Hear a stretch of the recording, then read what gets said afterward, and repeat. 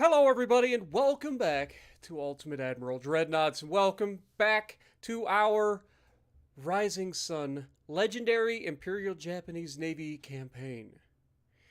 In the last episode, we were at war with the Russians, and we handled our business.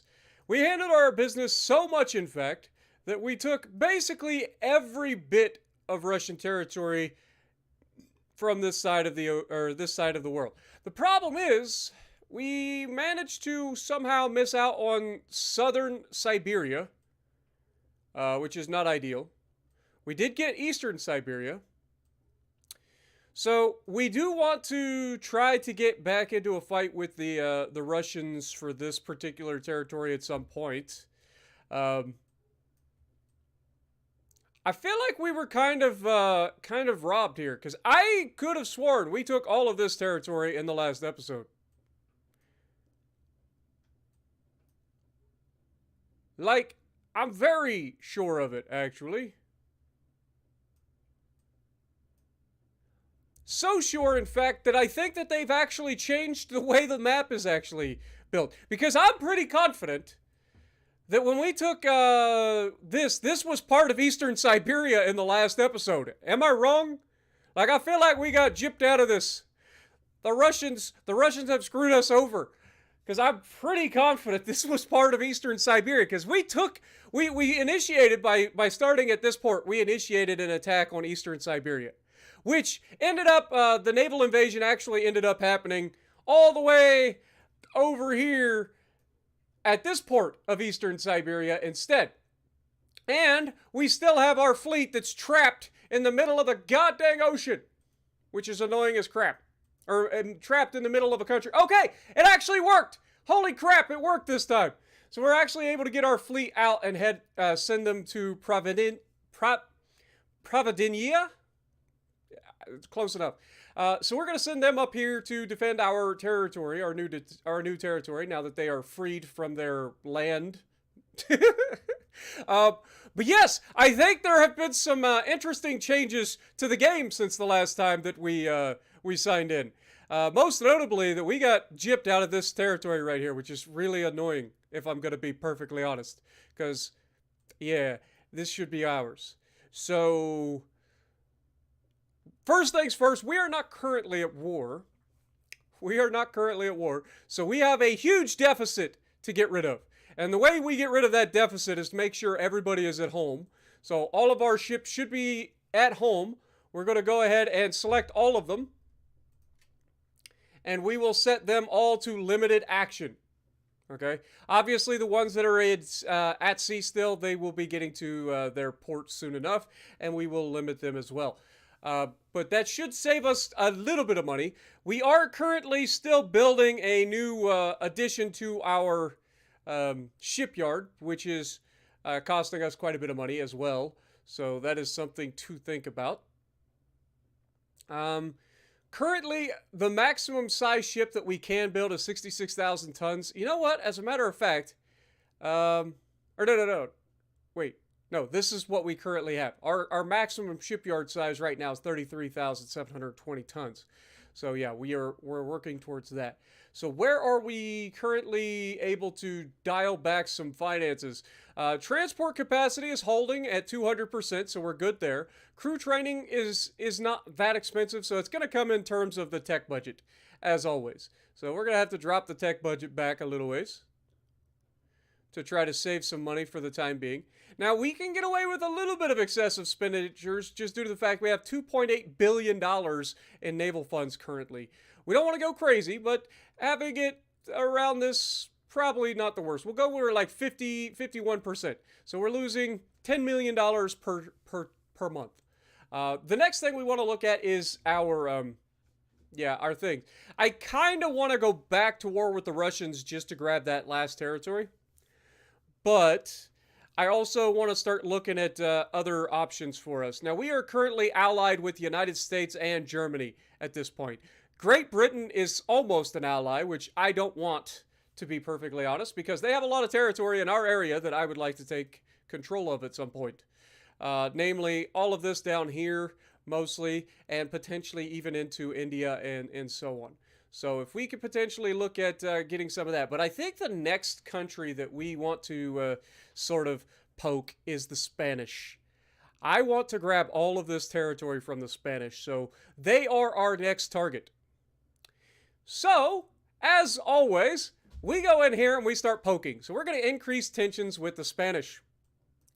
We need to poke the Spanish enough to get them really upset with us, which shouldn't be that difficult because right now the Spanish and the Americans should be relatively in a position where they dislike each other, right? Obviously, the U.S. and Russia really hate each other. They're currently at war, according to this. But yeah, which that may pull us back into a war with Russia as well. But we'll see. But yeah, we want to poke the Spanish here and try to get them to get into a war with us, which is going to take a while because they currently like us. So we need to poke them and stop that because we want their territory. Remember, our goal for this playthrough is to take as much of Asia as possible. That is our goal. Unite Asia under one banner, in theory. That is our goal. It's a lot of work, but we're going to try. Not Will, how's it going? Kobe, Earth, DJ, Capri, Zachary, good to see all of y'all. Thank you guys so much for dropping in. Appreciate everyone. Hopefully you guys are enjoying. Hopefully you had a great Thanksgiving and a great weekend of college football and all that good stuff. I know I personally had a pretty good Thanksgiving / college football weekend, but that's just me. As you can see, the Chinese are currently trying to take this Tajikistan over here, which is not ideal because that has, you know, oil. Actually, I lied. It doesn't have oil. One of these has oil. That's Afghanistan. Turkmenistan has oil. You can see the little oil barrel there. Okay. That was close. All right. So, anyway, we have our work cut out for us, but we're going to try to poke the Spanish, get them into a war so that we can take this territory off of them.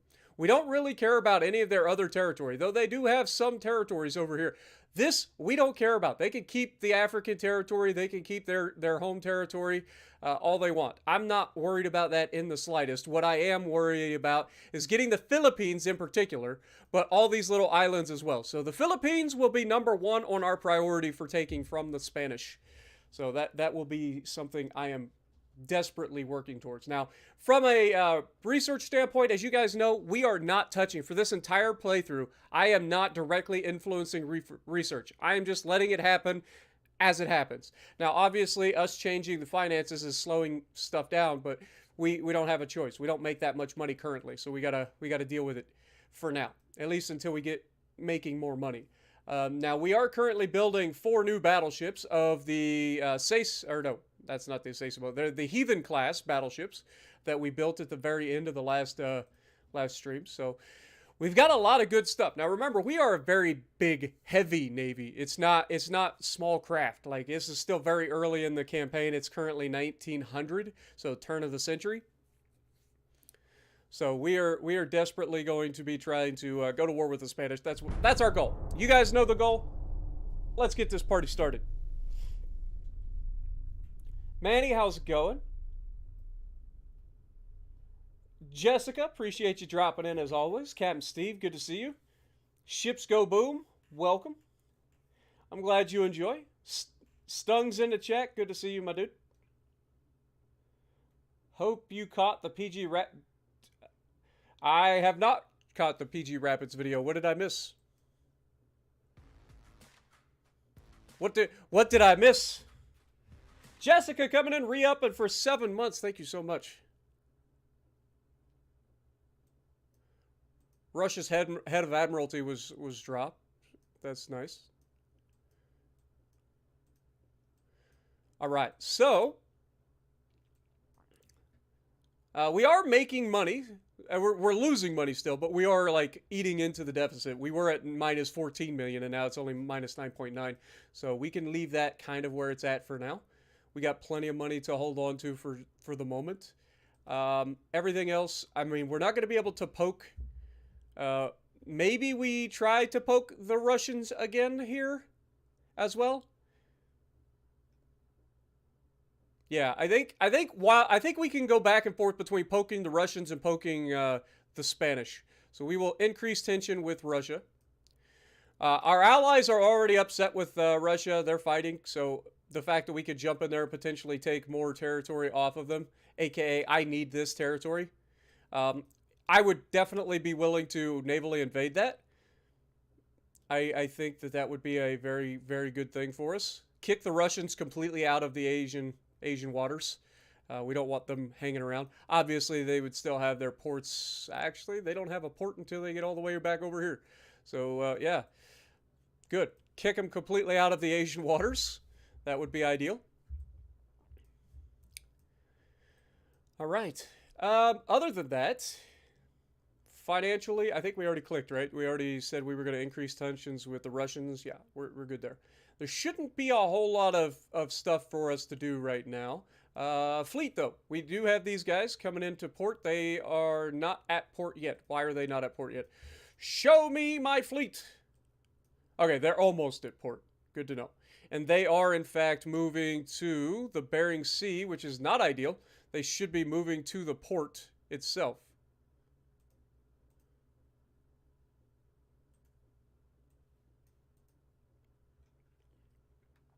All right. Now, are they, in fact, moving to the port? Yes, they are.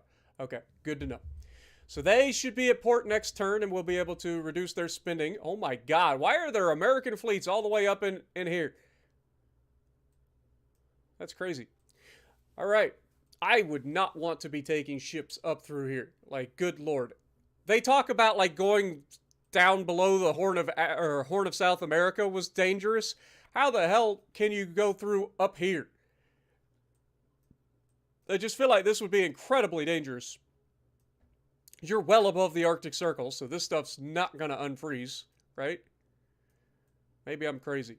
Anyway, next turn, it is officially 1901. Let's go. What up, Mundane? Good to see you. Hooded Legends, welcome. Midnight, good to see you. A World of Warships Legends streamer tier list. Oh, now that has my attention. That has my attention after. I might have to check that out. I haven't seen that one yet. Interesting news. Russia warns their head of admiralty, Alexander Kolchak, for his excessive naval expenditures. He may soon be replaced if he continues to underperform. Again, like, dude just stepped into the job. You can't really fire him that quickly. That'd be impressive. Like, imagine getting hired 1 month and then the next month getting fired again because you haven't completely changed the course of history. That'd be rough. Talk about expectations. Lord have mercy. The Russians don't kid. They're just like, they got no chill. Olftord coming in, re-upping for 9 months. Good to see you. I'm an S tier? Oh, now I'm happy. See, I was gonna have to watch the video. I'm still gonna watch the video, but now I gotta hear. That's gonna be great. But definitely gonna have to check that out. For sure. I'm S tier. I always knew I was S tier. Watch it be in alphabetical order. This would be the 1 tier list where S is like the lowest that he goes. You guys are just mind tricking me right now. That's hilarious. All right. Anyway, what are we gonna get into? Finances. No, politics first, right? Because we gotta poke the Spanish again. Poke him. All right. So we poke him.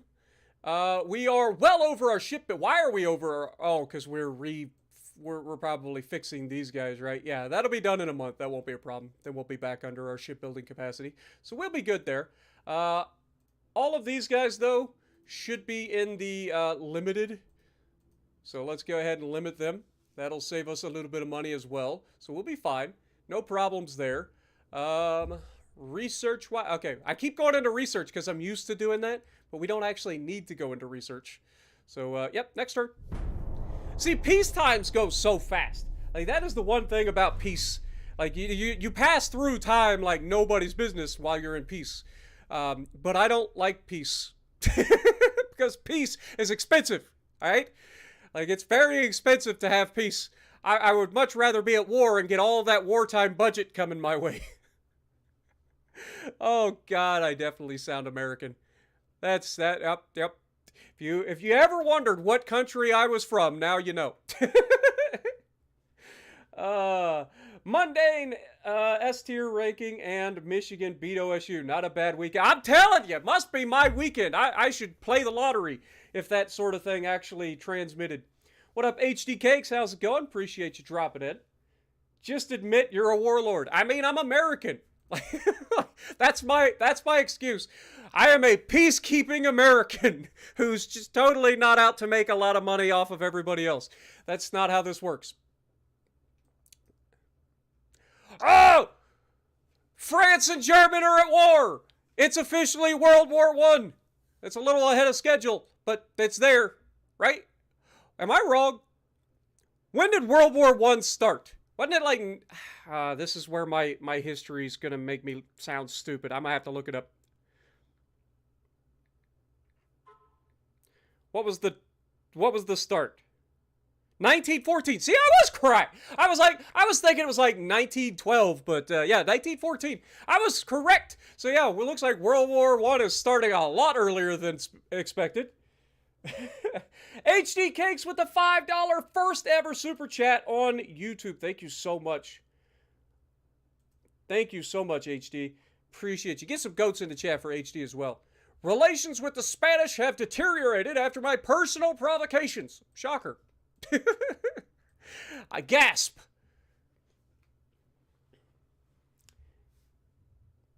Thank you guys so much. See, y'all are correct. Look at y'all in the chat be like 1914, 1914. See, y'all know. Y'all know. I was thinking, I was like, man, it seems a little early for World War I. I was thinking World War I was like 1912, so I was close. I had to look it up. All right, we poked the Spanish last turn, so we poked the Russians this turn. That's how that works. Just poke, poke, poke, poke. Just transfer back and forth. Now, the Spanish Navy has a long ways to go to get to us, but they have a lot of territory here that we can take. So our goal will be to immediately mobilize our fleets to come down here and start naval invading these territories of theirs, because they have quite a few of them. They also have a few fleets over here, and by fleets I mean they have a couple of torpedo boats. Good luck with that, sunshine. But yeah, we will definitely be looking at poking the Spanish. As you can see, we are down to a 21 relations with the Spanish. We are at losing 3.5 million, so we're actually going to increase our budget here.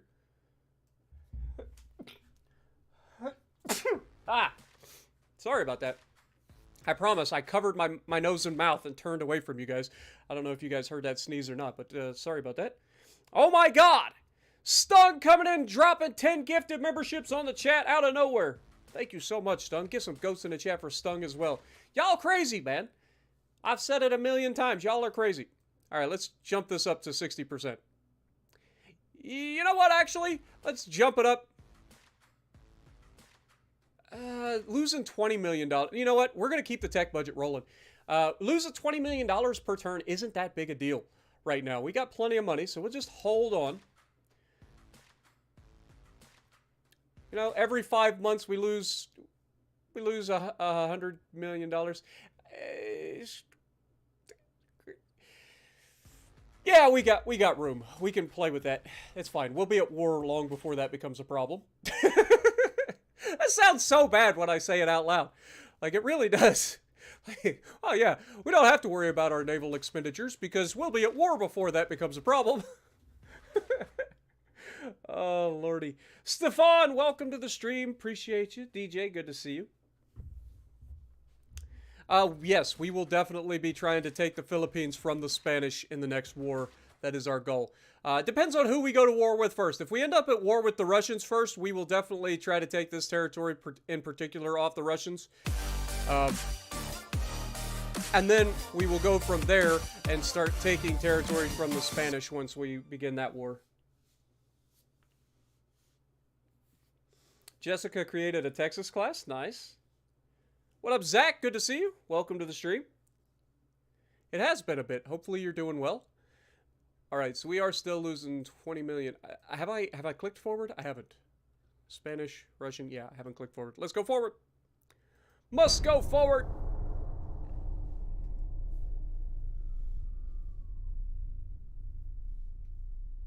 But welcome to the stream, everybody. If you guys are unfamiliar, this game is called Ultimate Admiral Dreadnoughts. It is a game on PC where you can design and build your own warships and then take them into combat against multiple other nations. It's a lot of fun. It's like a top-down strategy game, but also like a Lego simulator. It's it's so good. I love it. I love being able to design my own warships and then take them out and completely destroy everybody in our path. That is our goal. All right, so we've got, let's see. Okay, Russia is who we poked last, so we now poke the Spanish. From a finance, we are still losing $20 million per turn. We're at 16% of our next upgrade to our shipyard. From a research standpoint, we are a long ways away from this, unfortunately. We got some armor quality coming up, some new control stations coming up. We got some shells coming up, some small guns coming up. Range finders, hopefully we can get those relatively quick. Other than that, let's take a look. I forget what we... Okay, so this is the new battleship, right? So this was the new class that we unlocked at the end of the last episode. We got eight stacks, so 4 double stacks. We've got some big old guns on there. Some big old 13-inch guns on here. And then a whole bunch of casemates. Just all the casemates. So yeah, it's going to be fun when these things get built. In a fleet, we are 7 months out from them being ready to go. Let's go, baby. All right, keep it going. Keep this party rocking. Your ankle is fully healed. Good to hear. Your abscess had just been focusing on... Oh, from your abscess. Just been focusing on more important things. Yeah, I get it, man. I totally get it. Glad to hear you're on the mend, my dude. What up, Chan? Welcome. I was pretty pumped. I ain't gonna lie. It was a good game overall. I liked the game from Ohio State, Michigan. I think it was... I like close games. Like, I don't think either team played particularly well in the game. I think both teams have a lot that they can learn from the game and take forward into their next game, especially.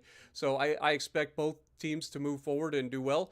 Michigan has to prepare for the Big Ten title game, which, as much as it is a formality, I don't see Iowa posing any threat to Michigan or Ohio State in this scenario. So I personally think that Michigan's going to go into the game and beat Iowa pretty good. But you never know, so Michigan better not let their guard down. And then it'll be off to the, national championship playoffs for us. So hopefully Michigan gets their together and actually plays all sides of the ball. Our offense has been struggling lately. Our line has been struggling. We ended up losing one of our best linemen during the game yesterday with a broken tibia and fibia, which is definitely not good. Hopefully he heals quickly. He was a senior as well, so as somebody who was supposed to get drafted this year, like that's got to be rough for him. So thoughts and prayers with him and his family through these tough times. But I'm sure he'll heal up and he'll be right back out there and do well. But yeah, it's definitely both teams. Neither team ran away with that game. So with that being said, that should show them that, that they aren't invincible, either team. So they need to get their stuff and dot their T's, cross their I's, that sort of thing, because that's what you do, because it's definitely not the other way around. but you guys get what I'm saying. So I like close games for that reason. I don't like blowouts because I feel like blowouts lead to complacency. So yeah, I think it was a good game overall. I know people are talking about the refs and stuff like that, but we can't control the refs, right? Like going into a game that you can't let the game be decided by refs. So you better bring your A game, right? I don't think that's ever a question. I think everybody will always complain that refs are terrible. So it's just one of those situations. I personally think that the refs were meh at best. I don't think they did a great job. I don't think they did a terrible job. But then again, I'm not a Ohio State fan, so of course I'm going to be like, oh, I don't think they did great. Don't think they did terrible. Ohio State's like, they were the worst refs on the planet. I don't care if a couple of years ago we had the refs come in and say that our guy that was 2 yards short managed to get the first down, that managed to, keep the drive moving and get us the win. We don't bring that up. We have short-term memory loss when it comes to when the refs help our team. It's kind of like RNG. Like you go into battle, you don't remember every amazing salvo that you have that just absolutely dev strikes anybody that walks, right? You don't remember those. But by God, do you remember the times where somebody's broadside at 2 kilometers from you, you pull the trigger and every shell hits the water? You remember those. It's just, it's just how it is. Negativity bias is a thing. All right. Anyway, where were we? We already did the poking, so now it's just keep going forward. What up, Godzilla? How's it going?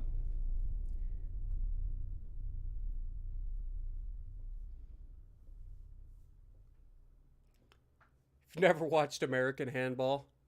I mean, the amount of times that I hear people from outside the states call it handball. It's like, why do you call it football? 99% of the game is played with your hands. It's like, well, you're not wrong.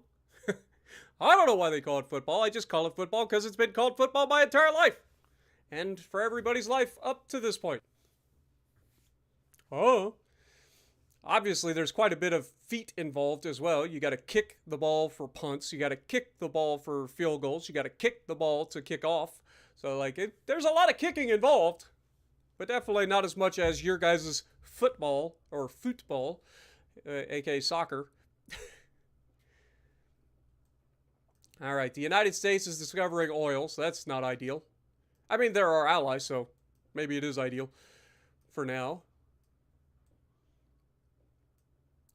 All right, still losing a lot of money. That's fine. From a fleet standpoint, we're 5 months away from our new battleships. From a research standpoint, what are we looking at? So we are looking at Harvey armor coming up. So that'll be a nice refit for us. We also have small towers too. So this will be small ships such as torpedo boats and destroyers. So that'll be good. Internals protection, we got wing tanks, which should allow us to flood the side of a ship to re-level the ship if we have some flooding on the opposite side. So early anti-flooding, essentially. We got some maneuver stuff. Let's see what this is. So we got crew training doctrine 2 coming up. We've got radio telegraph coming up. That's going to be big. And then these are obviously working, so we don't have to worry about that at the moment. All right. Let's keep this party rocking. Alliance broke between the Empire of Japan and Germany. Why? Why dost the Germans... Don't do this, Germany.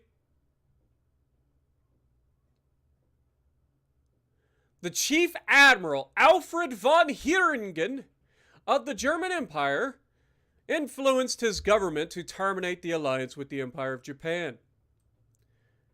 You may come to regret that, Germany. You do have some territory in Asia. Don't forget that. Portugal regains full control of the Portuguese Congo. That's good. I guess. I think that's good. Obviously, Congo being over here. But the Portuguese aren't even a major nation in here, so we don't actually get to do anything with them anyway. Where was I? Okay, so we have Russia, increased tension. Oh wait, we can increase tension with Spain and Russia. Oh, did I forget to poke somebody? Or no, I can't do this one. Okay. So we're good. Increase tension with the Spain. Let's do it. So we are still after all the poking, the Spanish are like, "No, we don't want to piss you off. Like you guys are our friends." Why do you not want to be enemies with me, Spain? It has proven fruitful for the Chinese and the Russians so far to be enemies of Japan. You should definitely be an enemy of Japan so that we can take your territory. That's how that works. I need you to hate me. Next. Hey, somebody get my ninja on board. I need to talk to my head of the spies, aka my ninja party. Y'all, I need to talk. All right. What we need you to do is we need you to sneak over to the Philippines, all right? We want you to go into the embassy for the Spaniards, all right? We want you to sneak into the embassy of the Spaniards in the Western Philippines, and I want you to assassinate a profound politician. I know, it's crazy. It's a crazy concept. We can't let the Emperor know what we're doing because then the plan will be off. Our Emperor is not very good at the politics side of things. When it comes to being pushed, the Emperor he tends to be rattled. So what we need is to be, you know, what is the word I'm thinking of? Plausible deniability here, okay? Oh, we didn't do this. This is unfounded claims. They're just trying to provoke us. The Prime Minister believes that our Navy's crew training level is inadequate. How do you respond to his opinion? I agree and persuade him to allocate more funds, which is going to drop our GDP, and I don't like that. I disagree and convince him that our Navy's crew is more than ready to defend our country. That, I would say, is a bit of a stretch. Or I advise him to deal with government corruption problems and not interfere. I would say we'll go with the second option. There's no negative there. Now for shells, we've got common point ballistic capped shells, which we never use. Alliance and trade agreements, Sweden and China.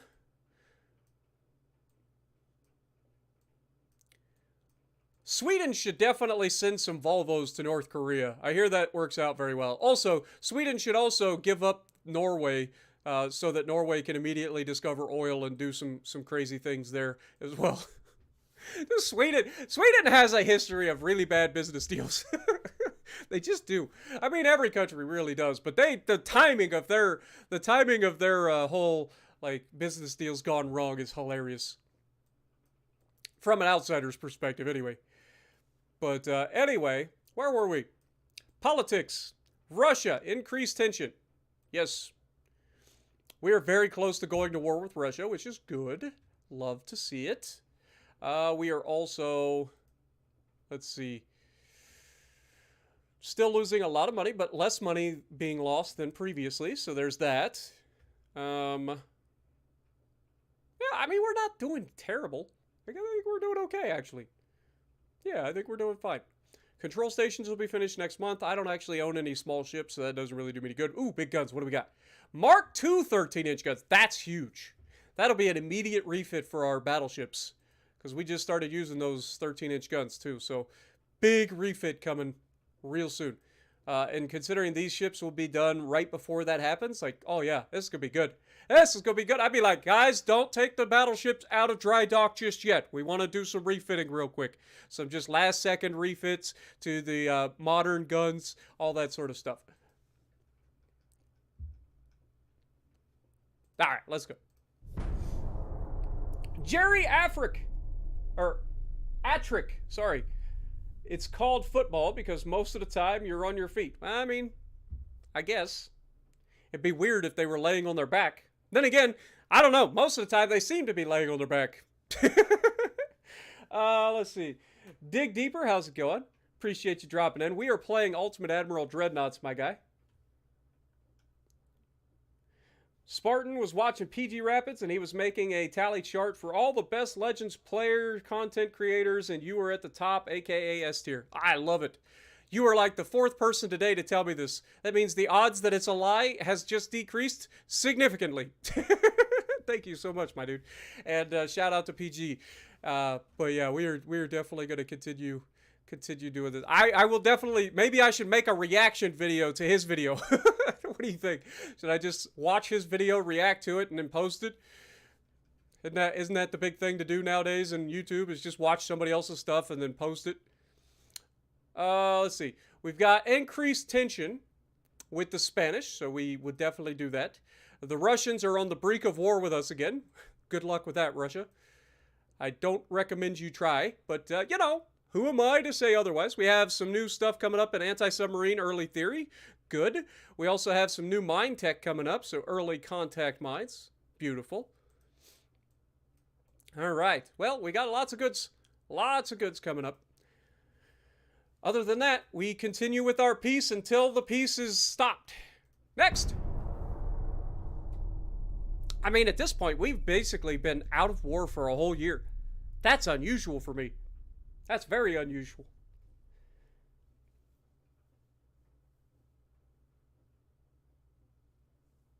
There's a sport car called water polo. Yeah, I've heard of it.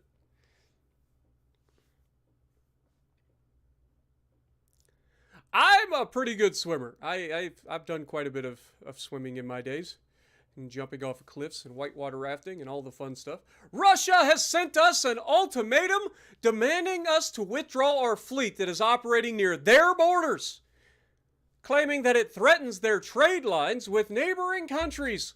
The government requires our advice on how to reply. This is an absolute disgrace. We should never accept this. If they want war, then so be it.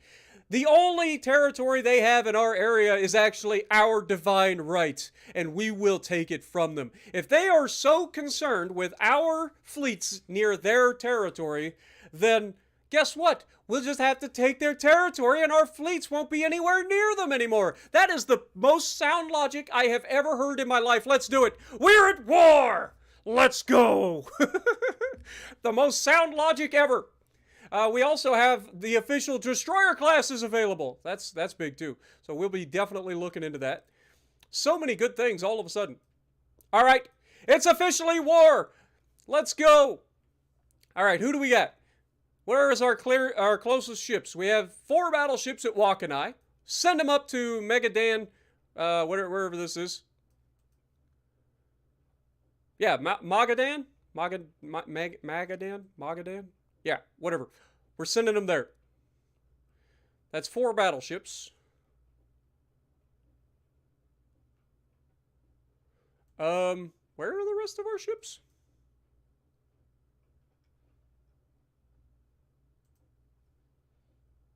I'm a little confused. Where's the rest of our ships? I know we have a couple on the other side of the planet, and by on the other side of the planet, I mean a few miles away. But because the way the map works, I have to go all the way over here. So there's 3. So we bring these 3 all the way back over here.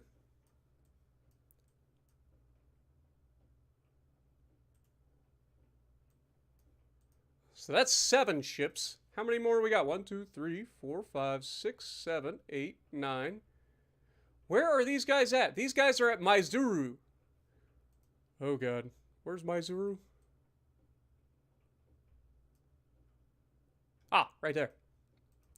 Get to the north. We must immediately take this territory.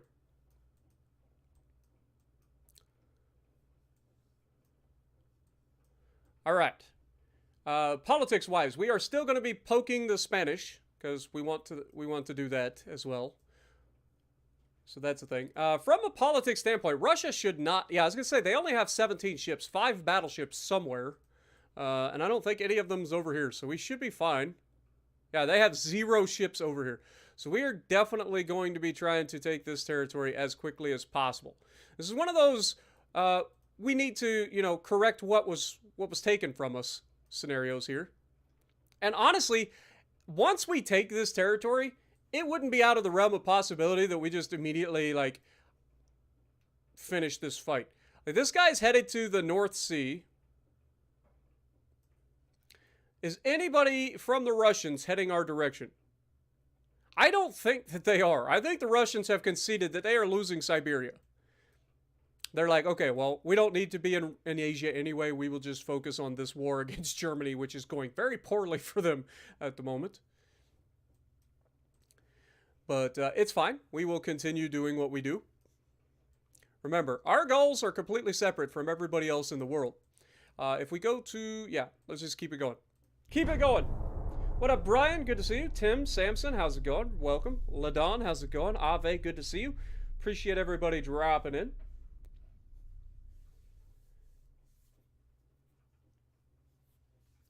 The British Empire is really admiring the power of our nation and wishes we need time to think. Sorry, Britain. We're not looking for an ally with you. We have got the Austro-Hungarians and the Russians at war now.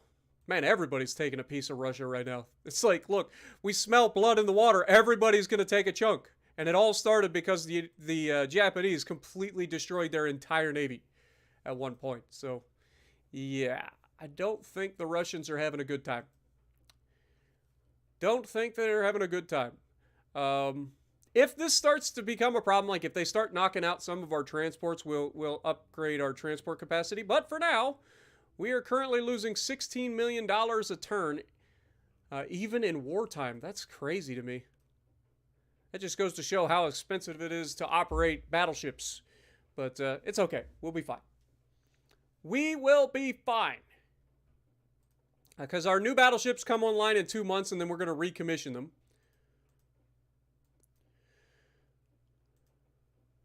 We can't do a naval invasion just yet, so I guess we will go with increased tension on the Spanish once again. We are starting to get on their bad side, which is good. All right, next turn.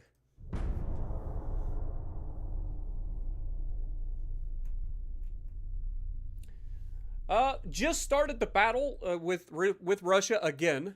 I don't look for the Russians to be much of an opposition to us. They have their hands full in their west, whereas we are in the east completely. We need more time. We don't need your alliance. Sorry. Okay, still poking the Spanish though. Beautiful. All right, so we should have in the ship design, we should be able to go to the Heathen class. We should be able to view them. We will go ahead and refit the Heathens with their Mark II guns. So currently, you can see that our guns, where are you at? These are 13-inch 37 caliber guns.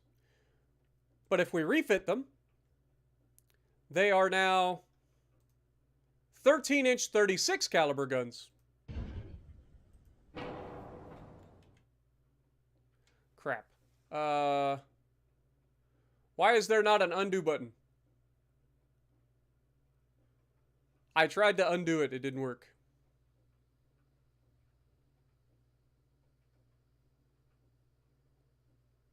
Hold on.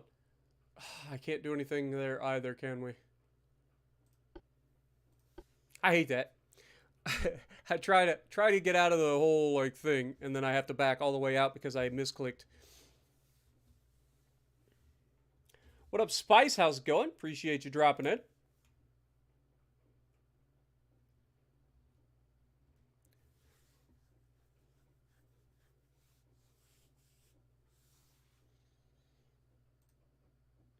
All right.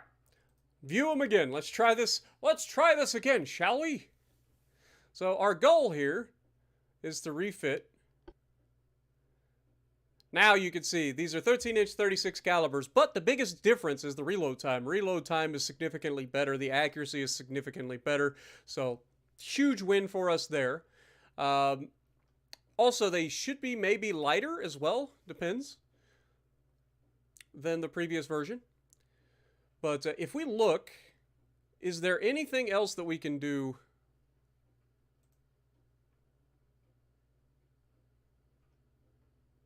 So we've got... Why is this so bad? Like, I don't understand why... Hold on. Oh, there we go. The freaking thing was sticking up in my screen. It was driving me crazy. Okay, so we go to main tower. Front tower is front tower 6, so we don't have anything new there. And we got rear tower 3. So I'm assuming, yeah. Actually, we have a rear tower 4 now available. Okay, what does that give us over rear tower 3? So 4.5 base aiming speed versus 4. 4 accuracy, 3 accuracy, 10, 10, 11, 10, 2100, 2250, 17.5. Okay. It's not a huge change, but it is a little bit of a change. So if we get rid of this... and we grab this.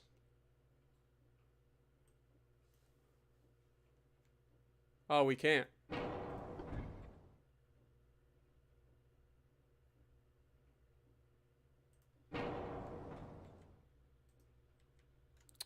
Undo. Okay. So there is an undo button. It just wasn't working last time. All right, so... yeah, I mean, we really don't need to do a whole lot of changing here.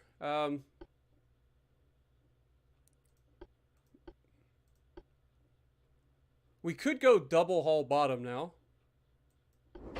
That puts us over the weight limit, though. We can work with that. Okay, so we got standard ratio with max HE on the secondaries. We're still using base fuse HE with semi-armor piercing with the 13-inch guns. Standard shell size should be fine. Ballistite should be fine with gun cotton. Enhanced reloading. Hydraulic turrets. All that's fine. Stereoscopic rangefinders is big. Love it. Yeah, there's really not a whole lot different here for us. So we should be good. Oh, wait, we actually have the multiple expansion steam engine instead of the triple expansion. So that should give us a little bit. It's going to give us a little bit more weight to play with. Our engine efficiency now is much higher as well, which means we could probably drop the range down a little bit, potentially, if we wanted to. That would save us a little bit more. What does that drop it down to? 9,700? I don't want to go that low. Okay, we'll keep it where it's at. What's our speed currently? 19 knots? You know what? I would like to go 20 knots. Let's go 20. That's too much. Okay, well, I get it. 19 knots it is. Never mind. Gun-wise, I mean, we should have plenty of armor there. That's not a problem. I would like to take this down to 10 inches. That way we can add a little bit of belt armor. I like that. So we've got a 10-inch main belt. Let's bring this up to like 6 inches both directions. Can't quite get 6 inches there. That gives us a bit of a 4-weight offset, but it's not terrible.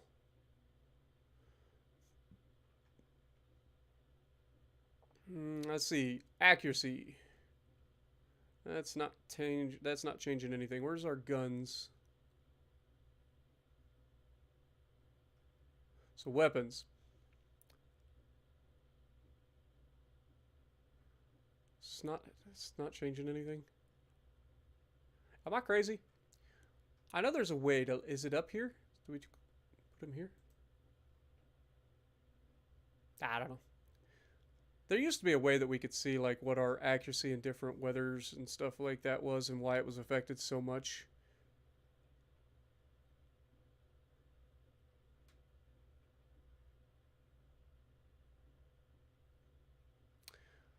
Either way, it looks like we're okay. So we will go ahead and do that there. We are a little bit underweight, or at least under our total displacement, so that's fine. We will save that design. That should be a better design overall. It's only going to take 2 months, so we will go ahead and refit them immediately. What up, Eclipse? Good to see you. Absolutely go blue, my dude. Absolutely.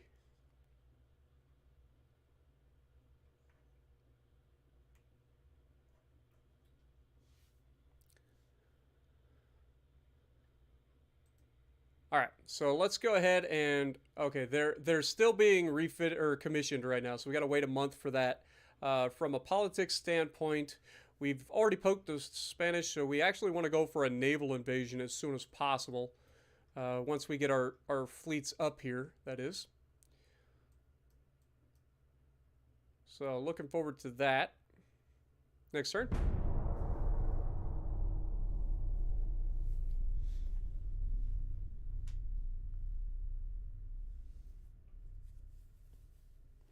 So I went down to my sister's house for our Thanksgiving / Ohio State Michigan Day, and we went down, and of course everybody in my family is Ohio State fans, so I'm just sitting there watching the game, and I try to be like relatively tame when it comes to the game, but it's very hard not to poke people.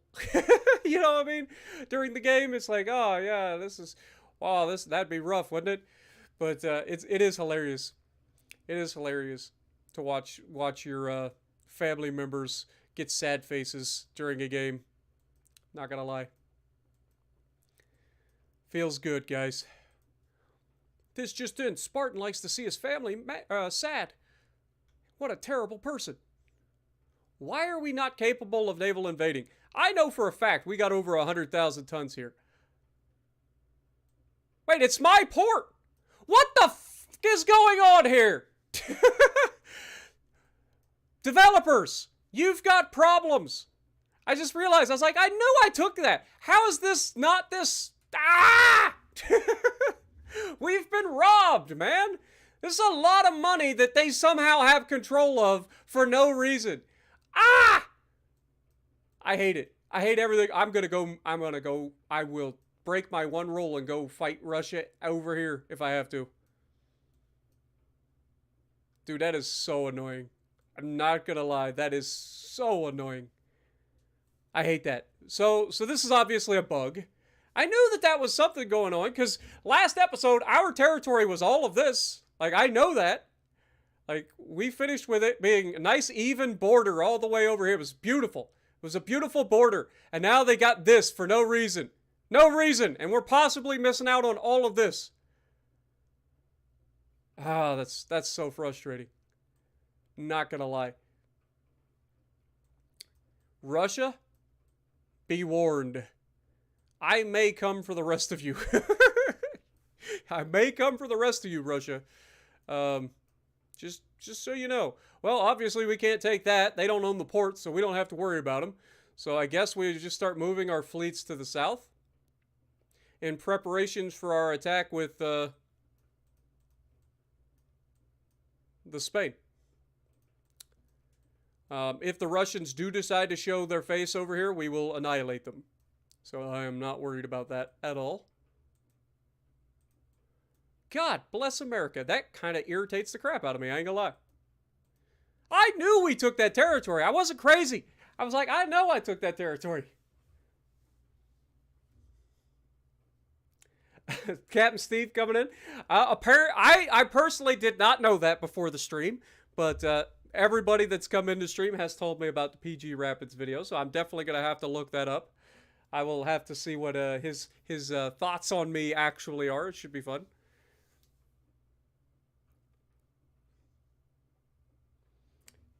What up, MU? Good to see you. Welcome. All right, so, well, this war with Russia is completely idiotic. We don't actually need to do anything here. As a matter of fact, I might just go ahead and call for a peace treaty over time. There's no real reason for us to go to war with Russia. God, I wish I would have seen that sooner. Because I don't want to go over here. This doesn't do me any good. I mean, yes, we could take that. But the problem with taking territory over here is then I would have to defend that territory over here.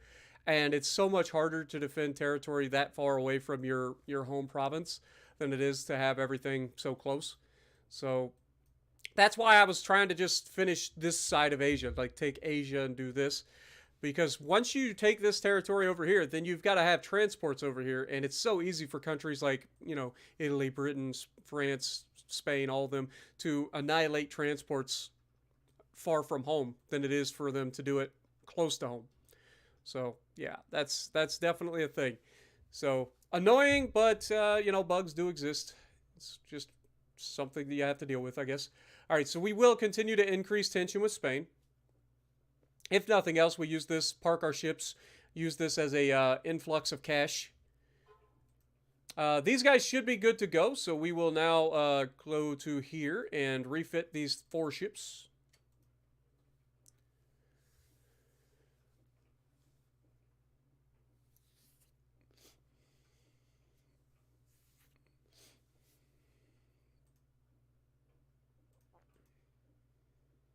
All right, the next thing is these were upgraded in 1896 last, so I definitely want to go through and look at the Izumo class and the Bushido class and refit them as well, potentially, see if we can get anything good for them.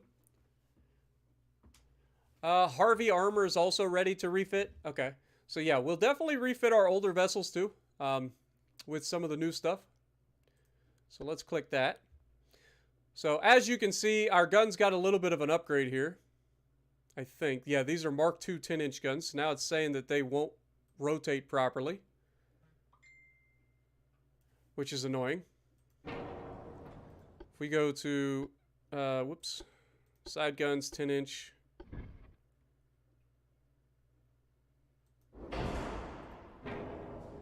We can do that. They're a little bit closer together than I would like, but I can't actually pull them further out for some reason.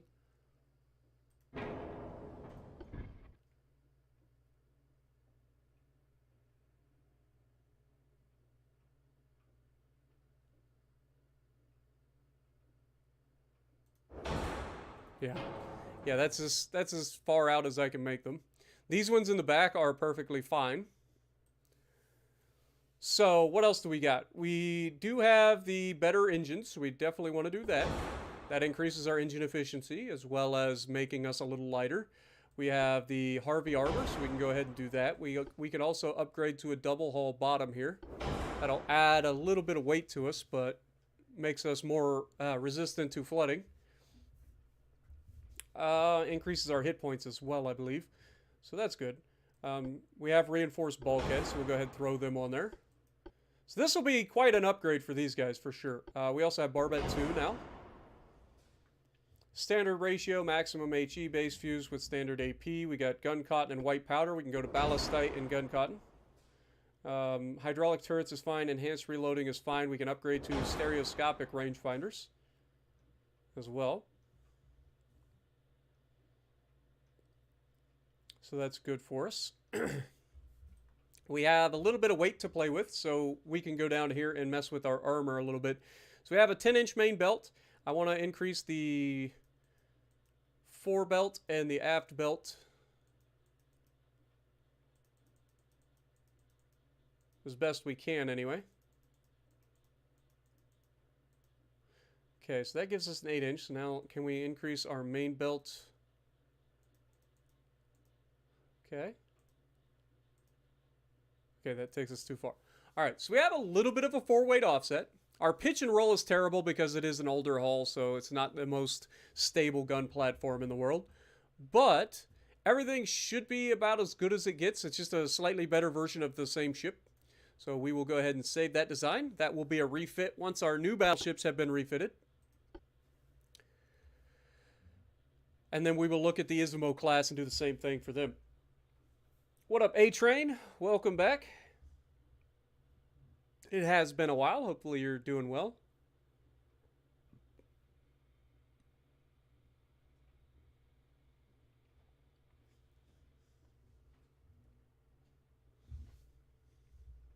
It's all right. Our new ships can wait to get another refit. They'll just have slightly older armor since we already started the refit of them guys. But we do want to go to the Izumo class. They were also refitted in 1896, so we want to kind of get that fixed as well. So refits. These are our first design of battleships. The battleships that changed the war against China. Literally took over the war as soon as they got here. It was great. Fantastic. All right, so we upgrade to Harvey. We upgrade to multiple expansion steam engines. We do have induced boilers, but we don't really need them right now because we have plenty of engine efficiency. We'll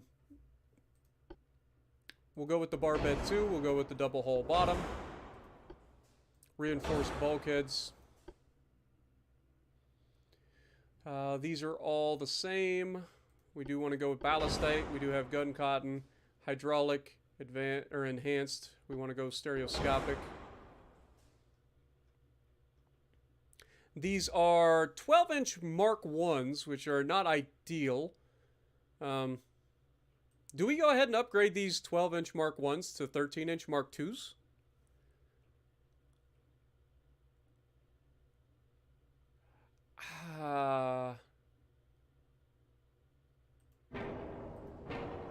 What can we do that? Let's just try it.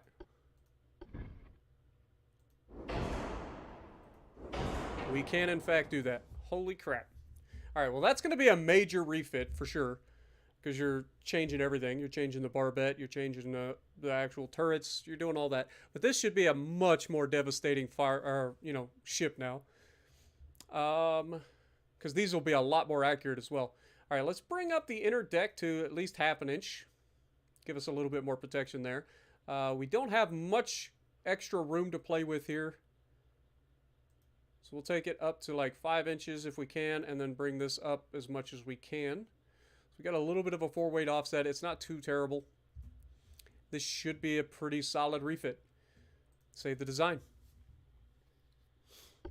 So our Izumo class are getting a nasty refit.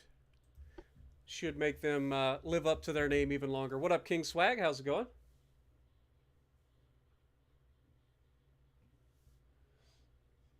Yeah, apparently King's Flag. I have no idea, but apparently PG Rapids did a tier list of World of Warships Legends content creators.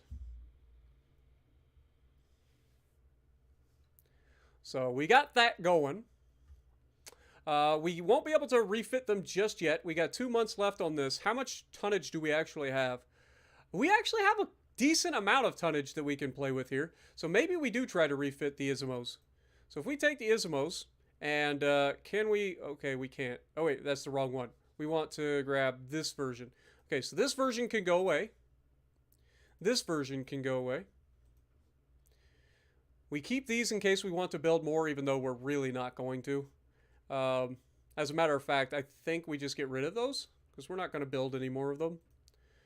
So we've got the Heathen class, which is the newest class, and then we have the refit models.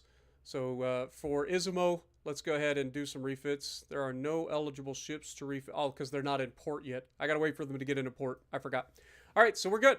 Politics-wise, the Russians hate us for reasons because the bug up here threw me off, and I wanted to reinvade this to make sure we had it, but we own the port. We just don't own the territory because of reasons. It's really annoying. Next.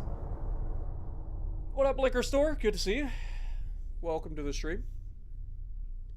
Decided to stream this a little earlier today, so I don't know. I was just kind of bored, so I was like, let's stream. The right wing won the party again. Okay.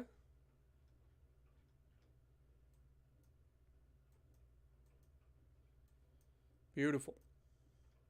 All right, so from a politics standpoint, Spain, we can't do anything there.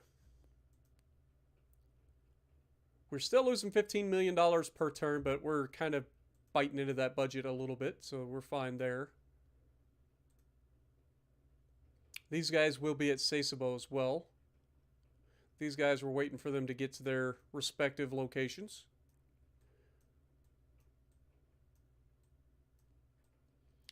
All right. We already poked Spain. Can't do anything with them or with Russia at the moment anyway. So we're just going to keep going. Is Russia sending anybody over our direction that we need to be cognizant of? I don't think they will. I think they are fully engrossed in whatever's going on over here. I think all of their big boys are up here in the Baltic. Yep. Pretty much all of their big boys are up here in the Baltic. Which is a long ways for us to travel just to sink a couple of ships. I may actually send a party out just to attack a couple of their ships to do some war score. I'll be honest, may do that. Maybe that's what we'll send our new ships out for. What do you guys think? Do we send our new ships out for attacking them? I think that might be fun. Jessica coming in with the $5. They are your cruisers, little BBs. Yeah, basically. Basically, I don't anticipate getting rid of them. That's the thing. Like, I kind of want this to be a different sort of campaign than we've ever done. I kind of want to do basically as heavy ships, you know, as much as possible. Thank you so much, Jessica, for the $5 as well. They are your cruisers, little BBs.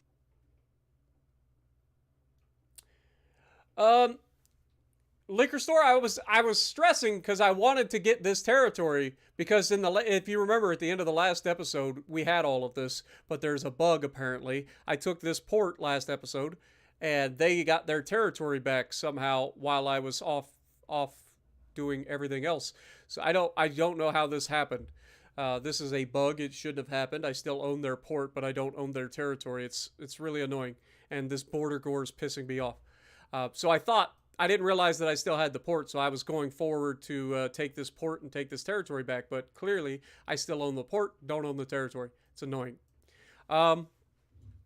So, because we're at war with them, the only way to really get out of war is to go kill a couple of their ships, so we might just send our new battleships into battle and give them some experience sinking the Russians over here. You know, as a show of force. It'll be a good show of force for Spain as well as we march through the Mediterranean on our way up here to the Baltic to show the Russians that they have made grievous errors. And by the Russians making grievous errors, I mean it's totally our fault. We are the reason that we are taking all this. But you know, tomatoes, tomatoes. The Spanish, we are going to continue to increase tensions.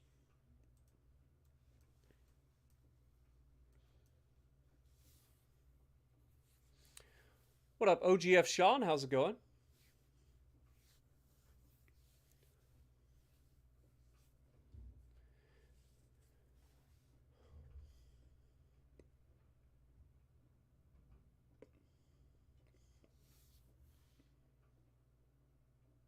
Oh, it's all good, A-Train. Appreciate you dropping in, man. I understand. And I'm starting earlier than normal anyway, so I get it. I get it. I just kind of wanted to play some Ultimate Admiral Dreadnoughts, and I was like, you know what? Let's just start the stream. Let's get it done. Let's do it. I'm kind of ready to attack. Let's go. All right, so from a finance standpoint, we're still losing quite a bit of money. We are getting close to finishing the next upgrade to our shipyard, which will give us a 43,000-ton shipyard, which is pretty big, especially for the year. You got to think, like, we are way ahead of schedule there. From a research standpoint, once again, we are not touching any of this. We're letting this just run on its own. We do have it maxed out in terms of finances. As you can see, our tech budget is maxed. So would love to see our research give us a bigger battleship haul here, and it looks like we're getting up there. So potentially dreadnoughts on the way. It is roughly that time period, so I would like to get some dreadnoughts. I'm not gonna lie. I think we got a pre-dreadnought in the oh, what do you call it? The Heathen class. I think this is a pre-dreadnought haul. But looking forward to it. We're doing well. Like, this campaign started off so badly. And I even got a couple of comments from people that just watched the VOD afterwards. And like, they were like, man, you complain too much, or you do. I'm like, dude, just chill, relax. I understand. Trust me. Trust me. I'm aware. But if you just hang in there, it gets better. I promise. This campaign started off so badly, but has completely flipped on its nose, and now we are absolutely dominating. So I'm looking good.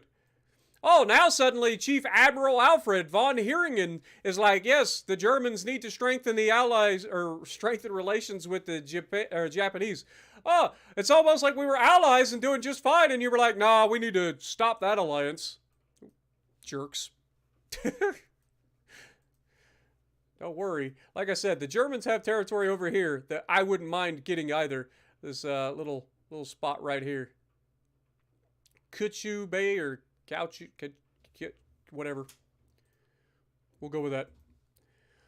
Okay, so there really isn't much more for me to do here. Just wait for these guys to get into port, I guess. We do have our Bushidos ready to go, so maybe we go ahead and click the Bushidos and start refitting some of these guys. Get that going.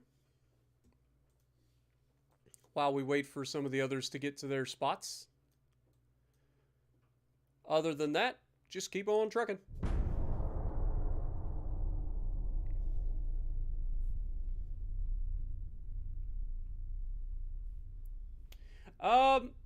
Basically, I'm just like, well, we just finished our brand new ships. Why not send them up to, you know, just stare at the enemy and sink a couple of Russians so we can end the war with Russia.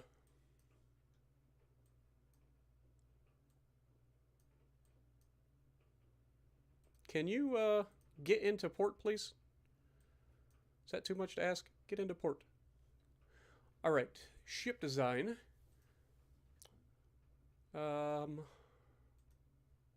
go ahead and refit some of the Ismos. We are slightly over the limit on our Ismos, but it's not too bad. It's going to make that a little bit longer, but it's really not going to take that long. Hopefully. All right. Politics-wise, we can increase tensions further with the Spanish.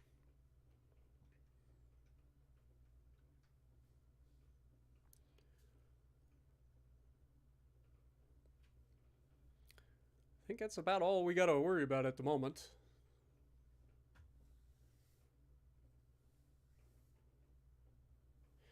Did I hear that Brother Monroe is currently working on his own mod pack? I have not.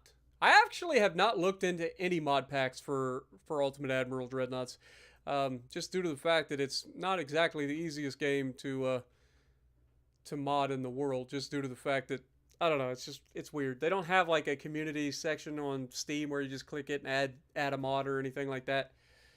And the previous experience with a mod was the shaders mod, and I didn't really like it, and it took me forever to finally get rid of it. Like, I kept going back in and deleting all the files from it, and it just kept popping back in and popping back in. It was annoying.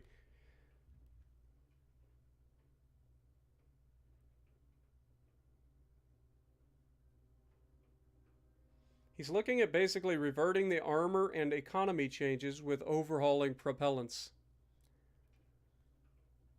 Eh.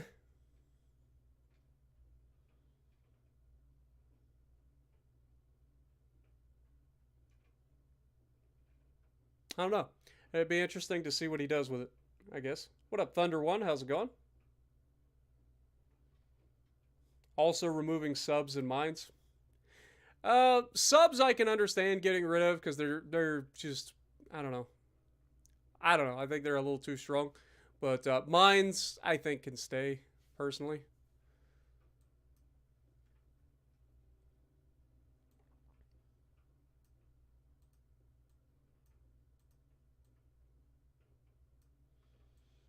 All right.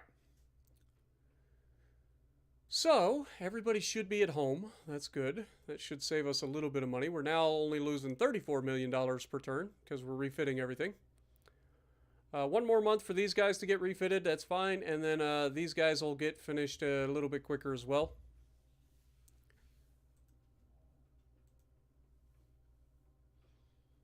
Small guns, submarines, experiments, maneuver warfare, all that stuff's coming. So I ain't got to worry about that. All right, just keep it going. There's really nothing here that I can do. I can't sign for a peace treaty against Russia yet. We do have our new battleships available. You know what? Let's send them out. Let's send them out. We're gonna send them over here to first the Black Sea, because they have a couple of ships here in the Black Sea that I wouldn't mind punching in the face. Or do we just straight up say screw it, let's go for the big boys? Because these are like cruisers. Yeah, these are cruisers. They're of no consequence. Let's go for the big boys. Battleships.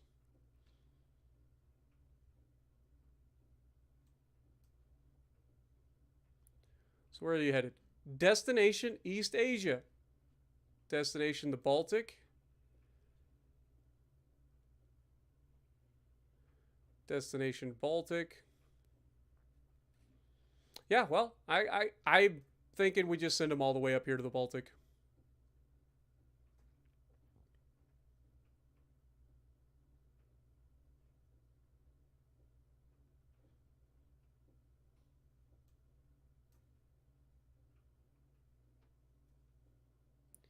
So these guys are moving to Oulu.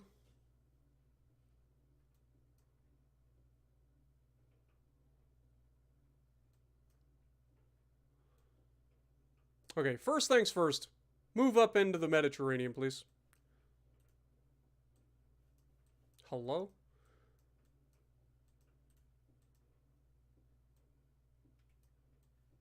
Move to the Mediterranean. Why is this not working? Game? You and I are gonna fight. Move to the Why can I not move these ships? Is there no path for them to move that far, or is that too far away from a port? Is that what's going on here? Like it's too far, maybe? Like we could move them there. Okay. I bet that's what it is. I bet it's just that we're running out of room. So I physically don't have enough to move to that point. What happens if I move, say, to like here, and then we try to move up from there? We'll try that. That's probably what the case is, actually, come to think of it.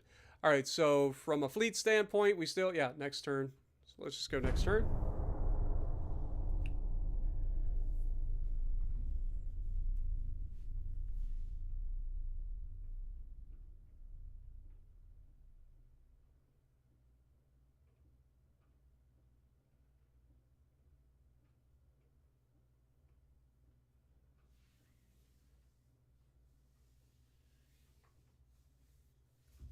All right, Russia has lost some transports.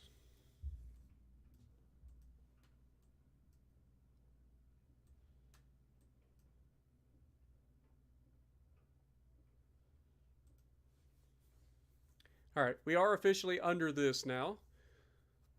These will take 3 months to finish.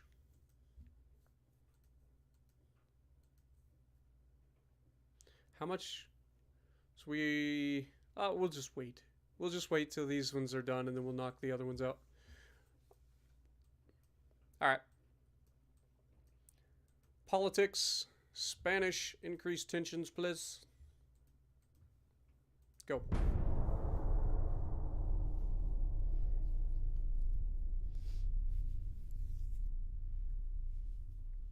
What up, Tim? Appreciate you dropping in.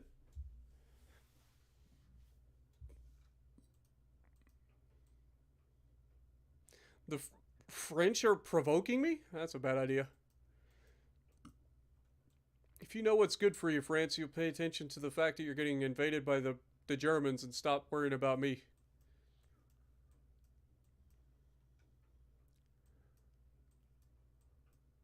Just saying.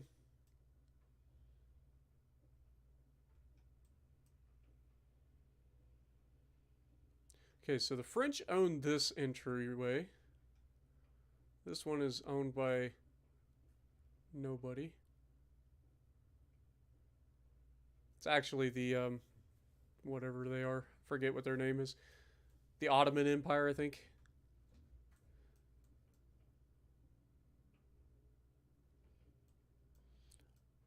The Austro-Hungarians are attacking Ukraine right now.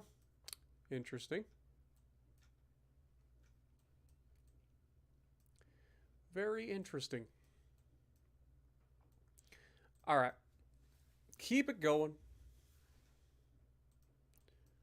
Where are the Russian boats? Like, they should be getting closer, right? There's one.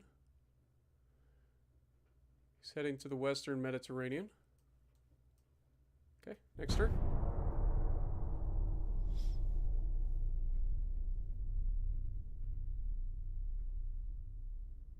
What up, Dustin? Welcome to the stream.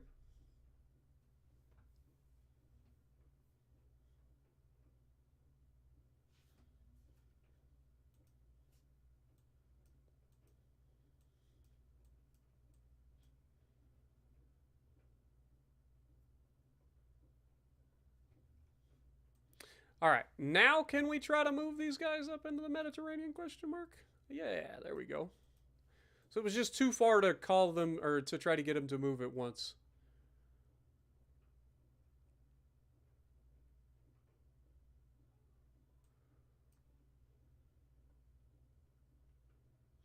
But yeah, I feel like if we get into the Mediterranean here with our battleships, we can at least kind of get these guys' attention.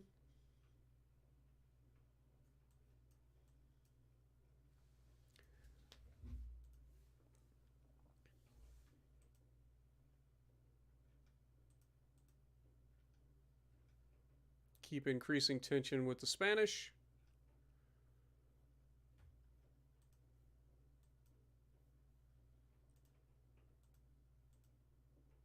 One more month, these guys will get finished, and we'll do the next batch.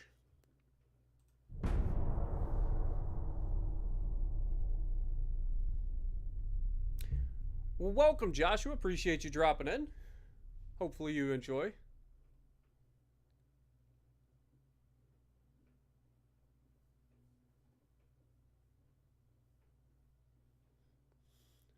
Troy, this is Ultimate Admiral Dreadnoughts, my guy.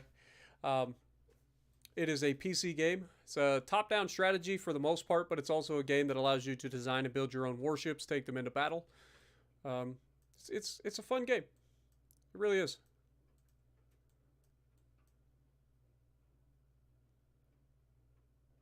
Okay, so these are our battleships heading through. There's actually 2 battleships here. Hold that thought.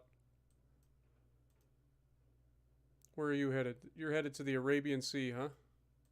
Alright, so we actually may end up with a fight here.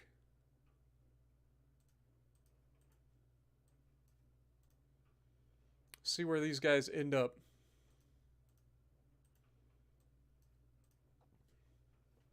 Alright. I've already poked them. Financially, we're doing fine. Ship design, we should have the Bushidos. Go ahead and refit the rest of them. Take a couple of months to refit them. And skip the turn. Let's go. Oh, God.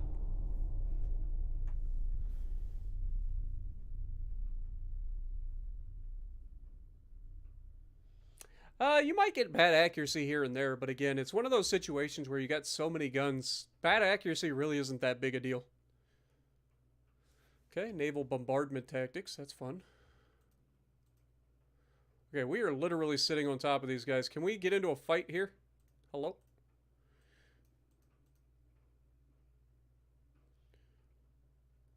I want you guys to fight. All right.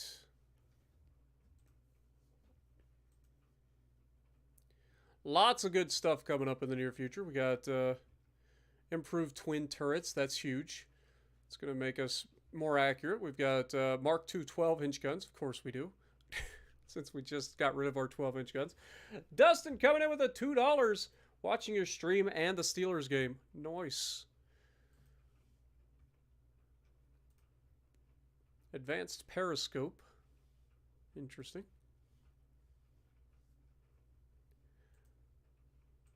Yeah, I was going to say, I don't think we can do anything with subs just yet. So we got to wait.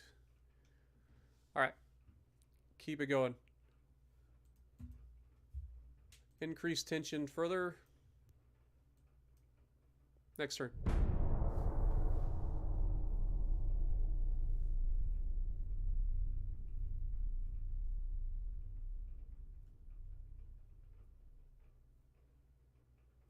Is 168k food for PDK? I'm assuming you mean good, and I don't know what PDK is.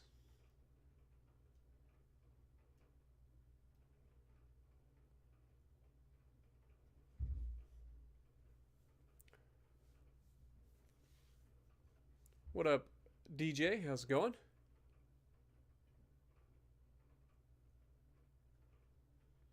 Austro-Hungarians are really admiring. God bless America, that's loud.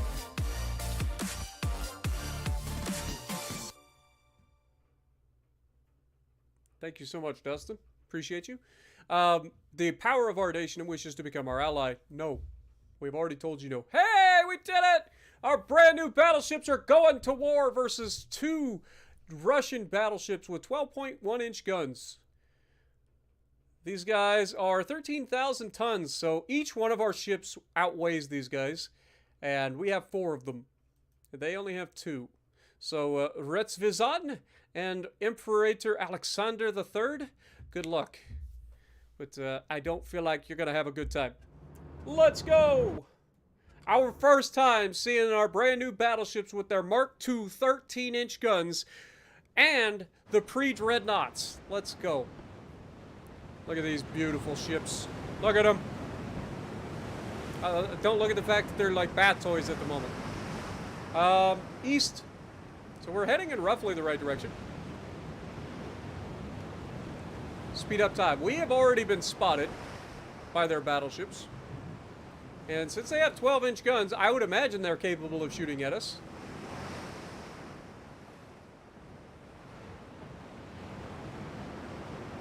But we've got Yakisoba, Tsunami, Heathen, and Grim.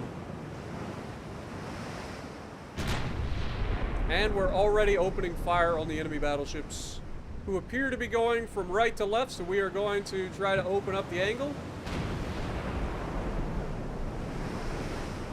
I want to be firing armor piercing, please, boys.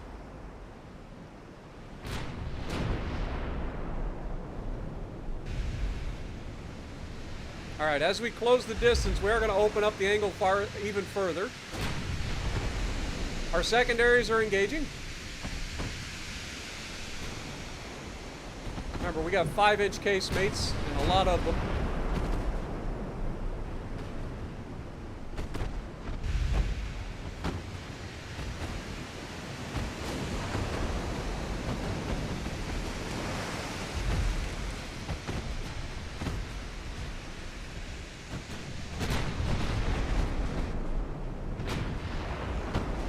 Okay, we're shooting at 2 separate targets with the main guns. That I don't really care for. Oh, first major hit, 2,000 damage in a flood. Let's go. That was a 13-inch hit for sure.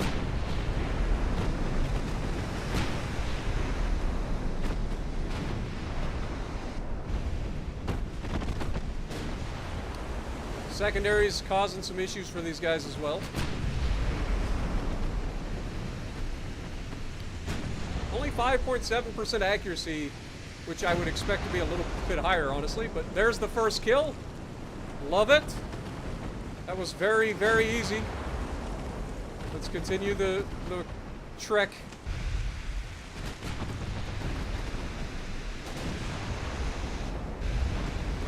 Fire the guns! All right.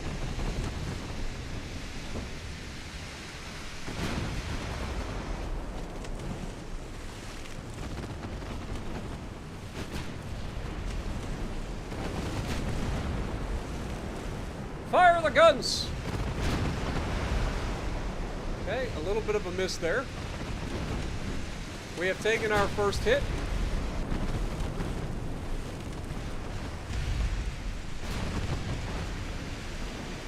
I would expect a little bit higher hit rate here, but we are using cadets right now, so it does make sense. Alright, let's go ahead and start turning in a little bit here. Get a little bit closer. Don't forget, as we get a little bit better crews here, like these guys will get some experience from these battles, they will get better. Cadets are awful.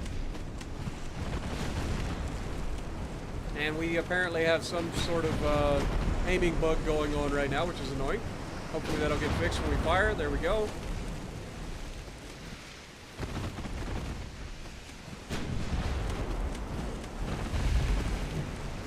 I mean, at this rate, our secondaries are going to burn this guy down before we get a big hit. Come on. Main guns!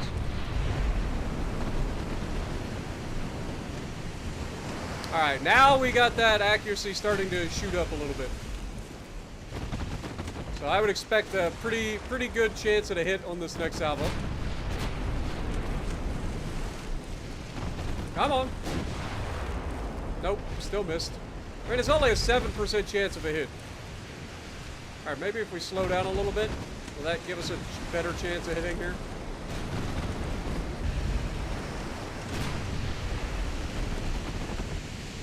Still only a 7% chance to hit. Alright, let's get a little closer.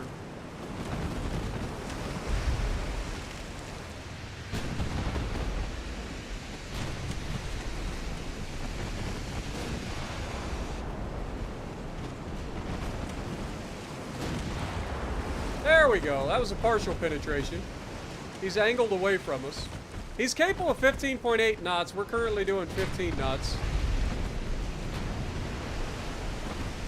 We're up to a 62% accuracy all of a sudden. So now we're starting to stack up those hits. I say as we miss. And then our accuracy drops out the floor for no reason.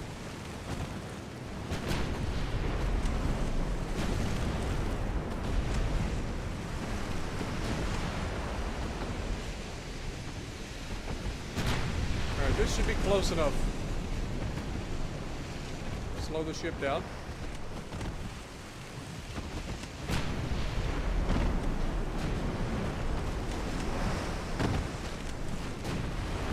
Prepare to fire! Fire the guns! Swing and a miss!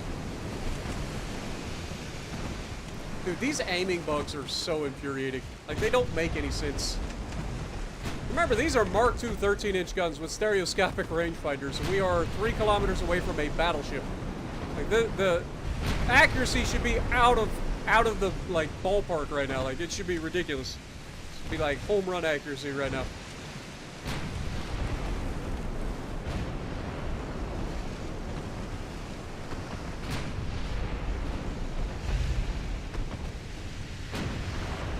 Look at it, just swing and a miss, and then it resets my accuracy. Like, how close should I be to hit this goddamn battleship? It's ridiculous. There's a big hit from somebody in the back.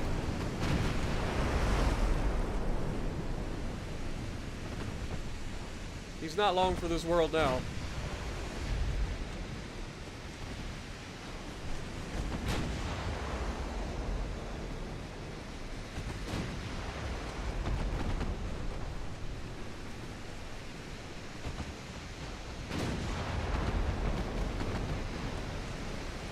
Honestly, from this range, I think we could probably pin it with AP with the secondaries. There's a big hit. That'll do it. He's flooding towards the front now, too.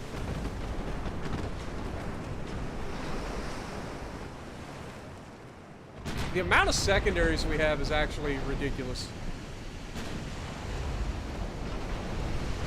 We have a lot of secondaries on these things.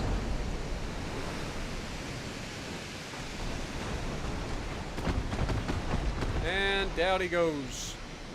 Alright, that was a good first field test of our brand new battleships. I think they did very well. Have a good night, Stung. Appreciate you dropping in.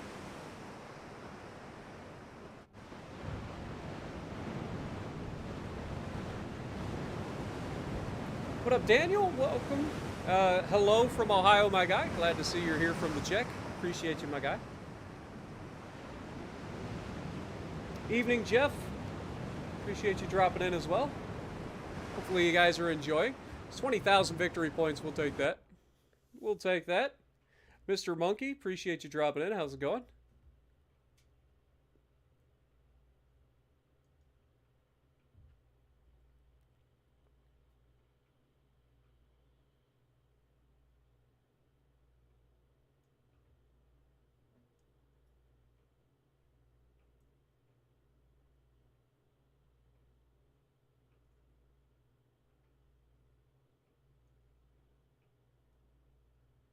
How can I get more you poke faster? More doubloons? Okay. Doubloons. The best way to get doubloons, honestly, I'll go ahead and agree to this because we don't need to be at war with them anyway. The best way to get doubloons is to play a premium ship with a premium account, so premium days, and then run boosters. But it's got to be a ship that you're very good in.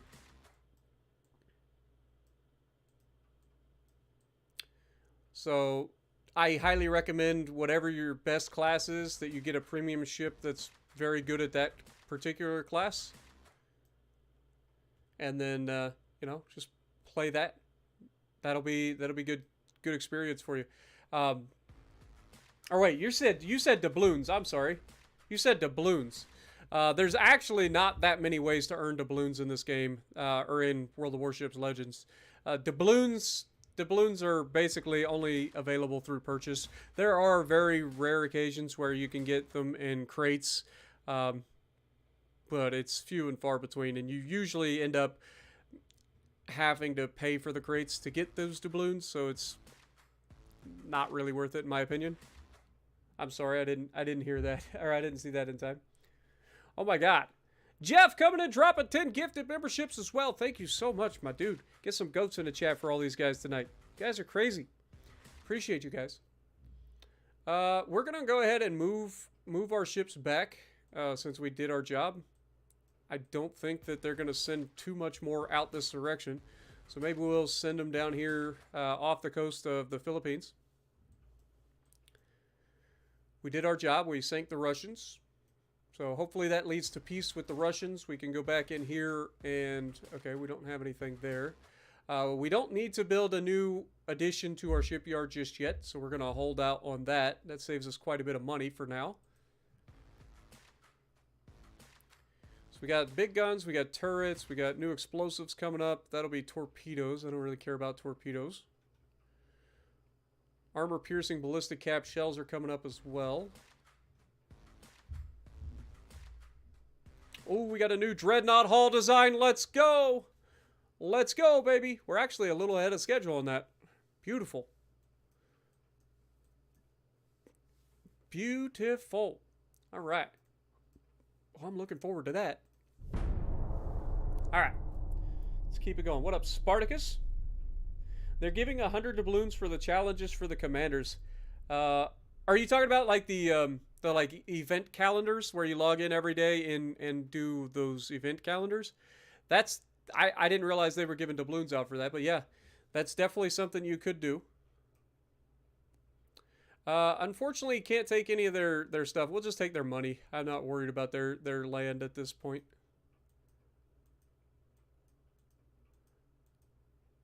We don't need Finland anyway. Finland's all the way up here. We don't need that.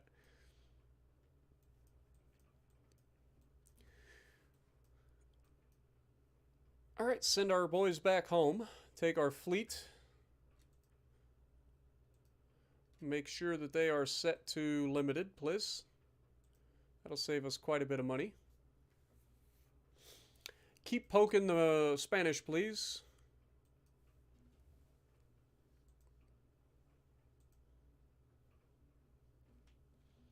So I forget how much the dreadnought hull allows for in displacement, but I don't think it's all that much. Our ability to build up to 43,000 tons right now is pretty big, at least this point in time. So we should have plenty of shipyard. All right. Now might actually be a good time if we take, where are we at? If we take these guys, move them back to Sasebo. If we send these guys back to Sasebo, we might be able to upgrade their armor now. So let's just keep that going. Yeah, remember Spain initially was like happy with us. They were pretty much like okay with us. They were very what's the word I'm looking for? They liked us. They were friendly. That's the word I was looking for. They were friendly towards us. So it took a long time to break that friendship down and now start to gain hostility towards them.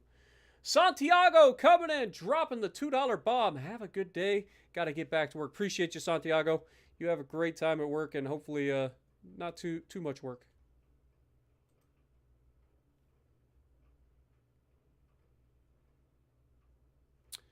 All right. China's head of Admiralty is suddenly replaced. Okay. We've got the improved twin turrets as well. That's huge. I think that's just a flat bonus across the board for all twin turrets that we own. So I like that. Oh, I like that since our entire fleet is made up of twin turrets. That's usually a good thing. Yeah, we still haven't quite got that plan at the embassy. Or maybe we just haven't enacted it yet. Maybe you just got to take some time. You know, these plans cannot be rushed. Right? Remember, the goal is to get in and out, accomplish the mission, and not be detected. So, you know, it's not that easy to assassinate a profound politician and get away with it. I know at some point that those words that I just uttered, I'm sure that there is a freaking swarm of like black ops freaking secret agents guys headed to my house at this very moment. You cannot say that on the internet or anywhere else. You can't whisper those words. I'm sure somebody's listening on that. Good Lord.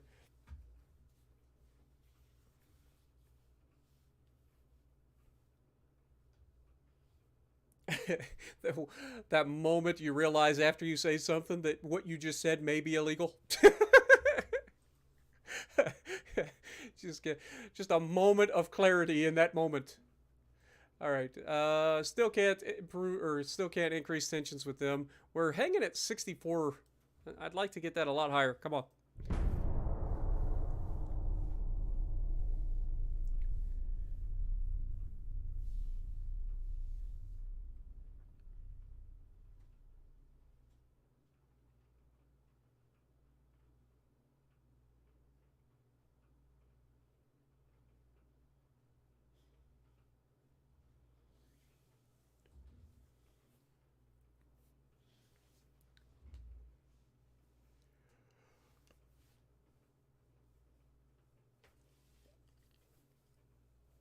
You guys will also have to let me know, those of you who are watching live and those of you who watch this VOD after the fact, let me know down in the comments below if you guys prefer the earlier version where I come in during the middle of the day on Sunday and do these, or if you guys prefer the later at night version of Ultimate Admiral streams. Let me know. I'm definitely interested to figure out which one you guys prefer. Okay, so we now have a small armored cruiser available.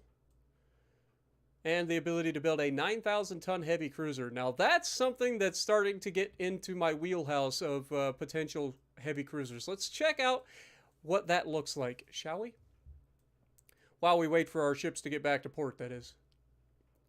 If we go to ship design and we go to build ship, nope, that's the wrong one. We go to new design. That's the ship that I want to do. What up, Harry? Welcome to the stream.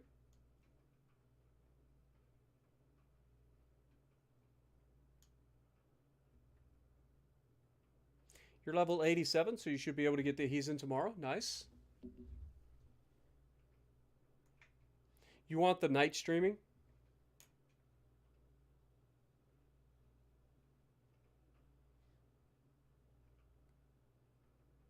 Yeah, I feel you there, Stoner. It can be rough playing solo for sure. All right, let's take a look at our new cruiser. So we have the small armored cruiser. This is a, you know, obviously a new hull we just unlocked, but we also have the the armored cruiser 3 hull, which is a much bigger version of an armored cruiser. But is it still worth it? Like, it can be built up to 12,000 tons. So this is like just getting into the this hull. This one can be built up to 11,000 tons. This one would be the more stable. I still don't like the fact that we would be using these heavy cruisers. I'll be honest. I don't think we need them. I think they're a liability at the end of the day. So we'll just hold off on building some heavy cruisers for now. But we're thinking about it.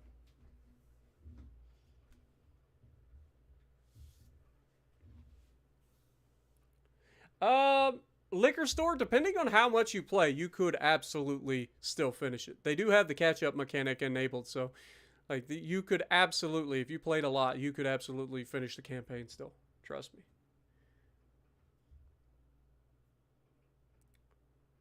What would be the ideal cruiser? In this game, I don't like to use light cruisers and destroyers and torpedo boats early in the campaign anyway. But we're basically avoiding them altogether in this playthrough, or at least for the moment. And we are going with battleships, battle cruisers, and heavy cruisers is our goal. The heavy cruisers, I don't like the early heavy cruisers just due to the fact that there's not enough room for guns. There isn't that many casemates. You can't put a whole lot of armor on them. Like they tend to be a liability. Now, we're getting close to the point where I would start to use them. I like there's like a version of a heavy cruiser that kind of like a double casemate. You'll know what I'm talking about when you see it. But we're getting close to it. But that's where I start to use heavy cruisers a lot. What was I doing? Oh yeah, Spain. Increase tension, please.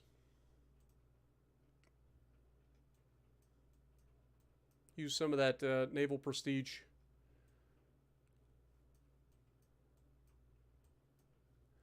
All right. Other than that,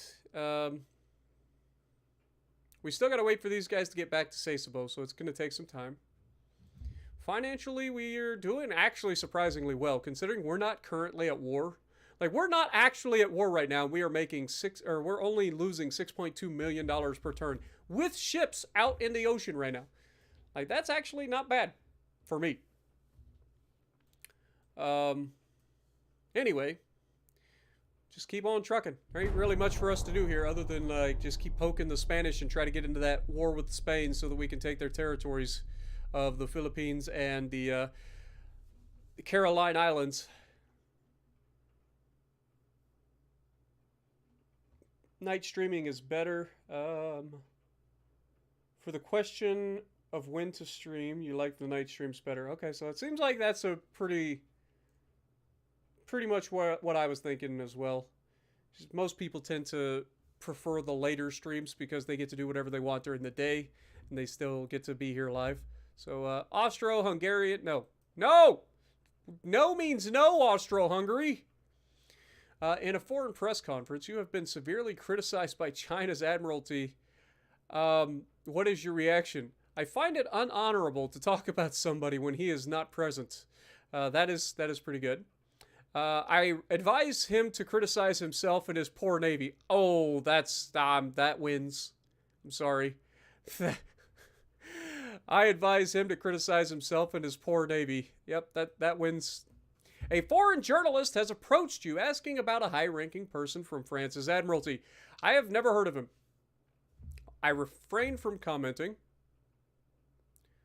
Or I believe he is an outstanding officer. I don't care. I refrain from commenting, or I've never heard of him. I've never heard of him. Chief Admiral Franz von Ramaco of the Austro-Hungarian Empire to strengthen was successful. I said no! Stop it.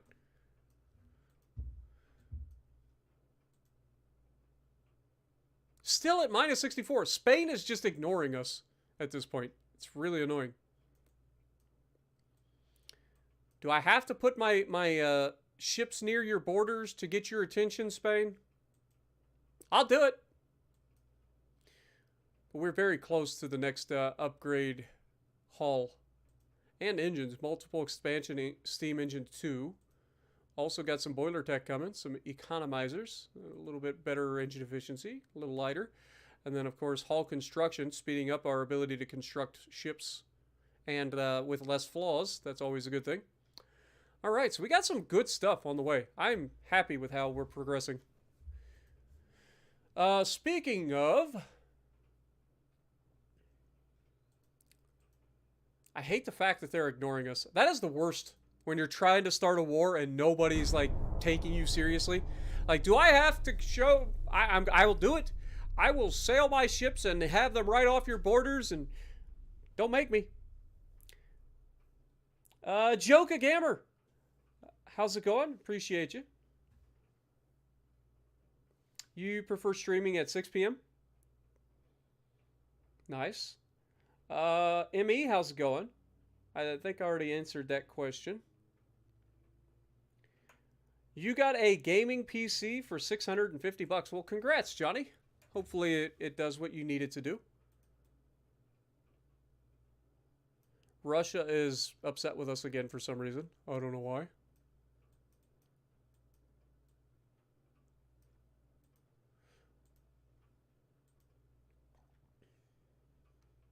Increased tensions.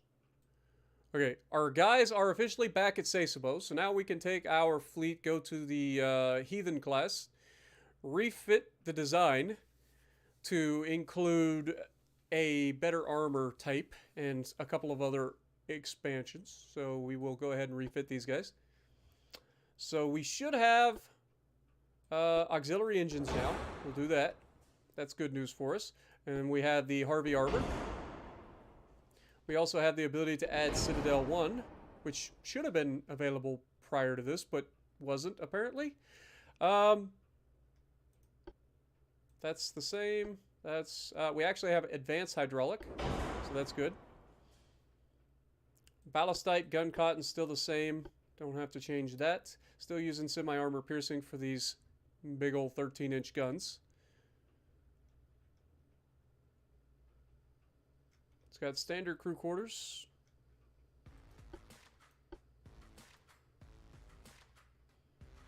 Yo, Ace coming in, becoming the newest Sparsheet on the channel. Welcome to the Sparsheets, my dude. Appreciate you. All right, so we now have the ability to add a little bit more armor on this thing as well. So we're going to armor up the aft of the ship. Get it equal to the fore armor. And then we're going to add some more fore armor as well. Okay, so 6.5, 6.3. A little bit more armor. Still not crazy armored for a battleship, but we're getting a little bit better. So I'm happy with that. We could save some weight by dropping some of these smokestacks for sure, but I don't think that's necessary at this point. So we're just going to hold.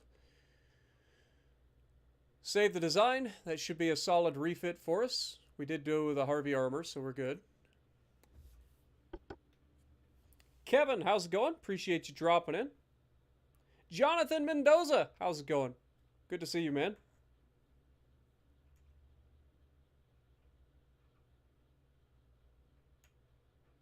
You haven't missed a whole lot, Jonathan. It's been a lot of peace. We did initiate a war with Russia on false pretenses because it's actually a bug. I was originally trying to take the Siberian land up to the north of us because I thought the game screwed us out of it. And turns out we still have the port, so we can't take the land. So, yeah, it's just unfortunate.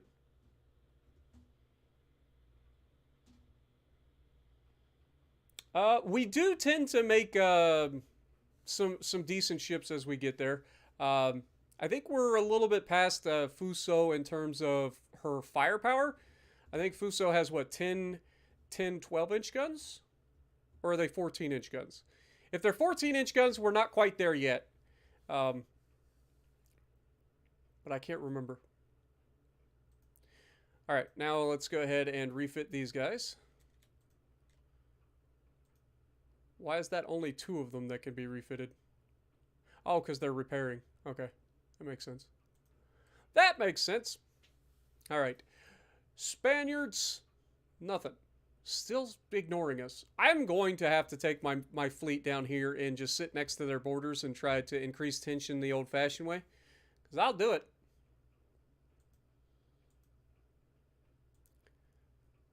They're playing a game that they ain't going to win.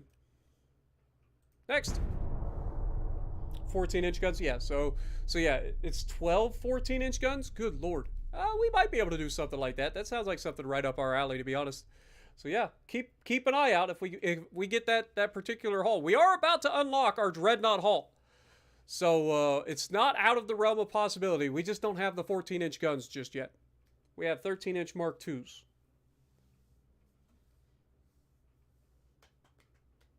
Which nation is next to be at war? We are currently working to be at war with Spain. That is our next goal.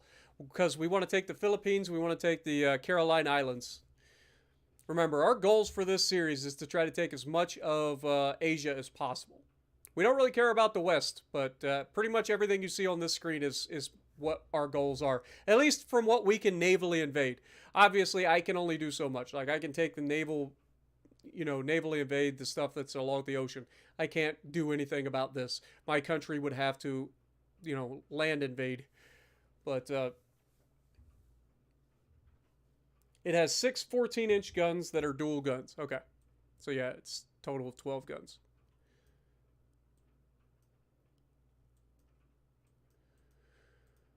All right. So the fleet, they should be done repairing. So we should be able to go ahead and refit the last 2 of them. Get that done as well. Go back in here and keep poking. Oh, it worked that time. We're up to 74%. Beautiful. Beautiful. Keep poking. All the poking. If I have to, I'll take these guys out here. Go, Bushido class, go sail near Manila. Not vanilla, it's Manila. Like the envelope. And then we'll take the other 3 down here to the south and go near Davao. Just to show a little force towards the west and the east Philippines and make sure that the Spaniards know that we ain't playing around. All right? We want this war. Speaking of, oh, they got 92 ships, but only a single battleship.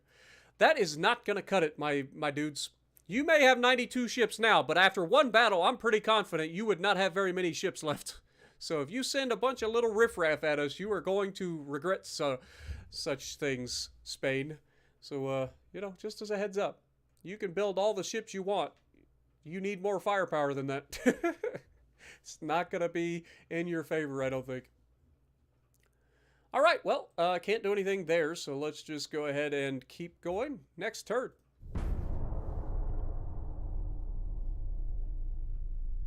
Build Nagato? Yeah, we got a long time to go before we can build that. She's just an upgraded dreadnought like California. I mean, technically, she was a battlecruiser. All of the Japanese battleships up to Yamato were considered battlecruisers. They were lighter armored, faster battleships with big guns.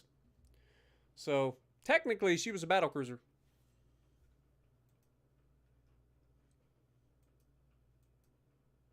China gains control of Thailand. What?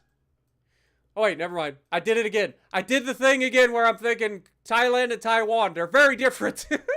God dang it, I'm an idiot. Okay, I'm not as worried. Okay, so how the hell did they take Thailand?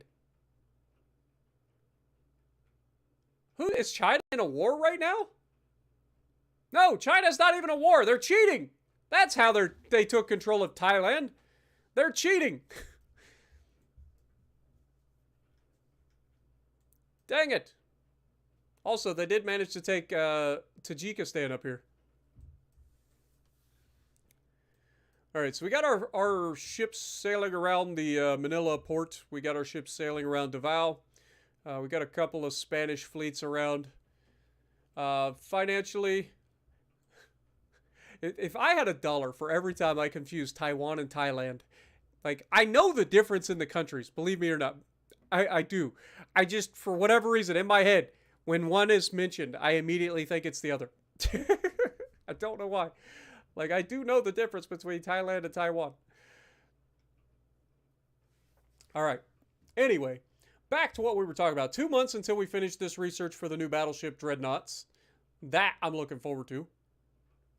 1 more month to finish the refits for the new, the Heathen class. Dude, we've got the firepower to take on anybody in the world right now. I am confident. I am confident in our ability to take on pretty much any country right now, navally. Obviously, we're going to be focusing on Asia, but still. At some point, that's going to bring us into conflict with pretty much everybody. So we've already fought China. We've fought Russia. We're about to fight the Spanish. Then we've got the French over here. We've got the British over here. Like, there's a lot of potential for us. The Germans, like, we've got a lot of land over here up for grabs that we're gonna have to grab. David Stadler coming in with the $10 bomb out of nowhere. Nagato was armored against her own guns, kind of. They designed her for a longer range fight, and at the predicted ranges, she would have been relatively safe. She was a battleship, just a slim one. See, as far as I remember, though, like, I thought that the Nagato and the Amagi were both still considered battle cruisers. I could be wrong, but, like, when I was doing some, like, looking up on this stuff, like, I could have swore that they still considered them battle cruisers. I could be wrong. I am definitely not an expert. Never claimed to be. Anyway, back to where we were. We are losing $17 million per turn, as you do. The Spanish, still increase the tension, please. Alright, research. 2 months, so we're getting there. Next!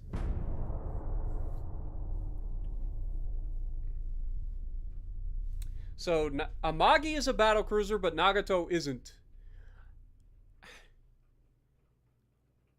Correct me if I'm wrong. Alright? Please correct me if I'm wrong. Aren't Nagato and Amagi technically in real life, like, they were the same class? Am I crazy here? Like, I thought they were the same class. Like, they were sister ships. Am I wrong? Okay, Amagi and Akagi were battlecruisers. Nagato and Mutsu were battleships. Man, I must be very off then. I could have swore that they were the same. Like, same class. Okay, I'll take your guys' word for it. You guys clearly know more about it than I do. Nagato and Mutsu are sisters. Okay. Interesting. Nagato was armored against her own guns, kind of. They designed her for a longer range fight, and at the predicted ranges, she would have been relatively safe. She was a battleship, just a slim one. But thank you guys so much, man. You guys are awesome. This is why I like you guys, because you guys will put me in my place. Y'all ain't afraid to argue with me. In an international conference, journalists asked about your naval expenditures policy. I believe in the continuous development of a powerful military fleet as an answer to the increased naval expenditures of other countries. So that sounds like a fun one. That gives us some naval funds. I think our fleet is equipped with everything necessary to defend itself, and it's currently focusing on training of the crew. That's fine. None of these are bad. Literally none of these are bad. This one gives us a little bit of unrest, but honestly, our unrest is perfectly fine. We'll go with this one. This just gives us more money. Nothing wrong with that. Tension increases with Spain. I love it. I love it. The Spaniards are starting to get upset with us, guys. They're at -89. At any moment, our plan to assassinate the politician could be put into action. Could happen. All right, so from a research standpoint, we are still 1 month away from the new battleships being capable of being started. Everybody else is good to go. Let's go ahead and click on everybody and to put them in a limited stance, except the people that are at sea currently. Keep the tensions rising with the Spanish. Financially, we're doing fine. We're not hurting. We're doing fine. Get all that research, boys. All of it. Beautiful. Next turn. Let's go.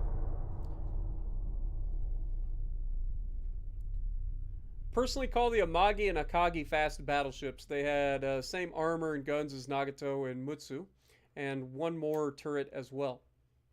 Fair enough. Buzzy, how's it going? Good to see you. Greetings from Ohio, my guy.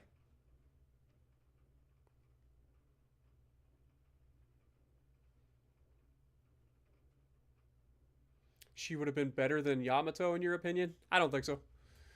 I think Yamato was probably one of the best battleships ever built, if it wasn't for the fact that like they rushed him into production, or they rushed him into service at the, you know, they had to. They didn't have much of a choice. So a lot of things were wrong with Yamato and her sisters. But I mean, she took an absolute beating from the American Air Force. Like let's just be real. Like when it come down to the amount of planes and bombs and torpedoes she was hit with, she took a beating. So you got to give a little bit of respect there.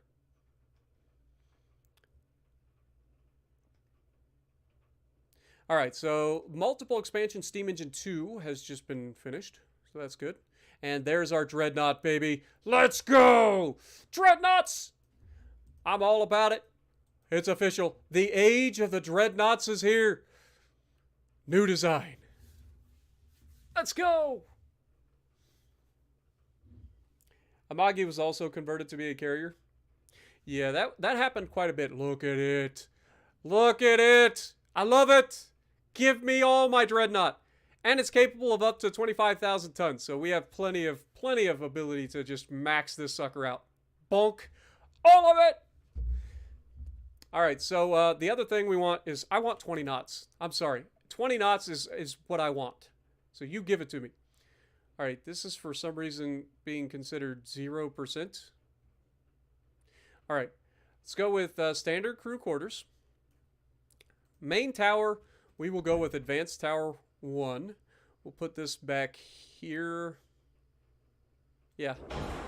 And then advanced secondary tower. Put you somewhere around there. Now these two should have the ability to have like funnels on them. I wasn't sure. So if we go round funnel, yeah, we can definitely throw that there. Throw that there. That gives us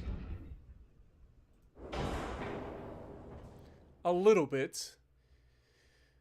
All right, so let's go ahead and change this. We'll go multiple expansion steam engine 2. We'll do the induced boilers, auxiliary with hydraulic steering, Harvey armor, anti-torque, double hull bottom, reinforced bulkheads, anti-flooding 2, Citadel 1, stereoscopic rangefinders. We are a little bit lacking in the engine efficiency department, so we may have to drop these and go for the other funnel. There we go. Still not much in terms of the engine efficiency. I really don't want to add another funnel. Can't put one there. I can't add another one to the front. I would literally have to pull this back and put a funnel down here, which I don't want to do because I think that looks silly. And I'm all about the aesthetics when it comes down to it. Like if I don't have a choice, like I prefer aesthetics. So we're gonna go with that. 79% engine efficiency, not the best in the world. I get that, but it'll be fine. I really wish we had better funnels. Not gonna lie. All right, so the next thing is barbettes. We do have the official. This will be the first time we've actually added a barbette to anything. So we should be able to go with like a medium superimposed barbette. So we'll throw one up there. And then we can only have one barbette. No! I hate it. Why is that a thing? Oh, no. I hate the fact that we're only allowed to have a single barbette. That is so unfortunate. How do we want to do this then? Alright, let's move the barbette back. I think we'll play with it back here. Main guns, obviously we're going with the biggest guns we have, which is the 13-inch double barrel guns. So, what if we only have... See, this is the problem. How do I want to do this?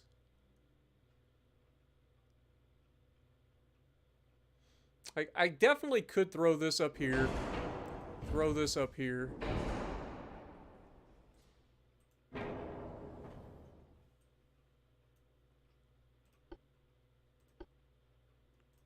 Whoops.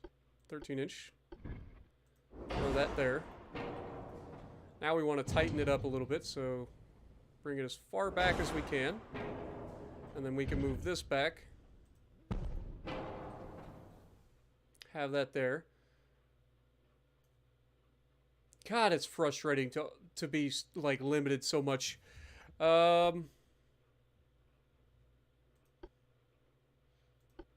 mean, obviously, we're still going with the 13-inch guns. So we'll throw that on there. We technically... Oh, are we only allowed 3 main gun turrets? God dang it! Alright, well, I know what we're doing then. We're going to move this back. Side guns, 13-inch.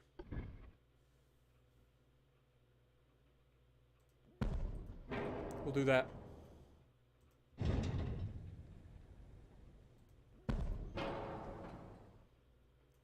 What this is going to do is this is going to make us have a really massive freaking citadel. Because our guns are stretched so far apart from each other. We're basically going to have a citadel that reaches from this turret all the way up to this turret, which is ridiculous. So that's going to limit our ability to armor the ship by quite a bit. So that's unfortunate. But we do what we can.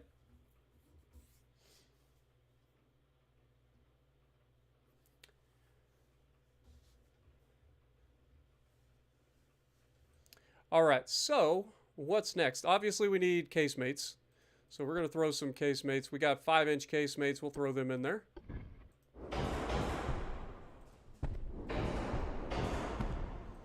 Okay, then we should be able to throw some 4-inch casemates up top. I lied. 3-inch casemates? Okay, so it's 3-inch casemates up there.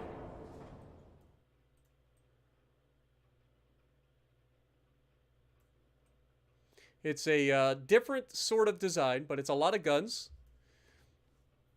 I doubt that there's a moment where at the rear, I mean, there's a potential for like a moment where like this gun would be pointed in this direction, this gun could be pointed through the two turrets.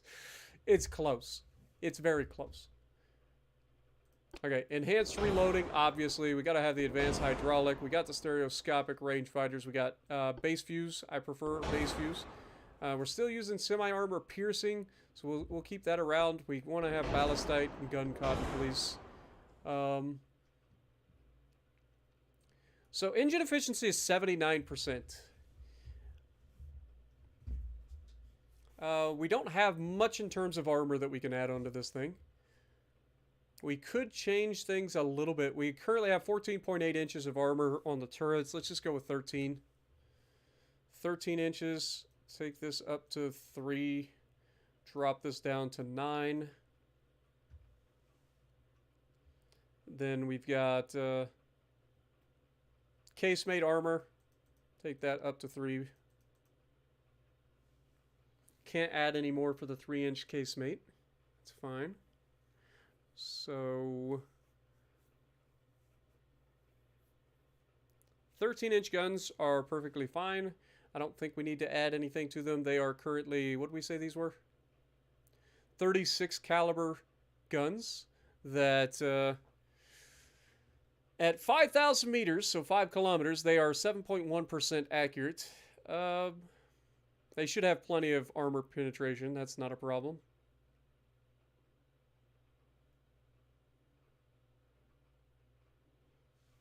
Yeah, I don't think that we're going to have any trouble with the armor penetration early in the campaign. So I think we're okay there. What are these secondaries? These are 5-inch 39 calibers. Currently reloading in 16.4 seconds. That should be fine. Okay.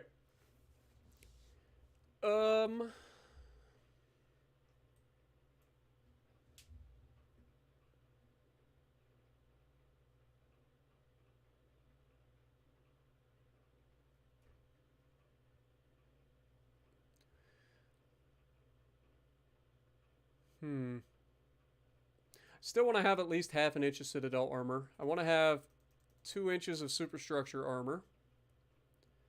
We can drop the conning tower down to 12 inches. Drop the deck down to 1 inch. Gives us a little bit of room. If we go with a 9-inch belt, main belt, we can add some more here. Due to the fact that we have these turrets so close to the edge, we might want a little bit more belt armor back to the back, which is going to be a little bit different than a normal design would be. So let's go for like 4.5 and then 5 inches at the back. It gives us a slight aft weight offset. The pitch and roll is not particularly good. Do we go with a slower battleship and then make it wider? Like, if we went full beam here, what does that do for us? So now the ship is overweight, but what if we go like 19 knots? Still overweight. But that gives us a little bit more thickness between the edge of the ship and these turrets. Also gives us some thickness here, so we could potentially put some like extra 5-inch guns on the deck if we want. But I don't feel like it's necessary. If we go back to 0.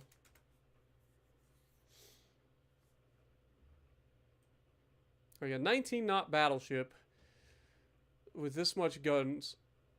We still have a little bit of room. We could potentially throw some secondaries. Like, if we throw some 5-inch double barrels on the side of this thing, how much room do they take up? Like, they are fully capable. Throw like two 5-inch double barrels on there.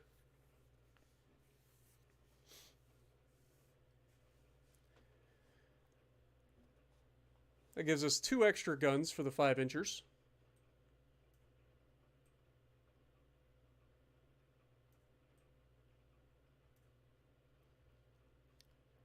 Armor-wise, though, we're still in the same sort of predicament. Where we got 4.6. Yeah, this is not a very well-armored battleship, if we're honest. It's not a very well-armored battleship at all. So we're going to have to try to keep our distance and not take hits early. At least until we can potentially upgrade these guys. But with this much firepower, I feel like keeping our distance and not getting hit shouldn't be that big of a problem. But what do we call this thing? That's the problem. What do we call this beast? Mini Atlantico?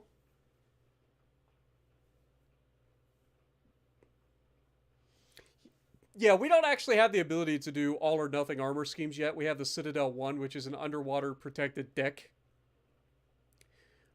As we upgrade our tech and stuff, we can eventually get to the point where we have turtleback armor, where we have all or nothing and stuff, but it takes a long time to get there. What do we call this thing? We got Spartanite. Make the front doubles. Wait, what? Kaiju class is my suggestion. It's not bad. Make the front doubles. What? The fronts are doubles. Am I crazy?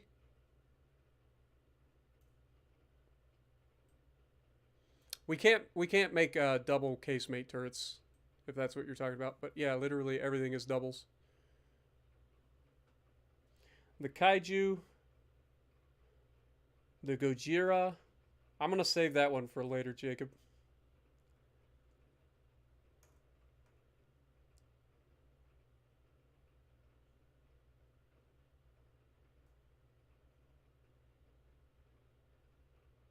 Fucking kill ya. What up, Nightfire? Appreciate you dropping in.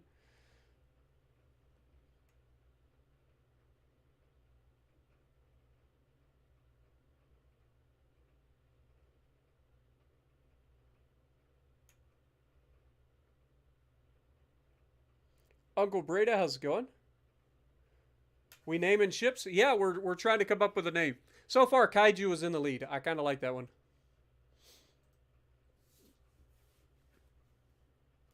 Yep, we officially unlocked the Dreadnought Hall stacks. The Fukunama?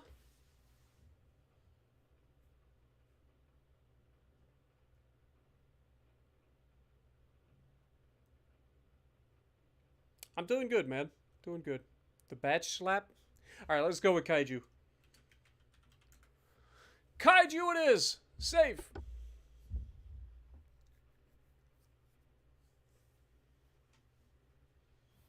Alright, these are 25,000 ton displacement ships. So, we're going to have to be a little bit crazy. I think we can only build like 3 of these.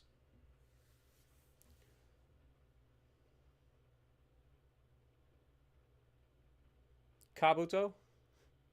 We got Pokemon in here.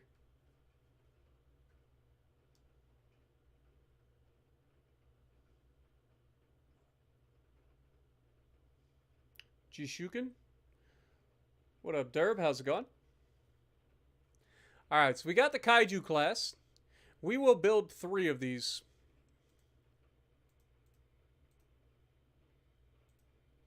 That we have enough. Oh wait, we actually have enough tonnage for another one, potentially. I do want to keep a little bit of displacement here for, like, if we need to refit ships or anything. So we'll just hold for now. That should be fine. These 3 ships will be stationed in Tokyo. So send them there. All right, so it's going to take 19 months to build, which actually isn't that bad, but it's over a year and a half, so not ideal. Not ideal, but with the war upcoming, there is a chance that they come in at the right time and absolutely mop the floor. Of course, I don't expect the Spanish to put up that much of a fight here, but we will continue to pressure the Spanish. All right, everything else should be good to go. Got a new 6,000 ton light cruiser coming up. Also specialized forging in 5 months. New rangefinders coming up. We got the Coincidence Rangefinder 2 that'll be coming up not too long from now. That'll be a big deal. All right, let's go. Next turn. We're now losing $31 million per turn because of those battleships being built. Also, we gotta name them. I forgot. We gotta get two names for the other two kaiju class. And we're right on the brink of war with the Spanish now. All right, so if we go here, we've got kaiju. So we need a name for Sagami and Akitsu. What do we got? Sent to bottom. Nightfire. Nightfire's got all the jokes. So your Kabu, your Kabu is Naruto. See, I've been playing a lot of Pokemon Go lately, so when I heard of that, I immediately went Pokemon for Kabuto and Kabutops. Ghidorah.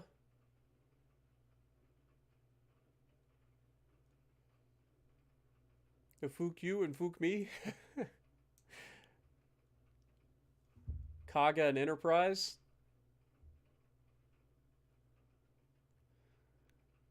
Keshikomi. Yamazuma or Yamazumi.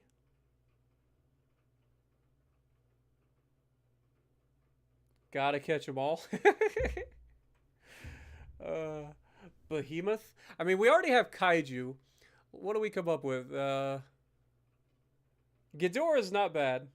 I mean, if we go with that, we could just go, like, since we have a kaiju class, why not call it Ghidorah and Gojira?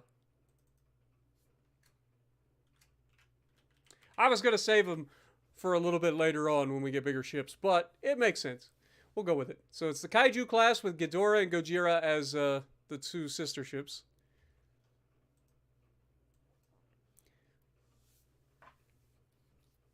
What up, Capri? Good to see you.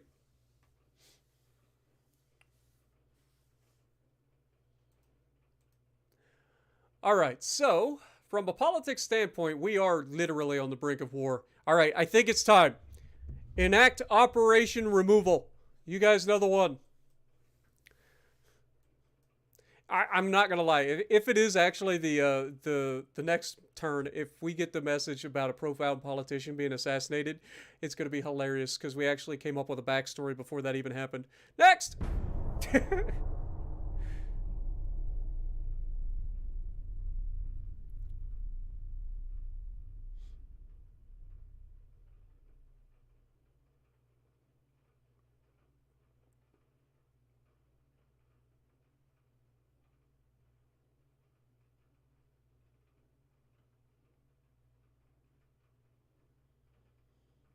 The Fukami, the Fukami, and the Fukayu.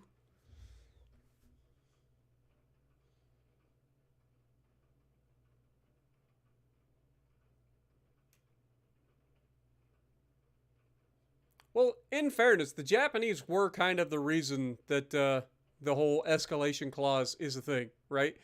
Like, the Washington Naval Treaty was supposed to limit everybody. Well, the Japanese were misleading everybody in the displacement of their ships across the board.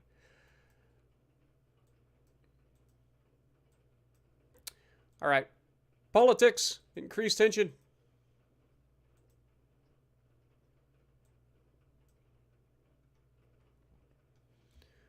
All right. Everything is going as planned. Keep it going, boys. Next!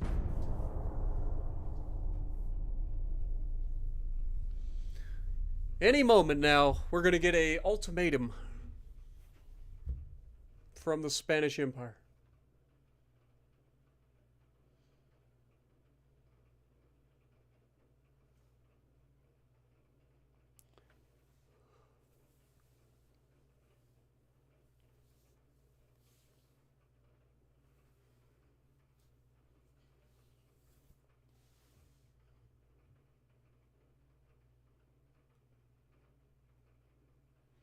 Your grandfather was on a minesweeper in the Pacific?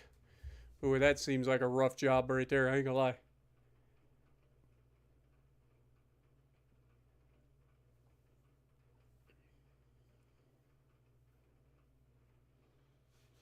My grandfather was in the army during World War II. A serious incident has occurred which involves the Spanish... It is! What was the thing? Operation Removal is a complete success. A serious incident that has occurred which involves the Spanish Empire. One of their profound politicians was assassinated in cold blood, and their government accuses that we are behind this. What? I couldn't... No chance. I'd complete plausible, actual deniability. We had nothing to do with it.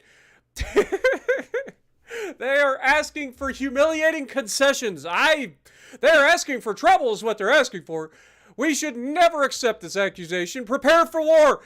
My dear Emperor, who are you going to believe? The Spanish?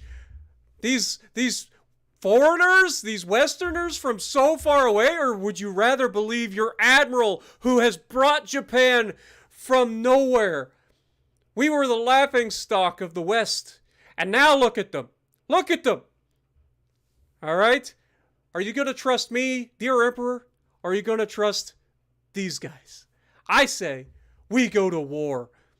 I will lead a divine conquer of all of their land in the Asians.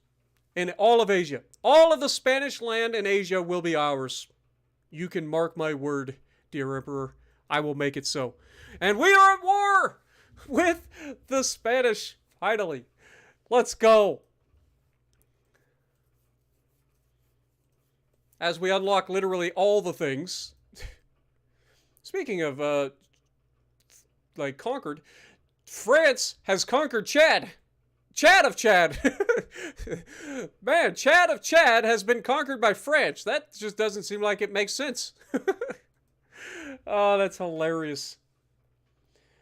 Imagine that we managed to get the exact scenario correct. Like, we knew that was going to be the scenario. That was perfect. I like it.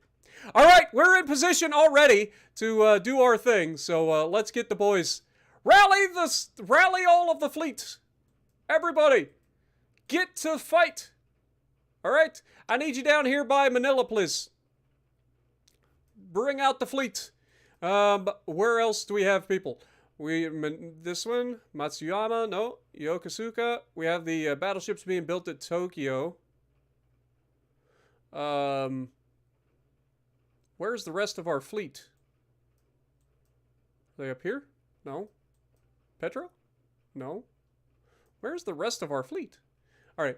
Hey, Spartan, there's a whole thing. Okay, Naha. Where the hell is Naha? Naha. Oh, it's right here. I forgot. We stationed him in Okinawa. Okay, we're good. So send these guys to the south. Politics. Initiate a naval... God bless America. Gotta wait. We gotta wait for our ships to get in the neighborhood.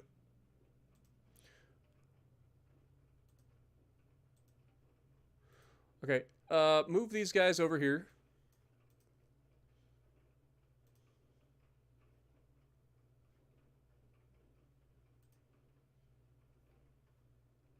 Move these guys up. Let's take the Philippines, baby. Let's go. While we are at war, we are still losing 17.9. We have financial problems, guys. Shocker. It's almost like we're building 3 new gigantic dreadnoughts. But we'll be fine. We got plenty of time. Plenty of time. Plus, we're at war, which means when we go out of war, we get a whole bunch of money and potentially territory. What's not to love about that? Anyway, next turn.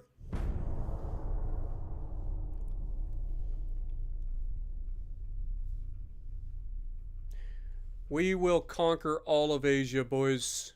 It's our divine right to unite all of Asia under one banner. That is our list. That is our goal, our purpose. Russia has sent us a telegraph which clearly threatens us for war. Why are they threatening us for war again?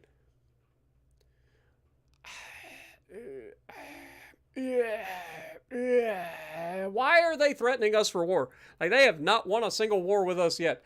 Do they think we are weaker because we are currently fighting the Spanish? Is that what's going on here?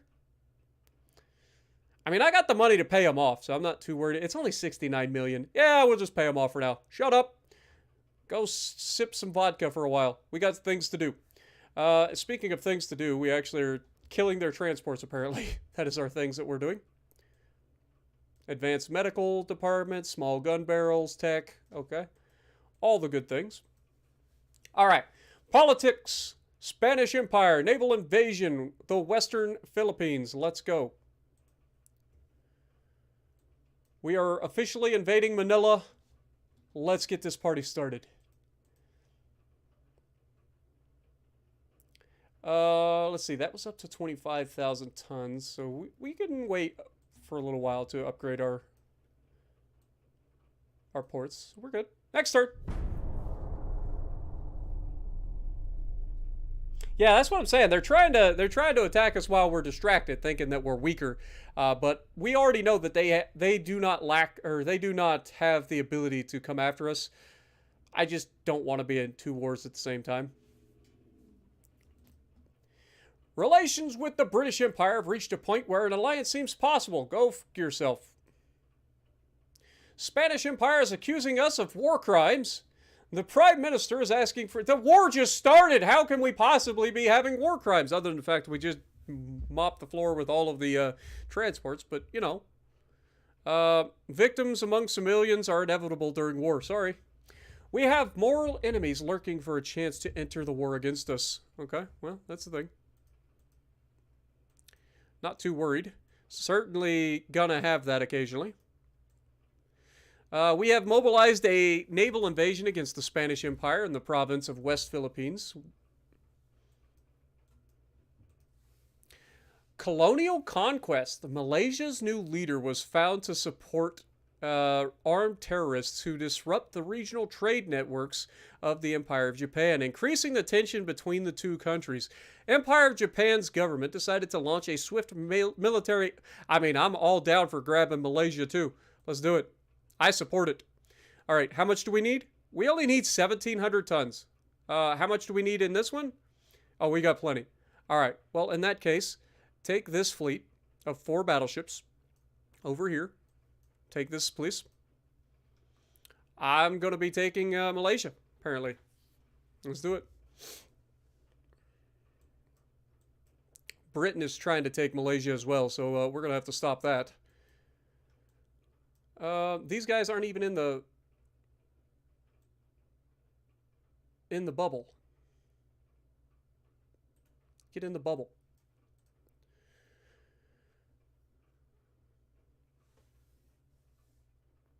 They have one heavy cruiser parked in Manila's port.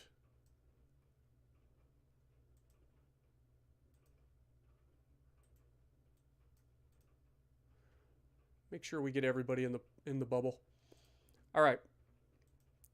From a research standpoint, how are we looking? Everything should be good. Don't have to worry about too much there. Money standpoint, 2.2 billion. We're doing just fine. All right, next turn. Oh, I forgot. These guys have oil. It's totally not the reason we're here, right? But it helps. Both parts of the Philippines have oil. I'm all for that.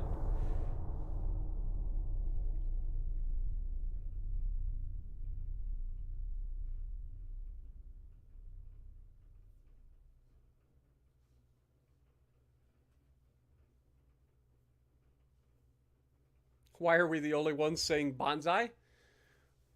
Because we don't need to say bonsai. This is an engagement that we 100% control. What up, Jacob?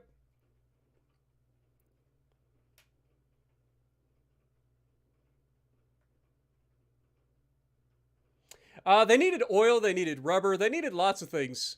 Because Japan isn't a very large country. And when you're building up the Navy the way they did and fought 2 wars against China and Russia, like, they needed the resources. China has sent an ultimatum. God dang, these little freaking cowards. They don't want to attack me until I'm busy, like, dealing with the Spanish. I would definitely do it. Oh my God. I mean, it's 139 million isn't that big a deal in the grand scheme of things.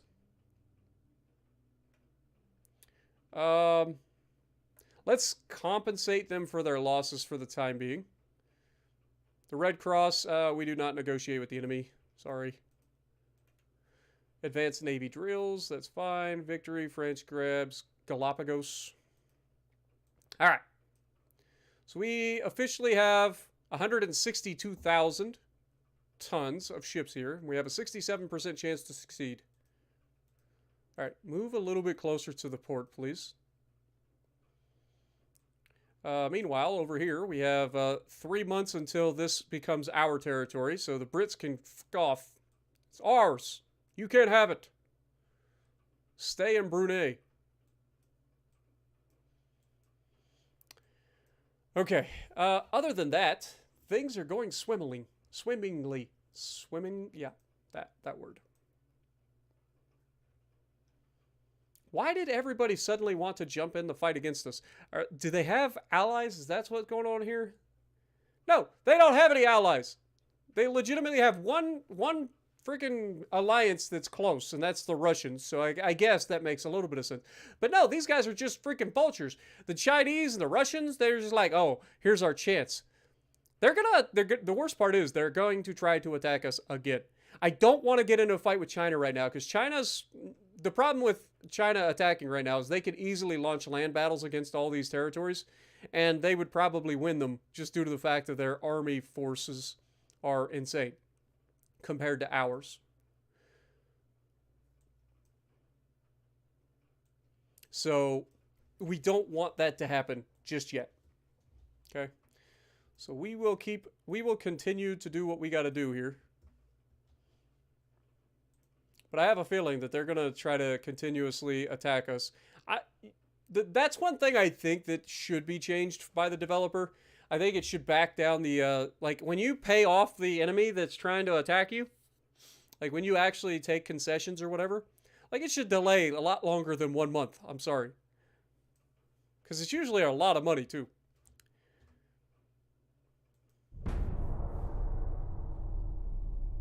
I could try to, like, improve relations with them. That actually would probably be a good idea. Especially China. Like, Russia isn't even a threat, so I'm not worried about Russia in the slightest. But China definitely, with the ability to invade my territories in a position where I can't do anything about it, like naval or like land invasions, I can't do anything about that. So, like, if they tried, they could probably invade, and that would be bad for me.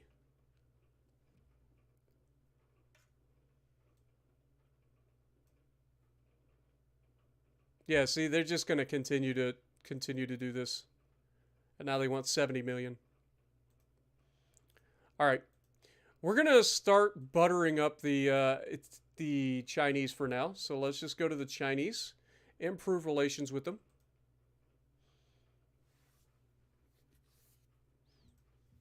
Just because we don't want to fight them right now. Like, they are not our enemy currently.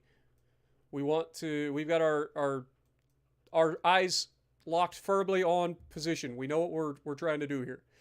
So, continue to grab this. We're at a 71% chance to succeed, so this should go through. From a finance standpoint, we're doing okay. I'm not worried about that. Next turn.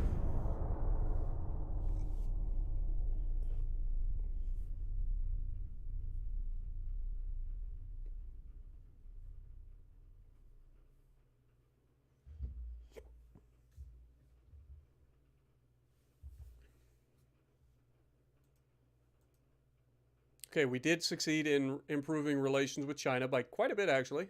Plus 14. We have gained control of Sarawak. So that is a good chunk of Malaysia for me. All right, move back over. Go ahead and head to... how many months do we have left here? 2 more? Yeah, you can go back up there. You'll be there in time to assist with making this even higher chance to succeed. Russia, let's go ahead and improve relations with Russia as well.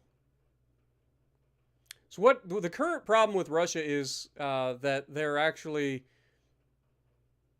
at war with Germany and the US. US is an ally of ours.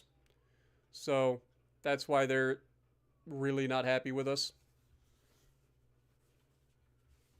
It's all right, though. We're doing fine. Financially, how are we doing? We still have our maximum transport capacity, so we're good there. Next turn.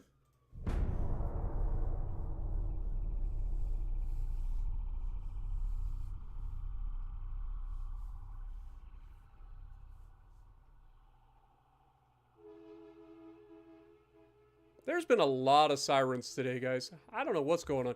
I have heard so many fire whistles and sirens today. It's been crazy.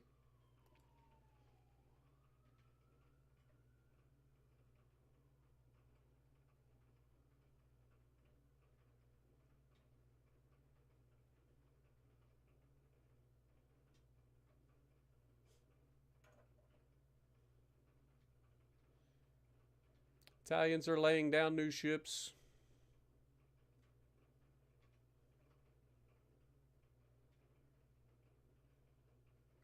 China is scrapping ships. Okay. Fleets affect bilateral relations as follows. Where do I have anybody affecting the freaking relationship with Russia? That makes no sense.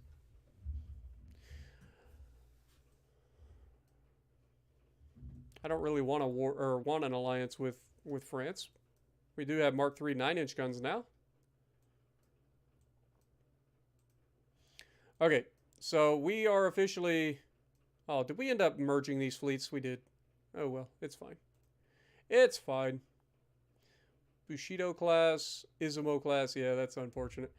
That's what I was trying to avoid, but it's fine. It's really fine. All right, so one more month. We have a 94% chance to succeed. So that should be a successful deal there. Next turn. West Philippines should be ours.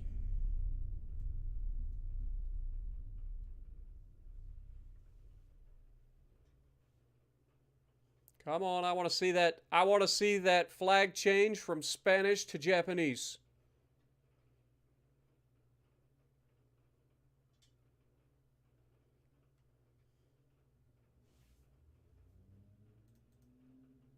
Serious incident has occurred which involves Russia again. Dude, they're asking... Okay, we're officially going to war with Russia. I'm done with them. Masses to use strong police forces. Make an official... Yeah, we're going to go with the strong police forces. We did manage to grab the territory of the Western Philippines. So that forces their heavy cruiser out. Now we will send... these guys to the south, to Naval. Send these guys to the south as well.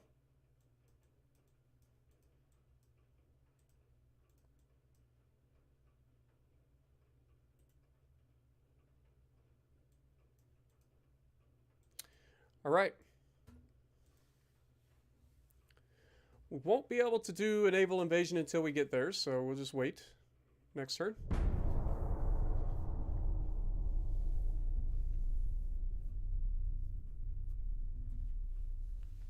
Ouch.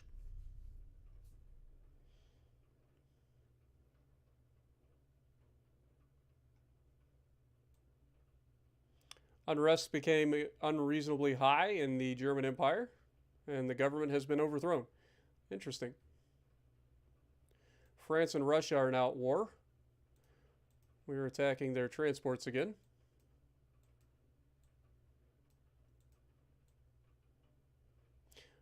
Poland is taking up arms to try to gain control of Western Poland that is currently occupied by Germany. So Germany has overextended and unrest became too high. They continued their war too long. They should have quit while they were ahead and regrouped and got their unrest under control. That is a mistake that we don't make. So we can learn from that. And again, it managed to freaking... I hate that. All right, it's fine. Naval invade Eastern Philippines, please. Remember, this is our main goal. Getting this oil from the Philippines is huge for us. A lot of Spanish fleets on their way. But they are going to be sorely mistaken.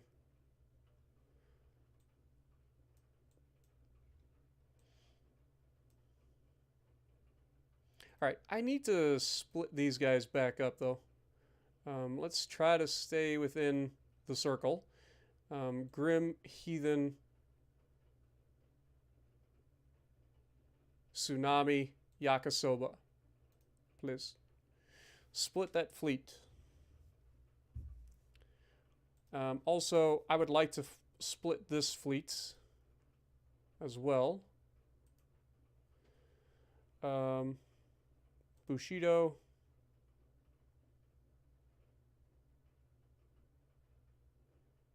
Bushido.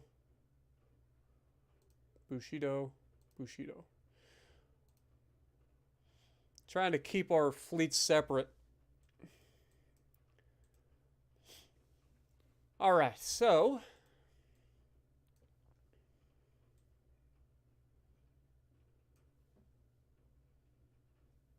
Alright, next turn.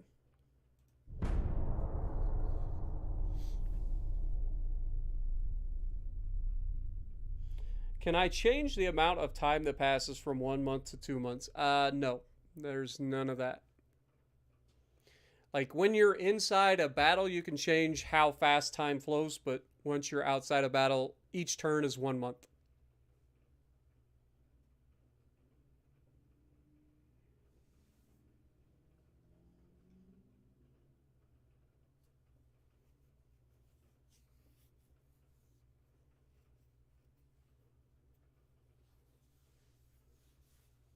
Okay, we can build a 10,000 ton heavy cruiser now.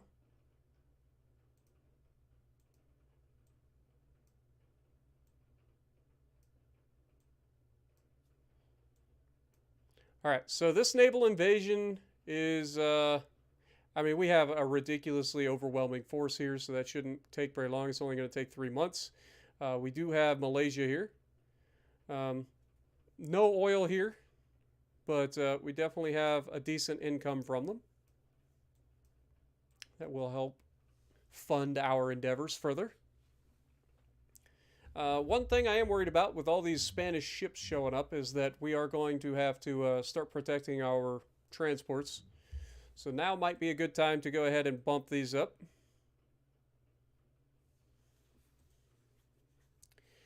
Keep that on target.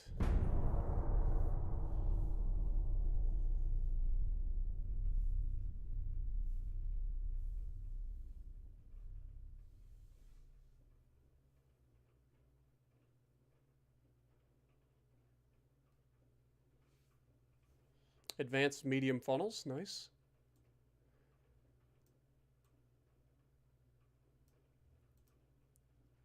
Okay. So, still only showing a 50% chance to succeed here. I feel like that's a little bit on the low side considering the amount of firepower that we have here. Like, it only needs 17,000 tons. We have 223,000 tons. I feel like that's a little bit ridiculous. 4 battleships. Again, it ended up freaking mixing some of our ships. Bushido, Bushido, Bushido, Bushido, Bushido. Bushido. Okay, so this is all of the Bushidos, apparently. Somehow managed to be in one fleet. Alright, well, in that case, let's take a look at Russia. They're not doing anything crazy up here, are they? I don't think they are.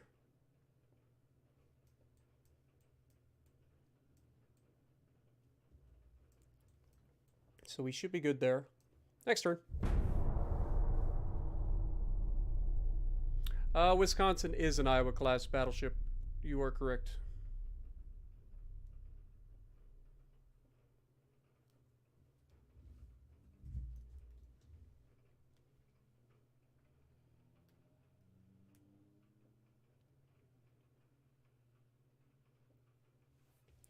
All right, we have our battleship duel here. One of their battleship, Constant, and a couple of cruisers are fighting 4 battleships, and these are all Izumo-class battleships, which just got refitted to the 13-inch guns, so this should be devastating for them. Let's go. Yep, Missouri, Iowa, New Jersey, and Wisconsin are all Iowa class, as well as Kentucky and Illinois, I think was the other one. Obviously, Kentucky, Illinois were never finished. Kentucky's bow was stolen to replace the bow of Kentucky, or bow of Wisconsin, which is why Wisconsin is now called Whiskey, aka W-I-S-K-Y. After the bow was damaged in a friendly ramming incident with a destroyer. What up, Red? How's it going? Welcome to the stream.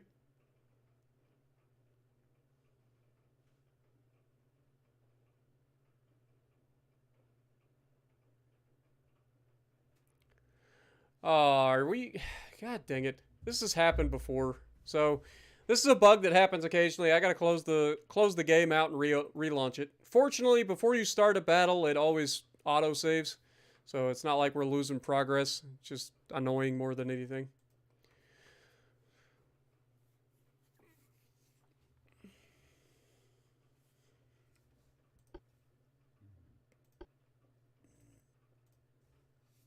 Fortunately, the game auto-saves like that. Otherwise, I would lose my mind at this game.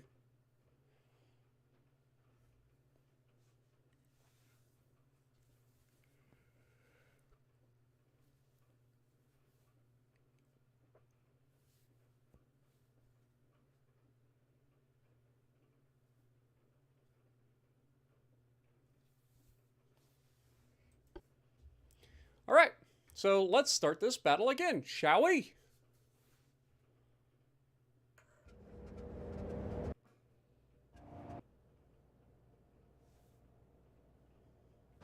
There we go.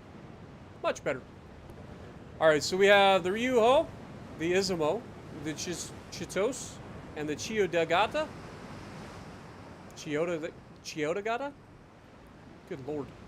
That's hard to say. All right, enemies to the north. Speed up time.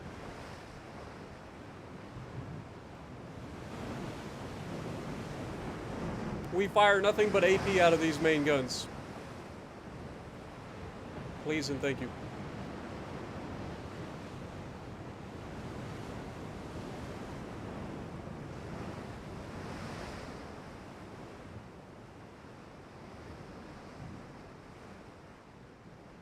Yeah, there's a lot of designs that never actually end up getting built.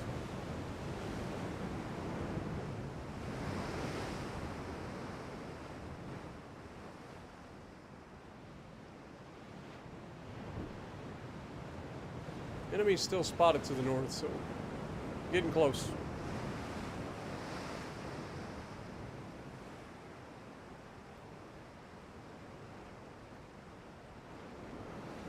These may be small, little, tiny battleships, but they pack a very, very reasonable bite. Oh my god, and they're already firing. Dude, if that would have hit, I would have lost my mind. That would have been amazing. Okay, so that's obviously their battleship. Spaniard, you have come a long way to die. Just so you know.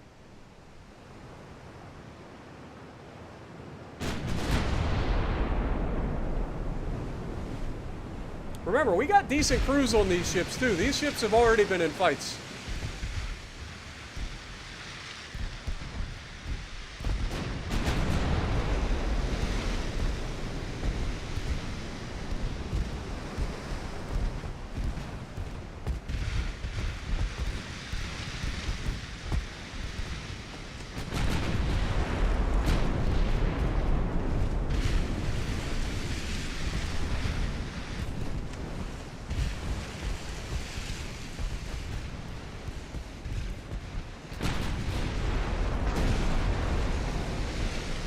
Alright, secondaries are starting to land. Got a heavy cruiser off here. It's Santiago! Oh no! We've been betrayed!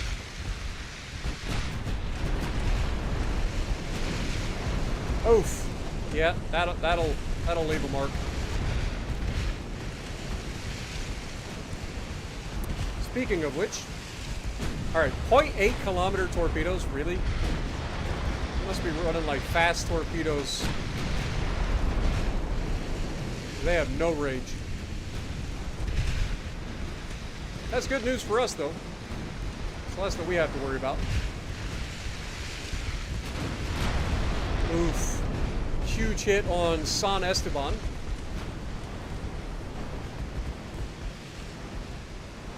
Also, our battleships are melting that battleship with high explosive secondaries, while the main guns focus the smaller threats.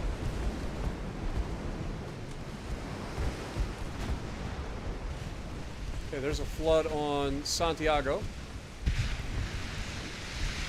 Multiple floods. Huge hit. Even more huge hits. That'll be the end of Esteban. Santiago's probably not long for this one either. Ah, he's recovering. All right, well, you know what that means. Fire the guns. All right, these 13-inch guns are nasty. I think that's pretty obvious.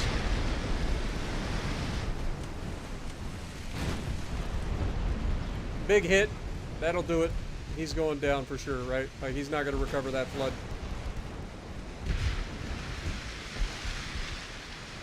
I say, but he's holding on a little longer than I would like.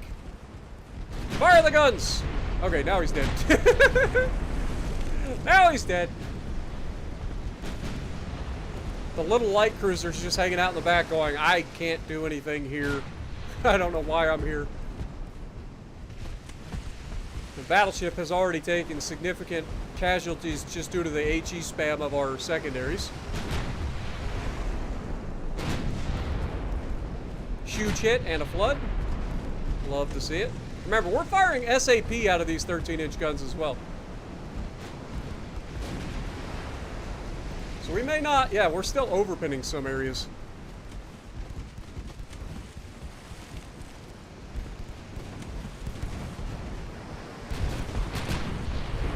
There we go. Huge hit and a flood. He's in trouble. Yep, there he goes. Extensive fire, he's gone. All right, focus the little turd burglar. Already scoring floods with the secondaries. These 5-inch secondaries are no joke.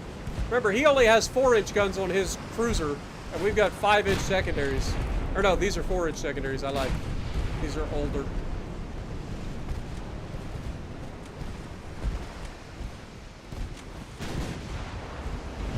Oh, and that's what happens when big caliber SAP hits small little unarmored boat. Oof. Good night, sunshine. Oh, and just to add insult to injury, we fire another salvo at it. Good night, sunshine. All right, so we lost a total of 10 crew. They lost 1,800. We gained 9,400 victory points. They gained 4. Who did the most damage here? All right, so it looks like Chitosi came in with 18,000 damage, and Chio Dagata came in with 13,000 damage, respectfully. Well done. Our Izumo class still just as nasty as ever. I would argue probably even more nasty with those 13-inch guns.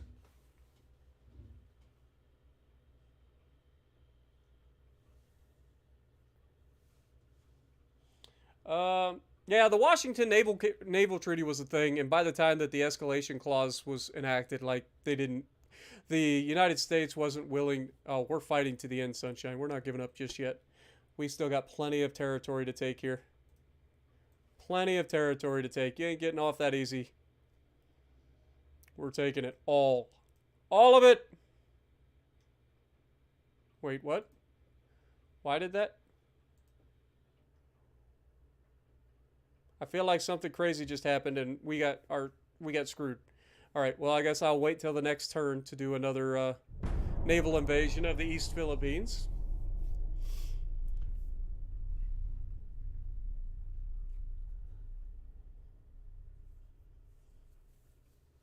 Yeah, they didn't have a chance. And like I said, they only had at the start of this war, they only had like one battleship too. So all of Spain's ships are going to be small caliber stuff. Like we're just going to be running over them. Like they're sending their entire navy over here with little tiny boats, and they are just going to get wiped out.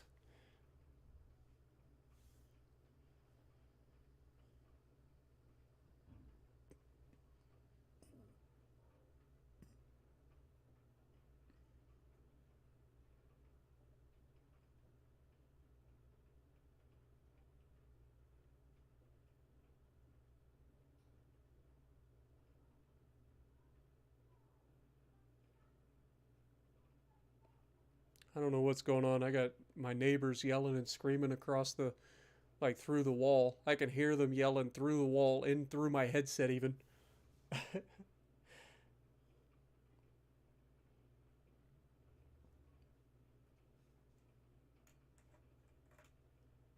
don't know how loud you got to be yelling for me to be able to hear it through the wall, through my headset. That's pretty impressive.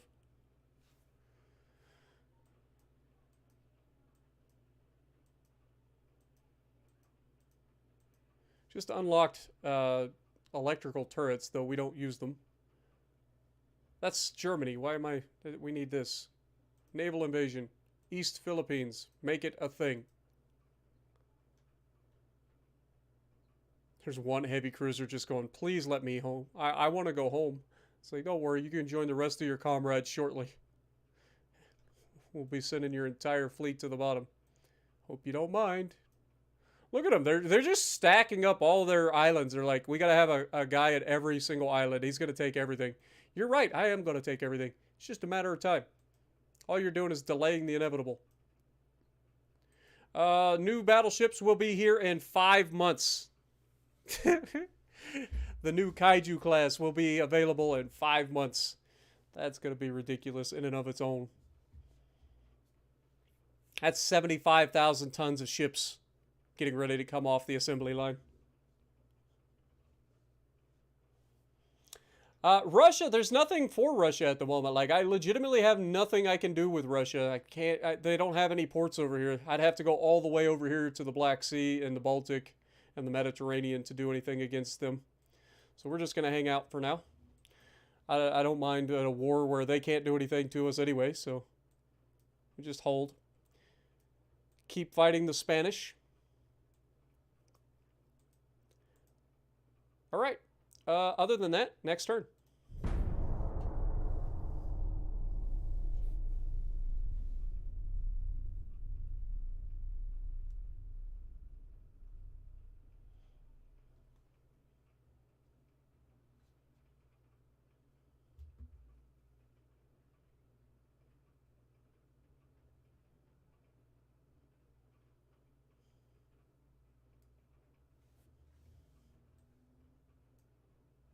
We are winning. We're fighting to the end. Not letting the Spanish off easy.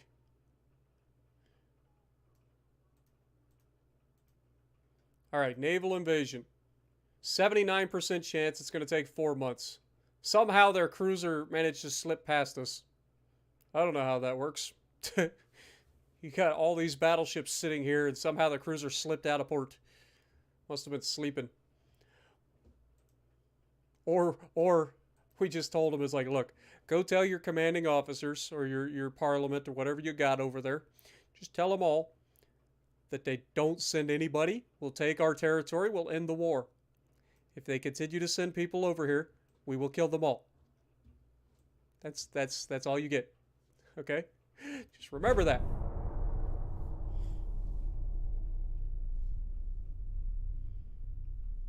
You see oil in the Mediterranean?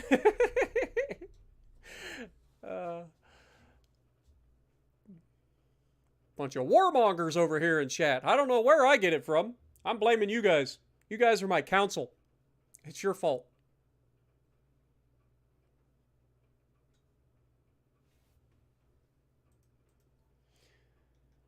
All right, we've got Coincidence Rangefinder 2. That's pretty nasty as well. Something to think about. They are sending more of their little tiny cruisers in here. Good luck.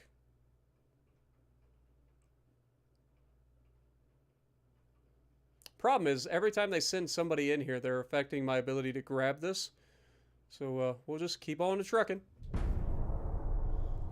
Next thing I got to start thinking about too is we are officially under $2 billion in reserve, so I got to keep an eye on that as well.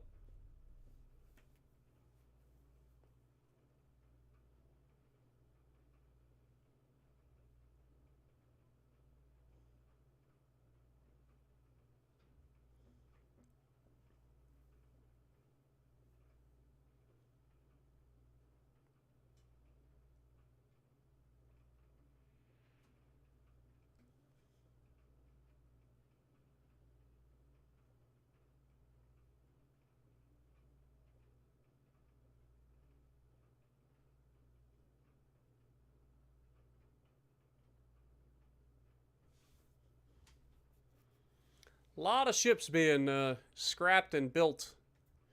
Go ahead and auto-resolve against the transports. Easy kills. Auxiliary diesel engines. Nice. Mine hunter kits. Very nice. That's something we're going to have to start thinking about too. So might be about time to start pulling out some minesweepers.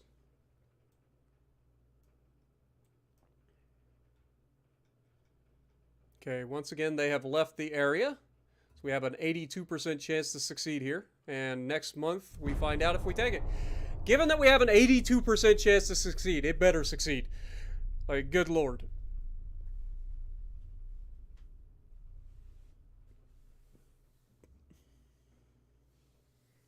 So that'll be us controlling the Philippines. It is officially ours. I see it turned red. Beautiful. Fucking beautiful. Let's go. All right. Obviously, the next target for us, since it's Spanish, will be to grab all of these little tiny islands out here. It is our duty. Our divine right.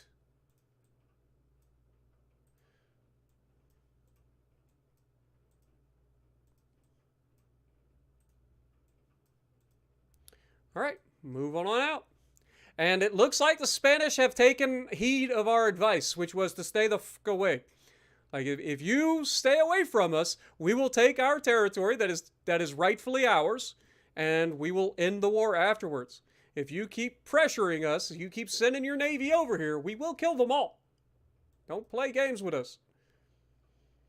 They have 4 battleships now, so do they clear... Like, we'd have more than that in a single fleet.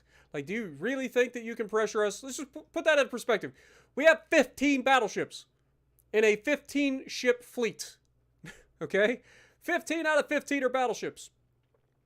All of which are capable of annihilating anything that they come against. Obviously, a couple of those battleships are actually the Bushido class. They are the like heavy cruiser version of battleship that we currently own. But the Spanish don't need to know that. Next turn.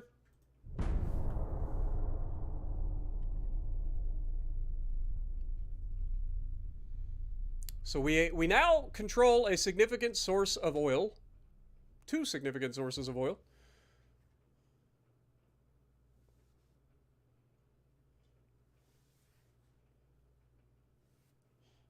Plus, we have some of Siberia, which probably has oil in it at some point, if not right away.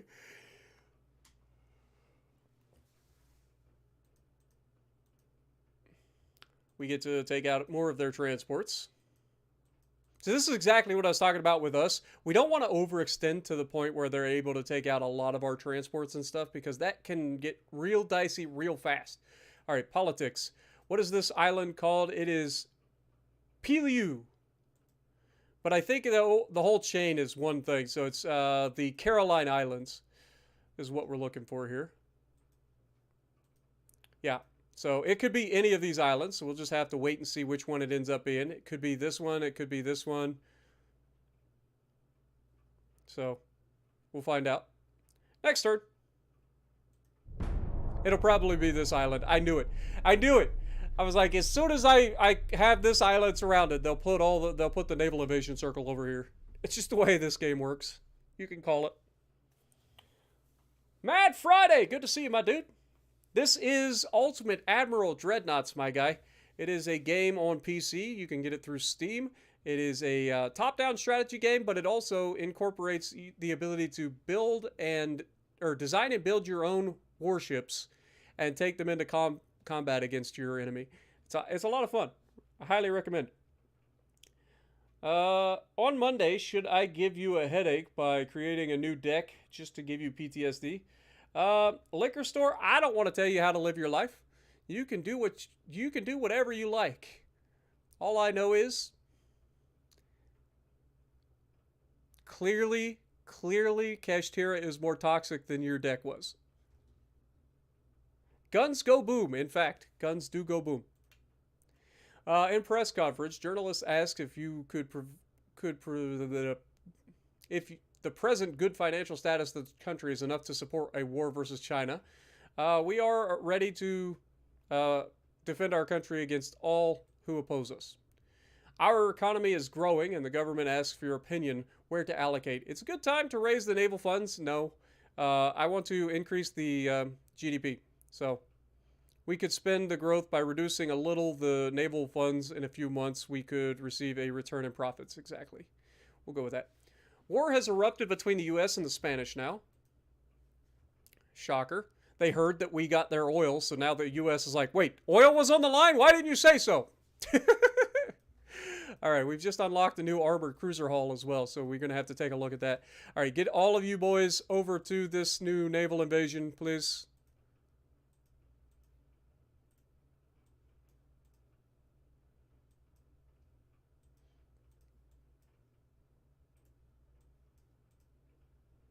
All right. We need a total of 6,000 tons. And we've got way more than that. And then we'll go grab this little island here. PD Nape. Ponape. Is it O? Look like a D. Ponape? Ponape? Anyway, we'll grab that. And then we'll go up to the Marianas.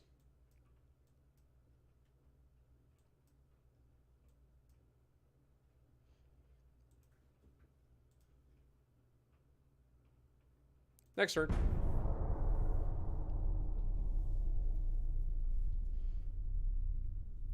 Yes, there is actual fighting in this game. That's what I meant. I knew what you meant, but yes, you do actually get to fight.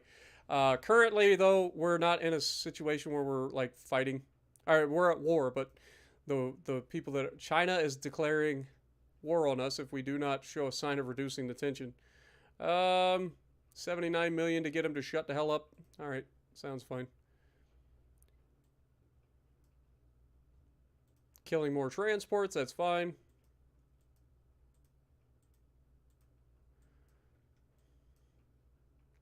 So yeah, this should complete pretty quickly. As a matter of fact, we might be able to go ahead. Well, we can't this time. Might have to wait a turn. That's fine. But yeah, so whenever a fleet gets into a fight with another fleet, then you get to go to the battle screen.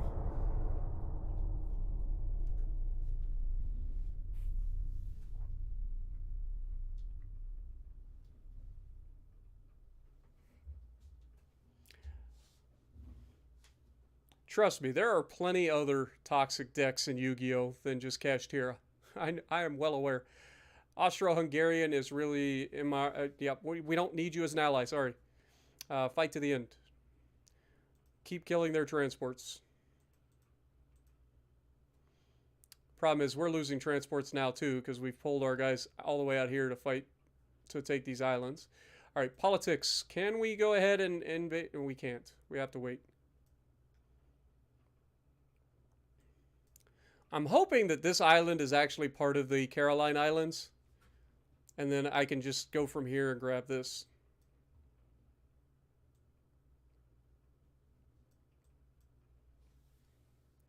All right, so ship design. Let's check out designs.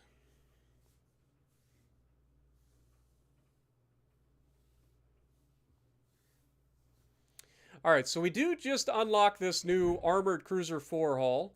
This is more like what I was talking about earlier. So this will probably be an idea for us for a heavy cruiser. I don't necessarily like it because you only get like one gun each side, plus you get a bunch of secondaries. So I think there's limited usefulness for it. So I don't know if I want to do it, but yeah, this is what I was talking about with the like double the double casemates. Because you can put quite a few casemates on this. If we go with like front tower 4, secondary rear tower 5, funnels, we do have much better funnels now as well. So if we wanted to go for like 20 knots,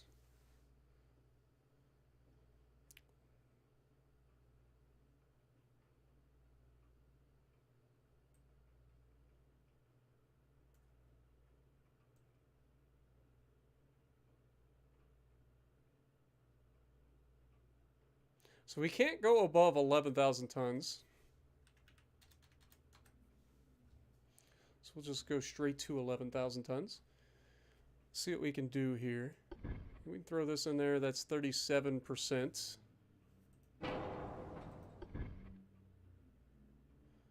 56. If we do the dual funnel small,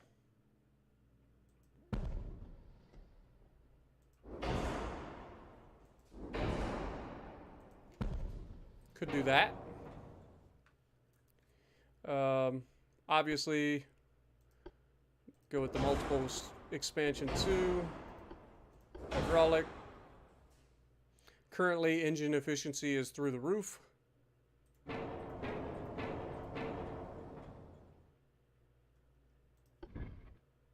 It's 21%, so we need 5 of those.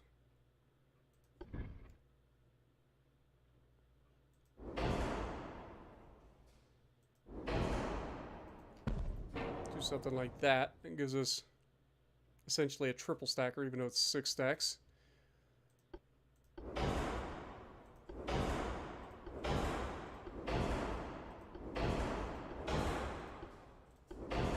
With a coincidence 2 rangefinder on this thing. Secondaries, let's go with the, or wait, casemates. It's at 34 tons. So we'll go with the 5-inch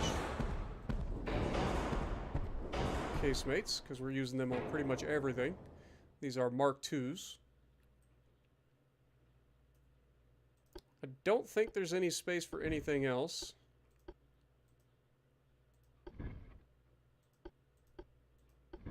Yeah, didn't think so. Okay, so we've got that. Can't use any barbettes on these yet. So we're still stuck with main guns. We do have the new 9-inch guns, so like we could go with like a Mark III 9-inch gun here. Which seems like a pretty good idea. That's 42-second reload. Versus 43 seconds. So this actually reloads faster with a 9-inch gun than these 8-inch guns do. And these are significantly like more accurate.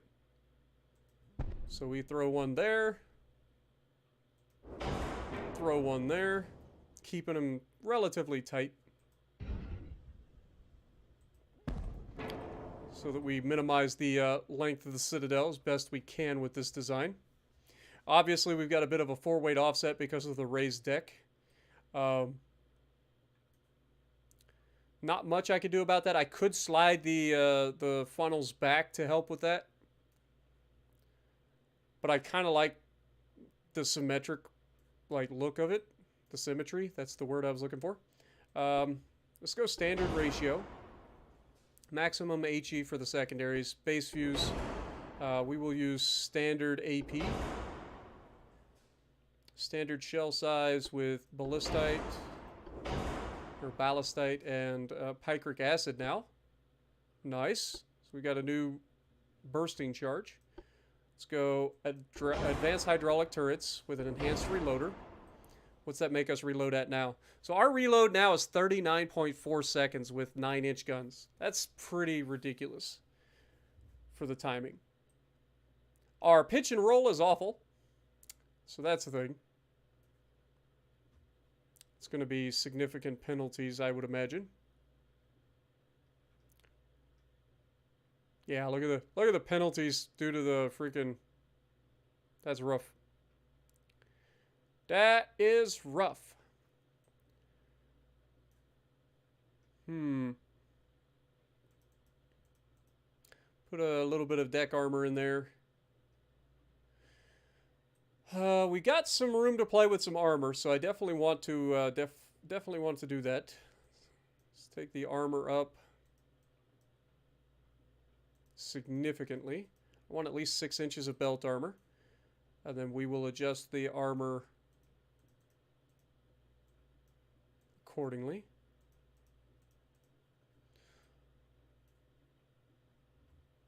Let's go with a little bit more superstructure armor, which is not going to help our situation with pitch and roll at all.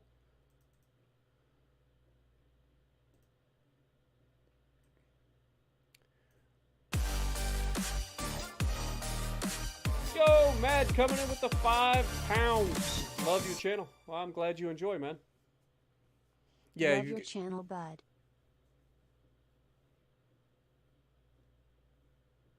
Yeah, you got the barbettes underneath the turrets. The barbette is the area that you set on, so you've got the barbettes here.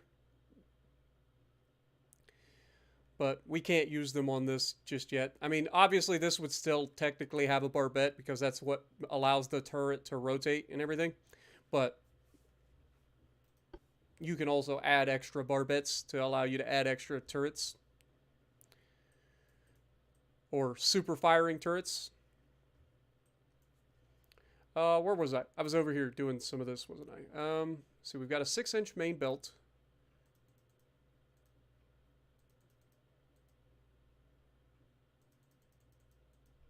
Go up to 4 inches. Add a little bit more main belt armor.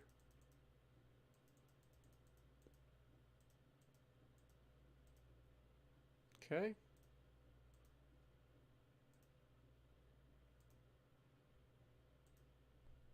That has helped out significantly. Adding armor to the hull has definitely helped our pitch and roll situation out quite a bit. So that's good. But yeah, I think that's a pretty solid... I forgot about this. Okay, well, we'll have to drop some of that back down then.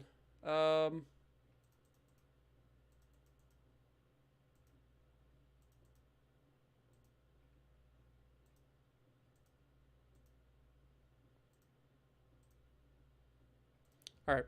That's about as good as we got. So 7.8 inches of main belt armor, 3.8 inches of fore belt armor, 3.7 inches of aft belt armor, about half an inch of deck armor all the way across, a little extra citadel protection as well. But overall, that should be a decent heavy cruiser for us. I would expect, anyway. So what do we call this thing? That is the question. What do you guys think? Oh, I forgot we needed standard crew quarters. We can drop the range down now. That'll help. Okay, so that allows us to go a little bit further in terms of armor.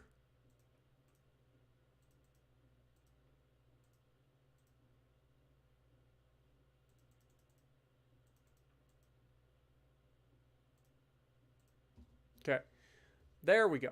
Now that should do it. It's about as good as we're going to get, I think. Because everything else is going to be too much. Alright. There we go.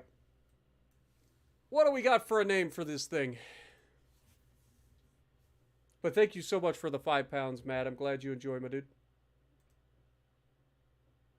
Yeah, so a barbette is the sphere, or not sphere, but the cylinder that the guns sit on top of that allow them to rotate. It also is where all of the like loading mechanisms and everything, the elevators for the ammunition and stuff from the magazine, that's where all that's located. It's an armored cylinder inside the ship. You can see it like right here if I zoom in. I don't know if you can see it or not.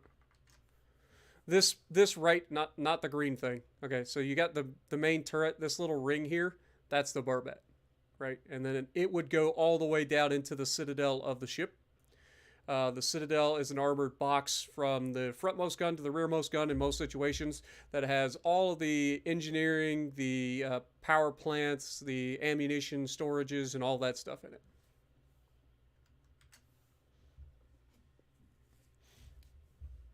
There you go. What do we got?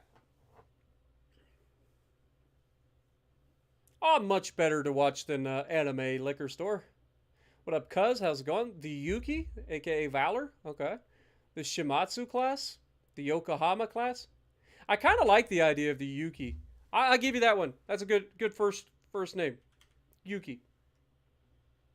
Or is it Yuki? Also, God bless it. All right, so I heard arguing and fighting a minute ago, and now I'm smelling something that smells really, really good. I don't know what they're cooking across, or I don't know what they're cooking in my neighbor's house, but I'm kind of jelly right now. Not gonna lie, it smells really good.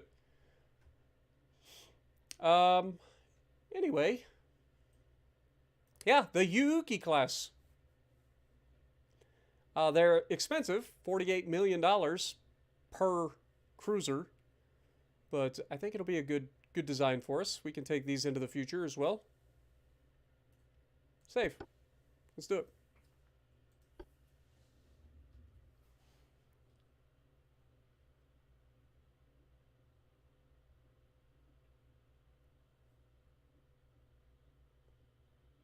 Hey, close enough. Old guy, good to see you, my dude. Welcome to the stream. That's close enough.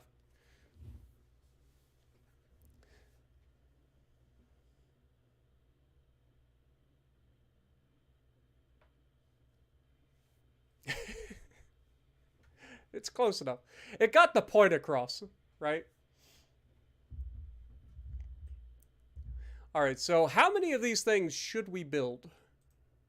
We currently have 104,000 tons of shipbuilding capacity, so we got plenty of capacity.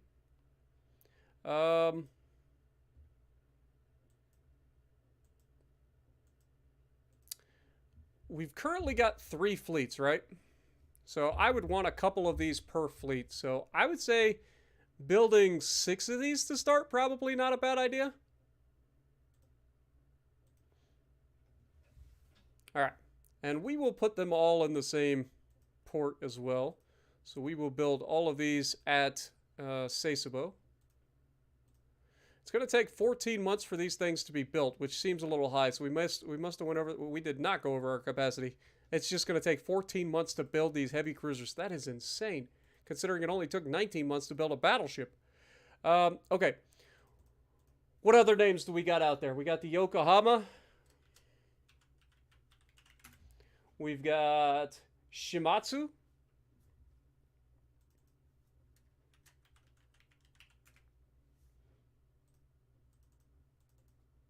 What up, Aiden? Welcome to the stream.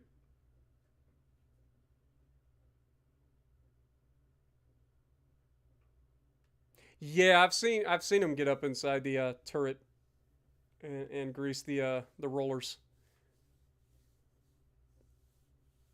The Gimu?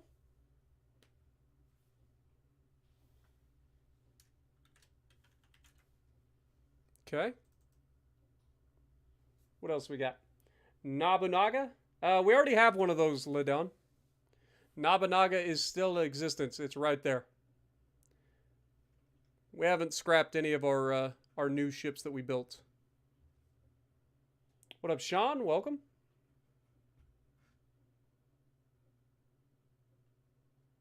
Seems like Spartan's not that unknowledgeable. Yeah, I do like to research things, so I may not be an expert at anything, but I do at least research things. I don't just talk completely out my ass. The Shukishuma? I've never heard of that one. The Mayo? Shuck Ishuma. Gotcha. And then the Mio. Or no, it's Mio. Got it. That's all good, Laydon. How's it going? Let's see. The Spartan? Nah, We got this. I always save the Spartans for later. We do have our... Oh! Our Kaiju class is ready! Let's go! They are currently in Tokyo. I must immediately set them out for trials. Move ships. Head towards the Marianas.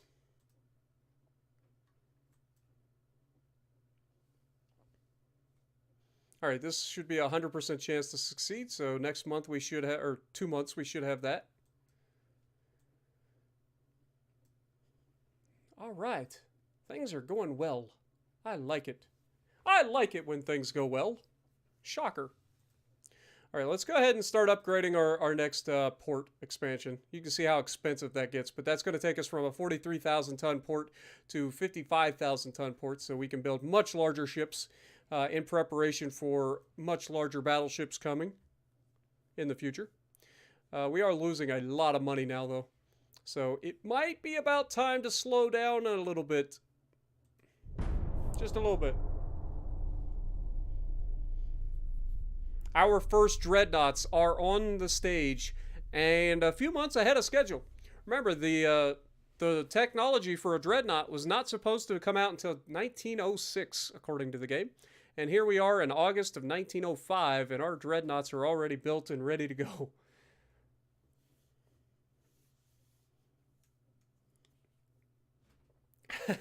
Old guy. It's pretty funny.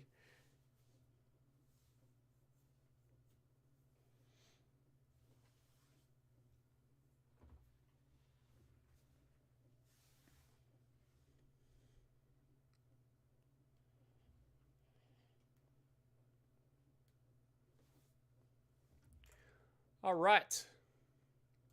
Killing more of their transports.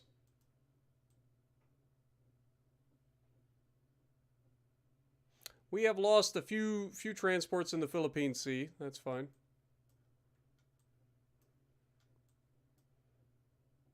All right, politics. Still can't, because we need 100,000 tons, don't we? All right, so this should be done next turn.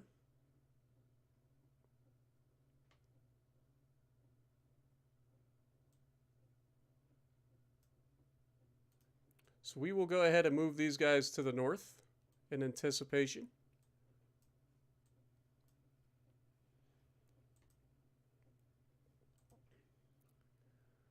Next turn.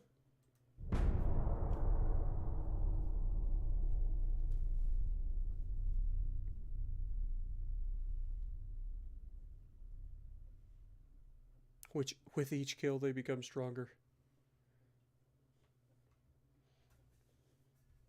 I mean, that's actually not that far off the truth. Like, especially starting with cadets, like each time they get some XP, like they get stronger. Kill more transports, because reasons. Piker Castle 2 is unlocked. We did get the control of the Caroline Islands, and as expected, that was part of it. So we can send these guys north now. Up here to Guam. If I remember correctly, these are two separate things too. Like I have to take Northern Marianas and Guam separately, but we'll see. Naval invasion. Choose. Yeah, see. Guam first, yes.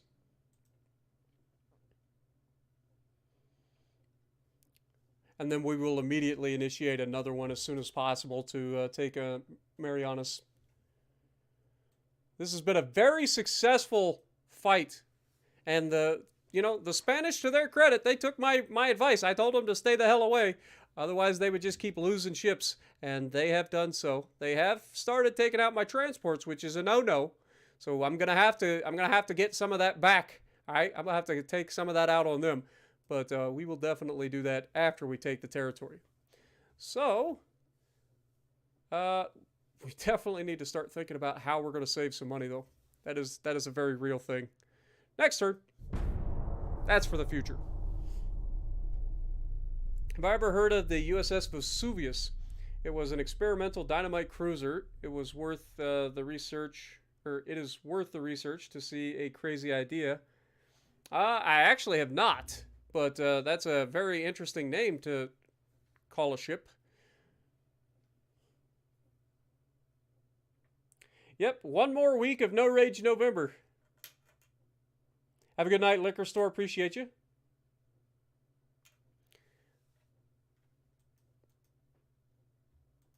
Killing more of their transports. We did just pick up dreadnought improvements as well. Love to hear it. We have officially conquered something.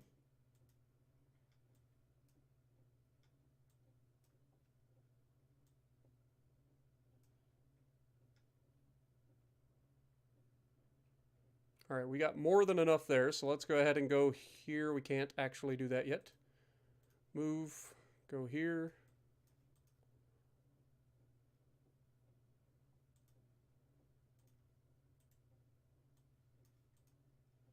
All right, next turn. All right, now we should be able to initiate another naval invasion of the Northern Marianas, so we can conduct both at the same time, where we take Guam and Marianas. Or Saipan. It was actually used in combat during the Spanish-American War. Interesting.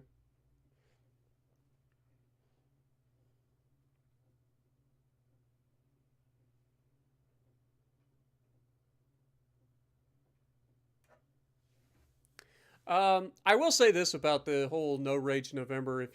I know you were in the last stream, but my goal is to eventually get back into the CC program at this point, because there's just too many perks that help out channels on YouTube, and I think it would be a good idea to get back in, you know, from a financial standpoint for my channel.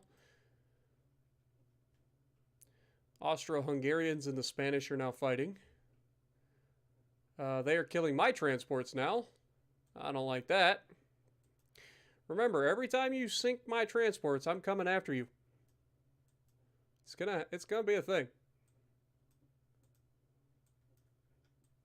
All right, now we should be able to do the naval invasion of the Marianas. And then that should be all of the territory of the Spanish that is over here. So then we will kill all their ships that are in the neighborhood. We will end this war. Take our money as a war prize, because there's really no more territory. I mean, they have some territory over here, but I couldn't care less about that. That's just too far away for us to try to defend.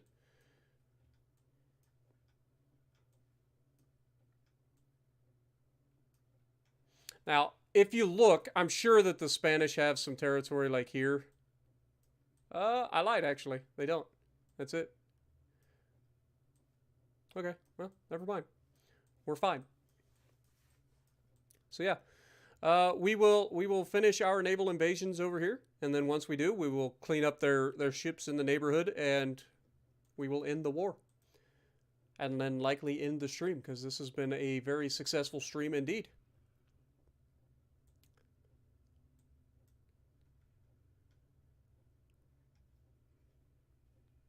All right, so let's look at the maintenance costs of our ship as well. So, like, the maintenance cost of our brand new battleships is about double what the original battleships were. So, something to consider. Next turn, let's go. What up, Ender? Welcome to the stream.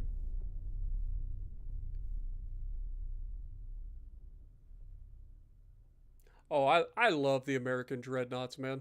I really do. All the way up, even the super dreadnoughts of the Colorado. Like, I just love all the American ships. I don't know, they just fit. They fit so well with me because they're so consistent most of the time.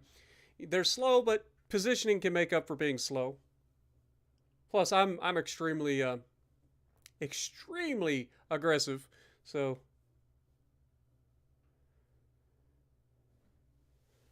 all right, here we go. The Austro-Hungarian Empire offers an alliance agreement. No. Fight, auto-resolve.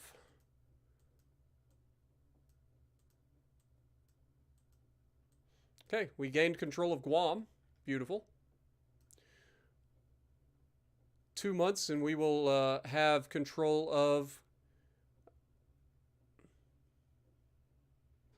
Which ones are these? This is the Heathen class. Let's go ahead and move these guys back. We don't need them for this particular naval invasion. So let's get them back into, well, let's just go straight for this fleet. Actually, I lied. No, you stay here. You stay here. Our new dreadnoughts. Let's send them after these fleets, shall we? All right. Naval invasion should be a success in 2 turns, right? Yeah. Next turn. It's officially January of 1906. Let's test out our new dreadnought design, shall we?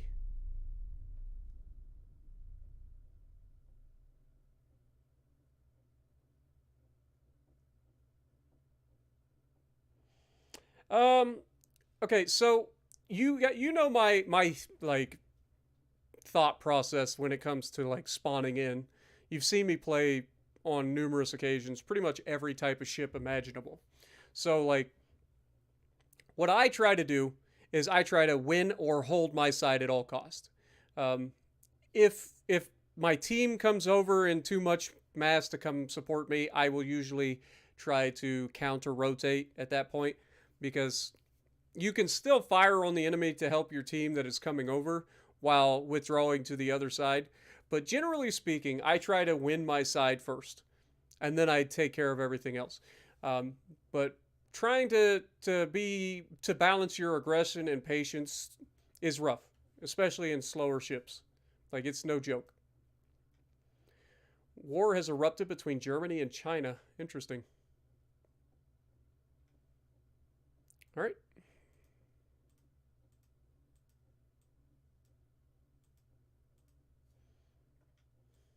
Okay, so we have taken Guam, and we're about to take the Marianas.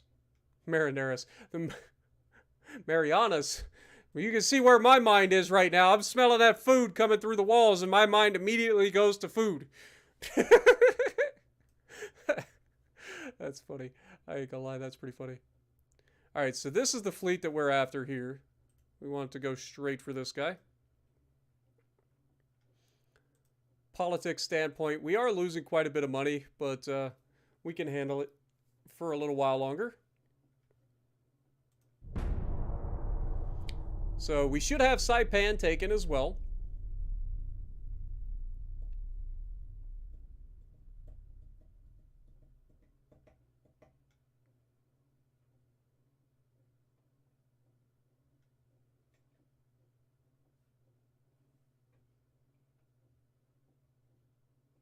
Yeah, I'm doing good, Ender. Hope you're doing good as well, man.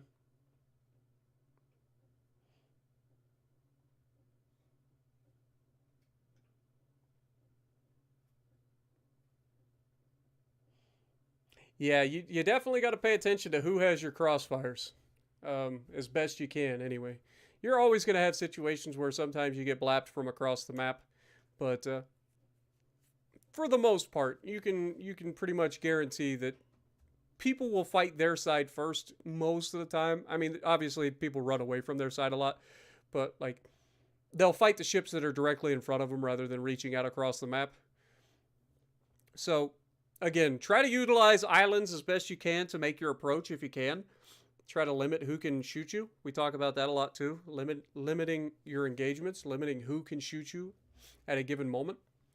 You can use islands for that. You can, just try not to like be the person that hits those guys across the map unless you are aware that they're going to shoot back, because a lot of times people don't pay attention to the fact that they're in a crossfire until they get hit, and then you're usually in just as vulnerable position as they are at that range, because you're bow tanking the people that are in front of you and you're shooting your guns over the side at a guy that's 15, 18, 20 kilometers away.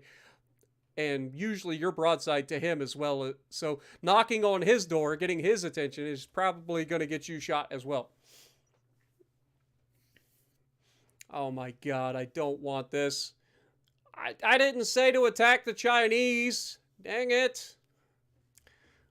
All right, well, I guess we're going to war with China again. Oh boy, this is turning into a show all of a sudden. All right. Auto-resolve it. We've got our territory.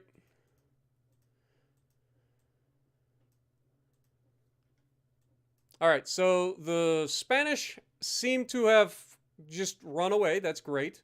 We're going to move our fleet to the north immediately. We're not going to chase down the Spanish. We need to protect our mainland and transports from the Chinese.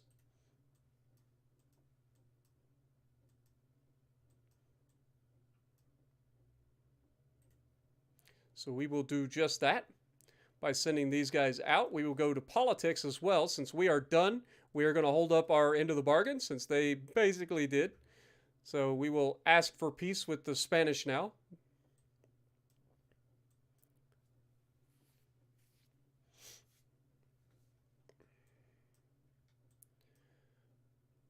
All right.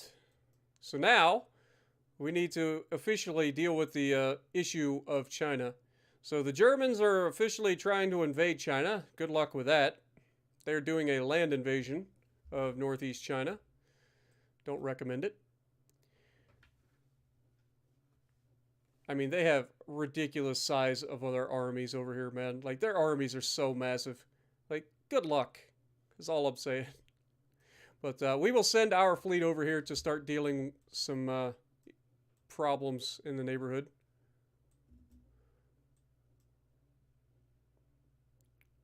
Okay. We could definitely start looking into taking territory off the Chinese as well.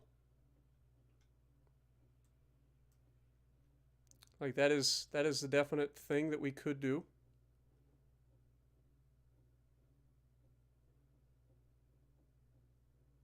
Like, starting towards the north, taking the Liaodong Peninsula, or, yeah, I think that would be the best choice here.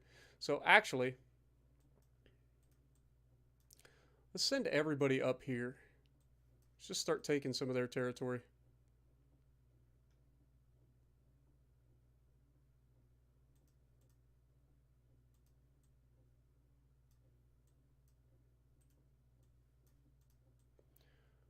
If we can do that.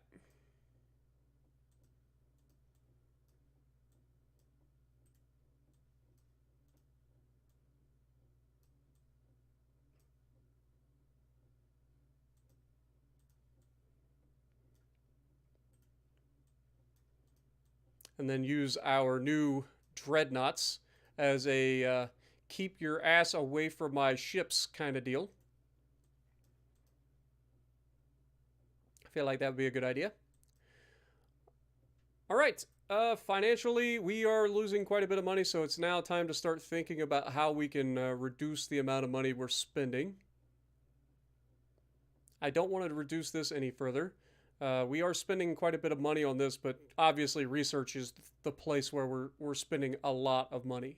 So we are considered very advanced as well. Like, we are very advanced. So I think drawing back our finances a little bit in the tech department, probably in our best interest. So let's drop that back a little ways. Now we're losing a much more reasonable 7.6 million. I can handle that. All right, next turn.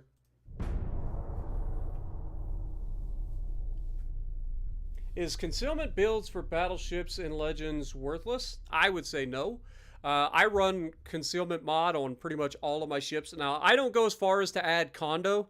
I know Zarkun likes condo, but concealment's always a good thing because it allows you to dictate your engagements.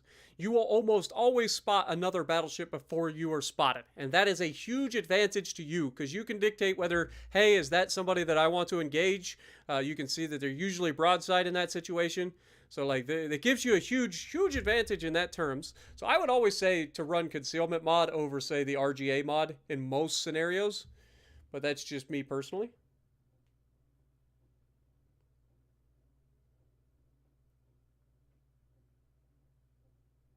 Leave one fleet south to protect. Yeah, I mean, that wouldn't be a bad idea. Hopefully Spain accepts our peace treaty. I mean, they're losing quite a bit. So hopefully they accept that. and that war will be over, and then we can focus on our war with China now.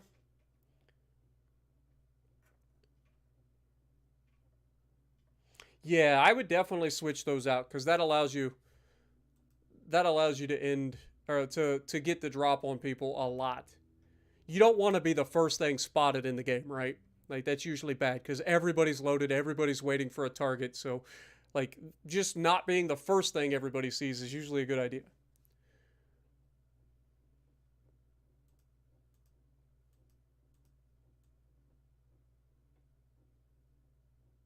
Yeah, so this is what I was worried about. So now China is going after Tajikistan. They have an army of 186,000 versus our army of only 22,000.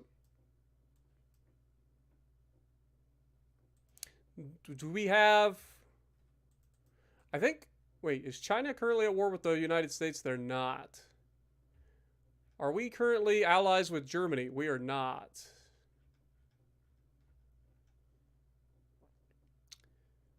Hmm.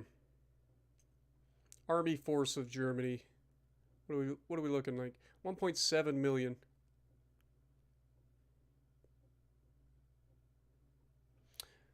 I would like to get back on the good. I would like to get back into an alliance with Germany. Keep Germany and the U.S. as my allies.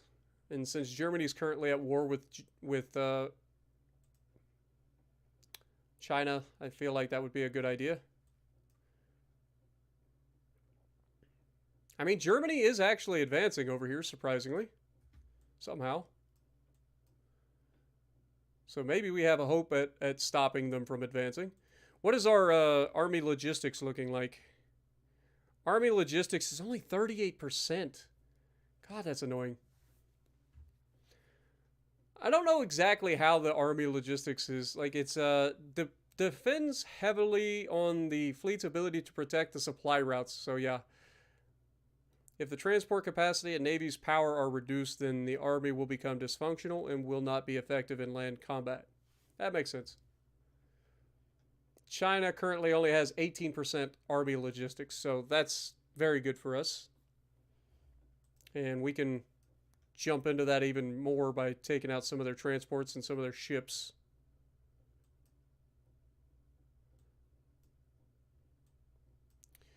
We'll see. These are our dreadnoughts, so we will go ahead and move these guys actually south. Try to engage some of these fleets from the Chinese. Politics, though, we already buttered up the Germans, so I gotta wait a little bit for the Spanish. Hopefully the Spanish will ask us for peace.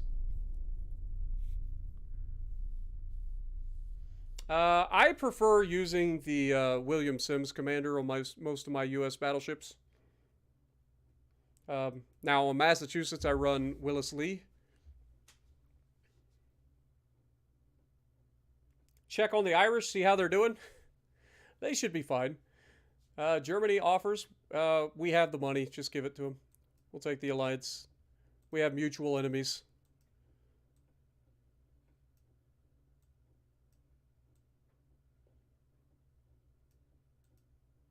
Okay. So now with mutual enemies, we should get some help from the Germans over here. It doesn't look like they're advancing, so that's good news. These little turds keep running from us.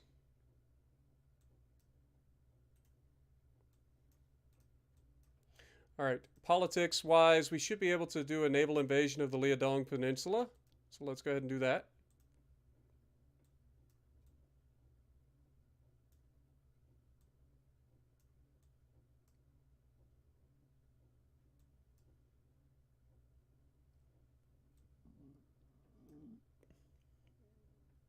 I'm sure we will end up helping the Germans here. So they will end up taking some of Chinese territory, which is fine because we could potentially take that back from them at some point. Next turn.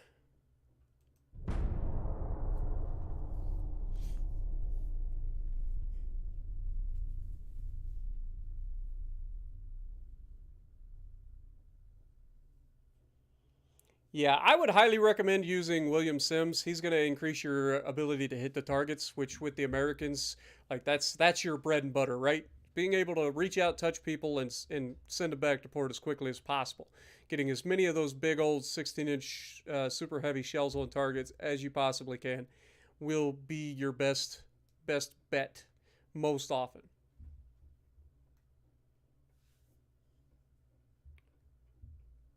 They could be having their Easter Rising. I'll check it out. I'll check it out for you, Sean.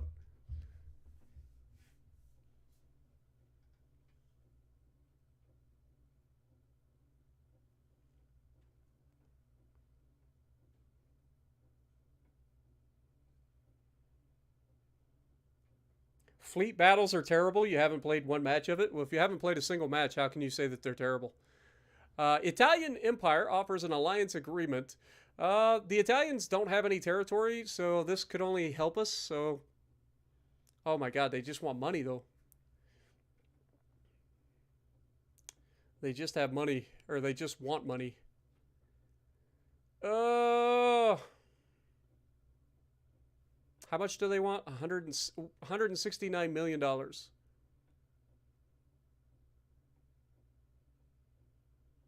But it also decreases our naval budget. Oh, hell no. No. Agree with the Spanish peace, please. Kill the transports of the Chinese. That'll reduce their effectiveness. Yeah, the Chinese are losing far more people than we are. And we have pushed back their offensive in Kyrgyzstan, so that's good.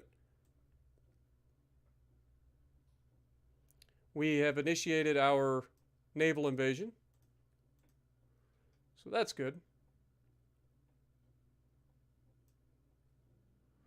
The Chinese are trying to take over Korea. Now, that's something that I personally wouldn't mind, because if they do that, if they take over Korea, then that gives us the chance to take that over at some point. We'll see.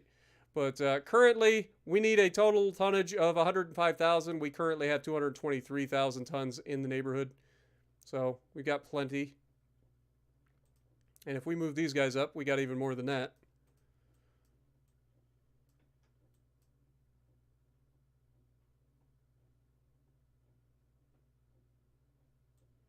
Do have to keep an eye on these guys, though.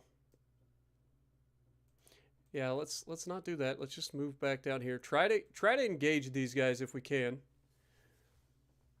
If we can take this fleet out, I'll feel a lot better. They don't really have much that I'm worried about necessarily. It's just that they're kind of obnoxious in the area. All right, so let's recap who we are currently allied. We are currently allied with the US and Germany. We are currently at war with Spain, China, and Russia. So definitely got some stuff going. As soon as we get peace with Spain here, hopefully that'll be this turn. As soon as we get peace with Spain, I'll feel a lot better about the scenario.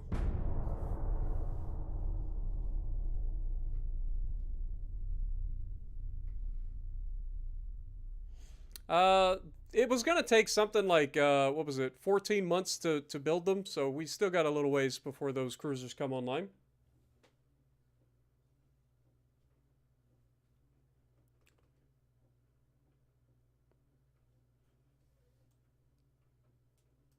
Spanish still not allowing that to go through.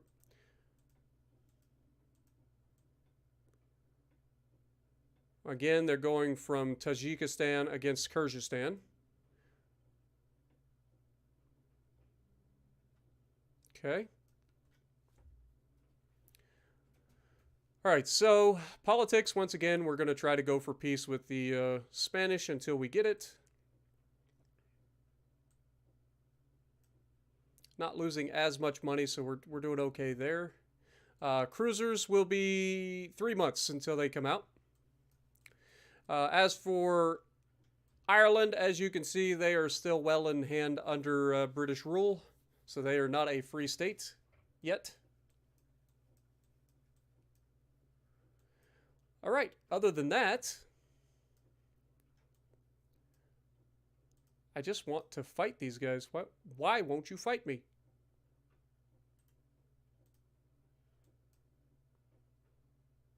So this guy is moving to East Asia. All right, we'll keep an eye out on him. Still have a 54% chance to succeed here. When it comes to power projection in East Asia, like, we are absolutely dominating that, so I don't have to worry too much there.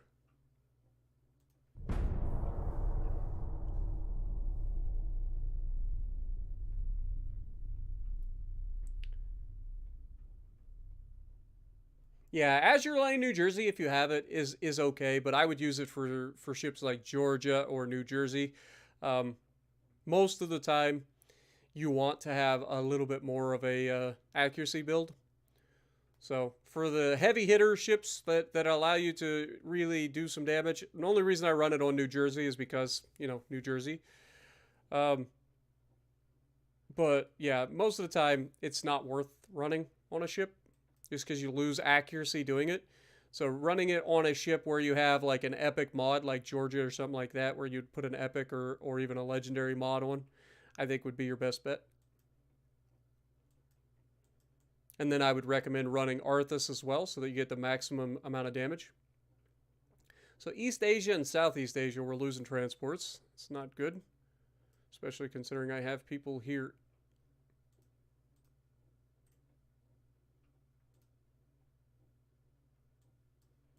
Trying to intercept these little turds.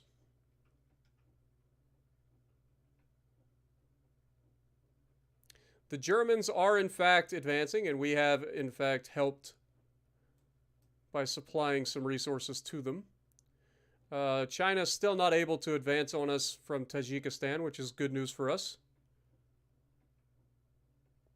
We are also being helped out by the Germans, so beautiful. They are actually attacking Mongolia as well, and they are advancing into Mongolia. That I don't like. That I don't like at all. They have such a huge, massive army, man. They've lost 48,000 troops already. We've only lost 7,400, so hopefully that'll swing in our favor. They are slowly advancing into Korea.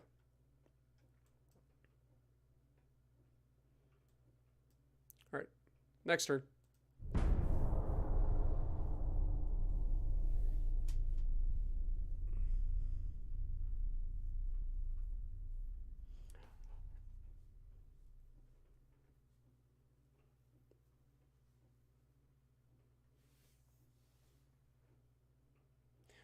What are my thoughts on the USS Florida? I actually like the Florida. I know it's squishy, but if you know that it's squishy, you know that it's not like the hardest hitting ship in the world because it's got 14-inch guns, it doesn't overmatch, then, you know, you got nothing really to worry about. Oh, these guys keep taking out my transports, man.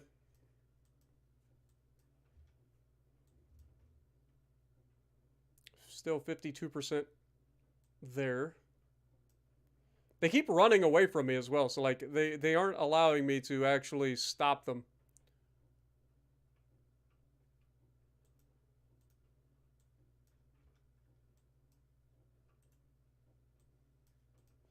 Who is this?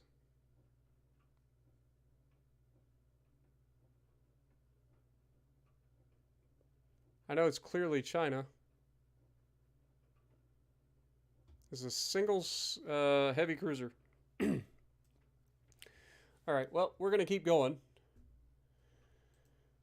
Hopefully the Spanish will end this war soon, because we've already kicked their butts. We've taken all the territory we wanted off them. So now we're just waiting for that war to end.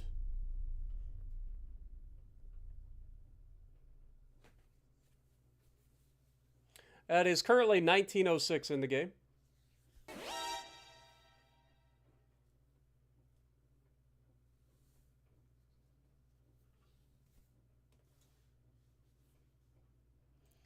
God, the war just won't end. You'd think if both sides are asking for war that the war would end. Or if both sides are asking for peace, the war would end. Like, I've asked for peace, they've asked for peace. Like, just end the war.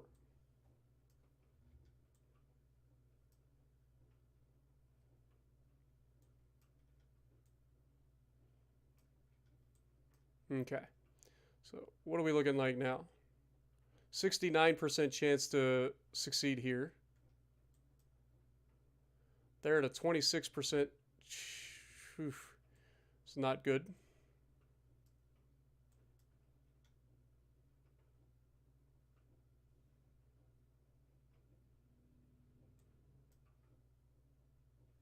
All right. Well, next turn.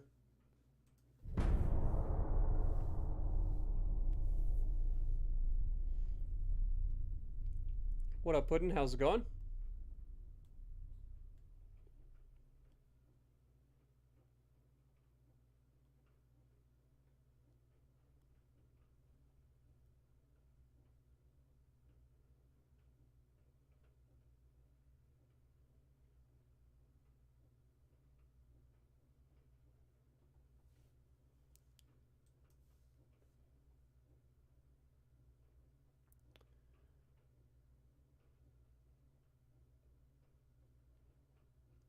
We could accept the peace treaty. We just took some of their territory. This would prevent more. Okay, we'll accept for now. That prevents even more territory. And we do have a battle here. Okay, so we have several battleships, including our brand new dreadnoughts, going up against a sizable, small, tiny fleet. So let's do it. It's time to battle! Honestly, I'm probably just going to, you know, put my dreadnoughts out front and let them do what they're going to do. And I'll send the rest of them away.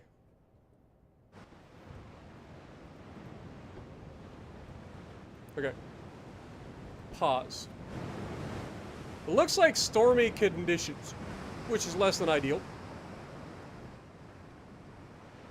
Okay, so where is Yakisoba? Yakisoba, I need you to detach.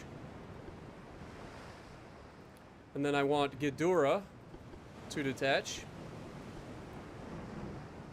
Ghidorah, join your sisters, please. You guys will go forward. Enemy is spotted to the southeast. The rest of you are going to be in a line-ahead formation, and I want you guys to go ahead and retreat, please. And take Yakisoba with you. Alright. Speed up time. Look at them.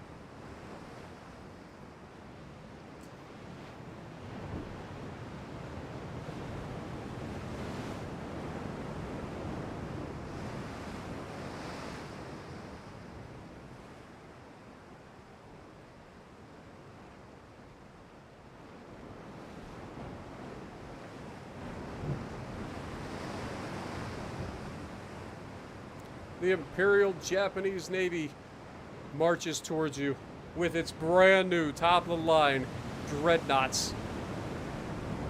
Gojira, Ghidorah, and Kaiju.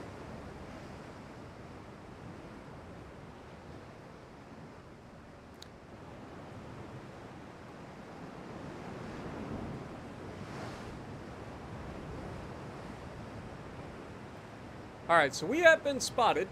And they are close enough that it is only ×5, so I expect to be yellowed any moment. Hey, we see him. Good luck with that, sunshine.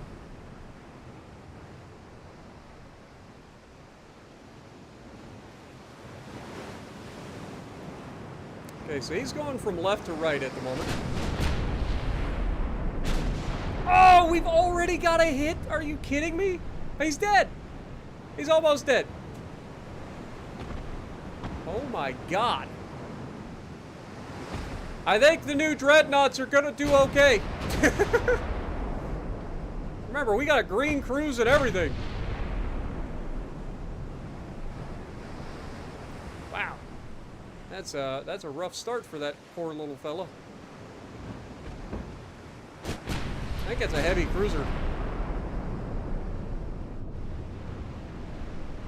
Remember, there's a couple of heavy cruisers and a couple of destroyers, I think. Maybe it's a light cruiser, I don't know.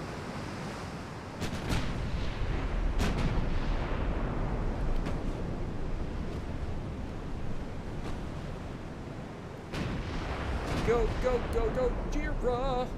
Pew, pew, pew, pew, pew. Go, go, go, go, Jira.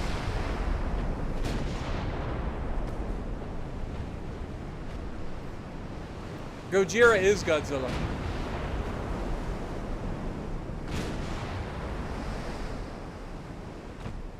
Come on, boys.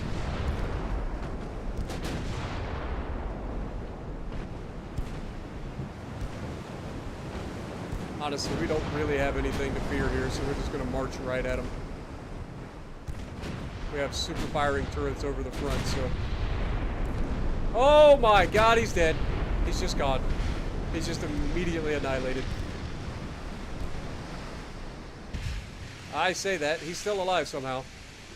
Alright, open up the angle. Lots of little turd burglars have been spotted. I don't know how this man survived that shot, but, you know, things happen. I thought he was dead for sure. We must have flooded a compartment that's already been flooded.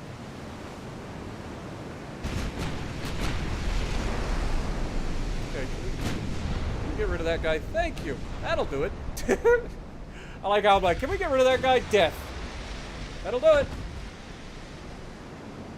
Alright, I need to check out the Chinese and what they're capable of in terms of torpedoes. So their torpedoes now have 1.2 kilometers of range. So we definitely got to keep that in mind.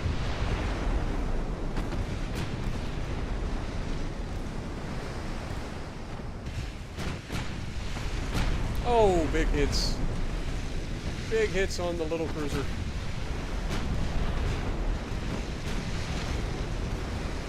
More big hits. That'll do it. Good night, sunshine.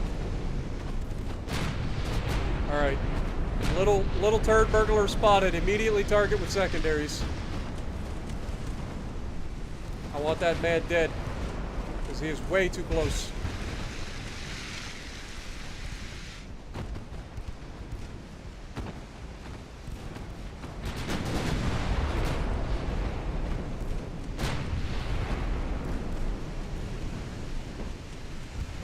Dodge! Torpedoes incoming! How he's still alive is beyond me.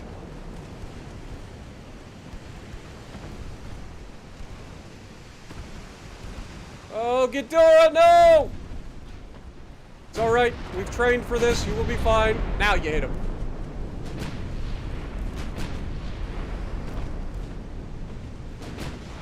Now you can see that these little turd burglars start to become a little more dangerous. It's harder to kill them immediately, and they have longer range torpedoes, so they're a lot more effective than they previously were. So we just got to keep that in mind. Watch out for those YOLO rushes.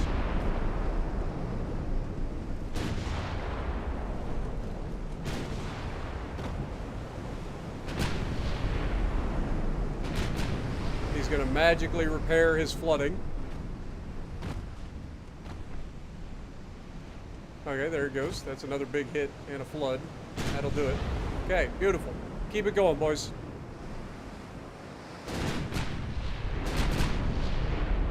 Ghidorah's going to be just fine. He's got some flooding. He'll be able to pump some of that out, too. So it's not as bad as it currently looks. You can see these front two compartments aren't totally flooded, so they will be able to be pumped out, in theory.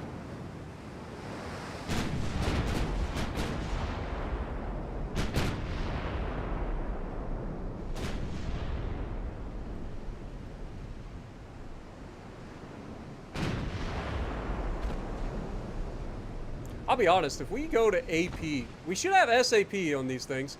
So if we go to AP, our SAP should annihilate these guys, right? Like, our secondaries, in theory.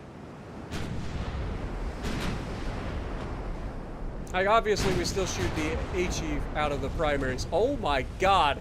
Primaries, like, I don't care about your secondaries. Dude, it just... These things are accurate as crap. I love it. Alright, let's see what the SAP secondaries do to this thing. I would really like to shoot him. please. Oh my god, we're gonna get torped again. Alright. Turn towards the threat. Oh, big hit. He got his torps away, though. We took it on the belt. We're fine. And he's dead. Okay. So we took a little bit too much damage there. It's not that big a deal. A lot of that will get fixed pretty easily. We lost 74 crew. They lost 1,700. We gained 8,800 victory points. We'll take that. Whoever did the most. We have Kaiju coming in with 40,000 damage. Gojira coming in with 33,000 damage. And Ghidorah not pulling its own weight with only 2,000 damage.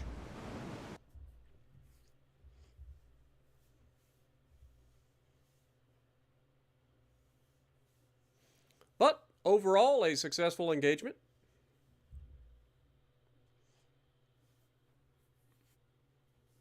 Kind of annoying that they managed to get those YOLO rushes off, but that just proves that we need to get our crews better. With better crews, those little turds will get annihilated before they get to us. What up, Aaron Ball? How's it going? Glad you're here for another UAD stream. I will admit that the stream is actually almost over. But there's plenty for you to watch. We did manage to grab the Liaodong Peninsula, so that's huge. We are now going to look at grabbing northeast China, if we can. So let's move these guys even further over.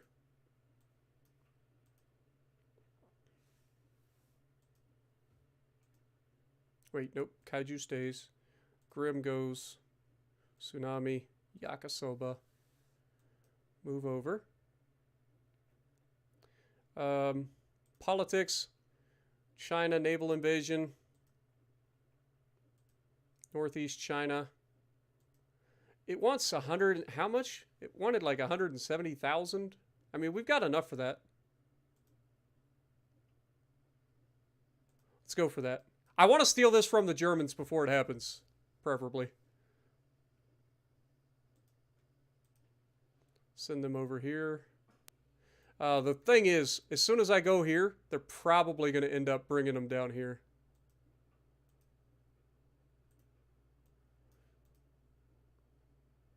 Why does it keep changing?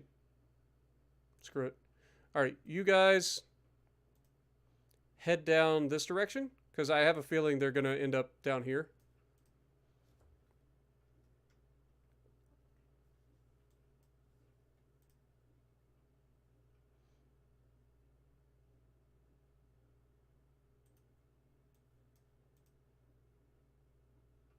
Okay, next turn. Let's see where the thing pops up.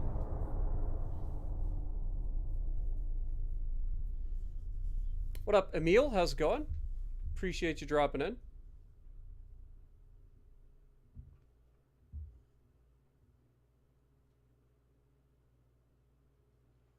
What up, Mule?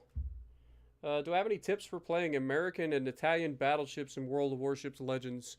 I've got all kinds of tips. If you guys want to check them out, I've got entire playlists devoted to the Path 2 series.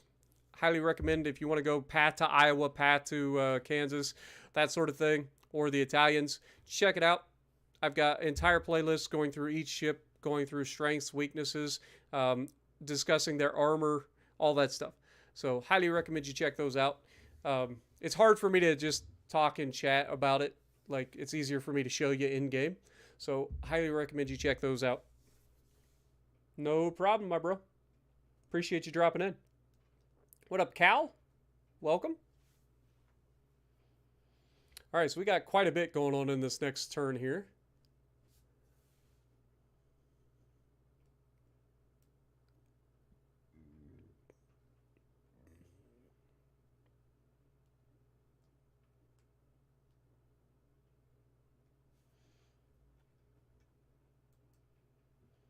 Okay, war between the British and the Austro-Hungarians. France and the Spanish. Germany and the Spanish. France and the Italians. Good Lord, World War is just gone. The world has gone to crap. Okay, we have the big three against a much larger force this time. So we're going to have to play a little bit more carefully against these destroyers and torp boats. But they should be a lot more accurate this time as well. So let's go ahead and go for that. I love the game. I've been playing this game for about 4 years now, so I truly do enjoy it. It's come a long ways. Emil, I apologize, my dude. I don't actually understand what you're trying to say. I can only speak English, but I do appreciate you dropping in.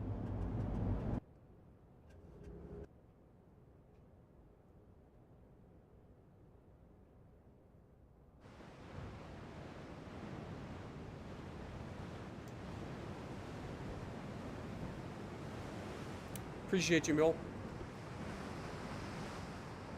Alright, so we've got our big three here. And as you can see, they are relatively good shape. They've got their flooding under control. They've taken a little bit of structural, but no big problems. Enemy is spotted to the east, so we need to make a slight course correction. Go straight ahead. We do have trained crews now, and regular crews on Kaiju. So the crews should be better overall. Do I think the game is worth it? I enjoy it. It's, you know, personally, I like the game.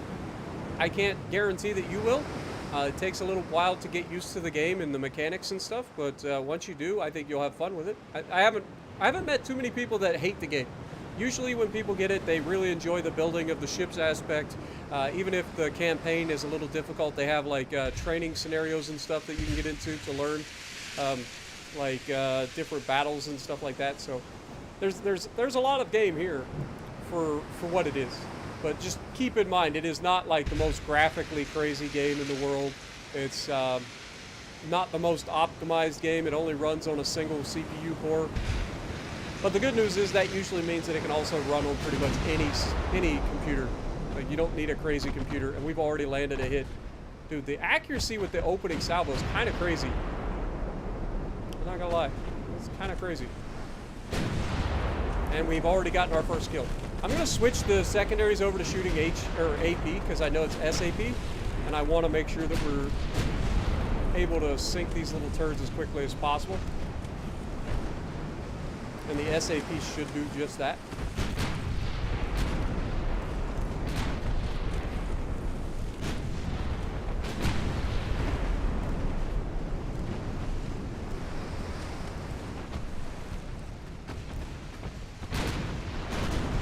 Massive hit on the somebody. I'm assuming that was a light cruiser. Good lord. Just annihilated that guy. Okay, we're getting some partial pins with the secondaries. Big hits with the primaries.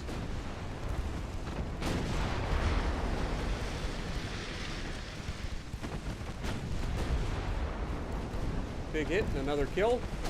Dude, these light cruisers are just getting yeeted.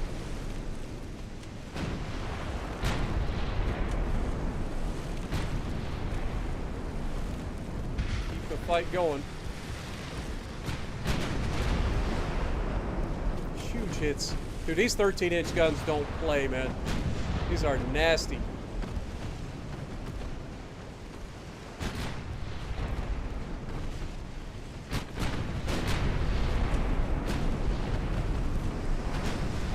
Dude, we just look at them and they die. I don't think I've ever seen that many ships get taken out that fast. Where's the rest of them? We are slightly slower than we normally would be. I would assume that they're out this direction, so we'll just make a slight turn and head in that direction.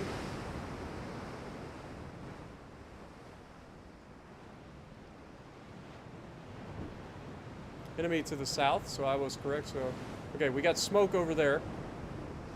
We're just going to go ahead and turn towards the smoke.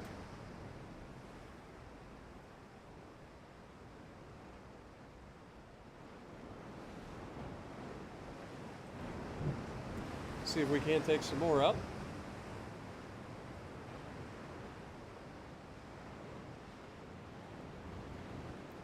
Honestly, I don't blame these guys for trying to run away after what just happened to their light cruisers. We just wiped out every light cruiser that they brought to the fight. That first wave got completely annihilated.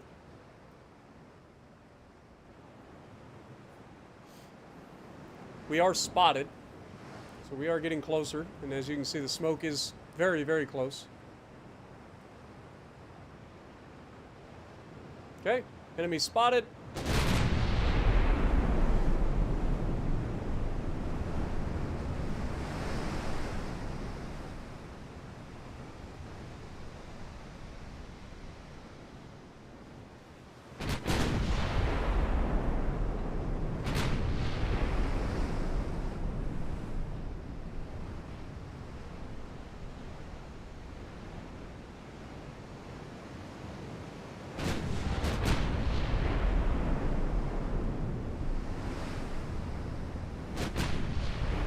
The fact that these guys are low on fuel certainly does not help their situation out either.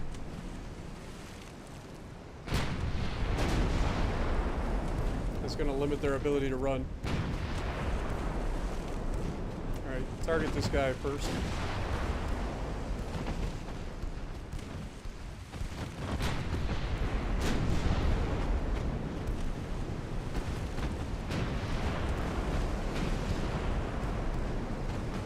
I would love to see our secondaries with this SAP actually hit the target so that I can see how effective it is, but our primaries are more than effective enough, apparently.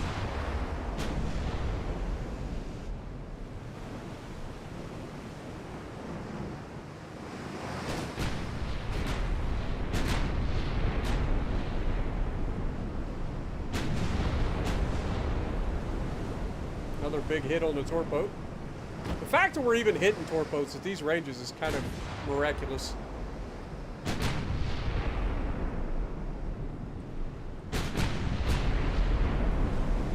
Another big hit. That'd probably be the end of that torpedo.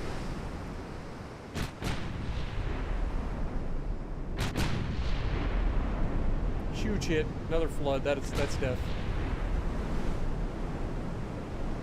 Funny thing is, these guys aren't really running. They're just kind of playing hard to get. So they're kind of putting themselves in a position where I can just roll up on them one at a time and yeet them.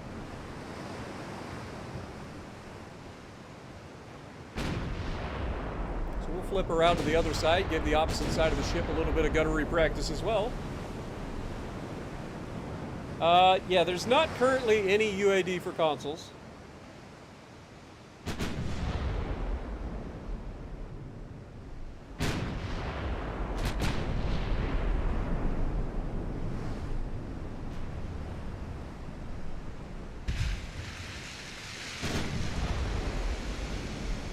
There's a good hit.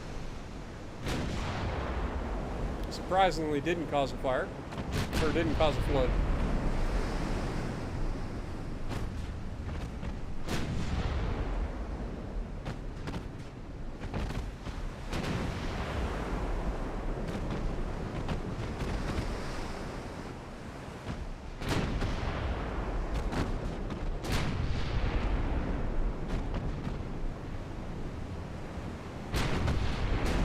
There we go. A good hit. We actually have found their heavy cruisers as well.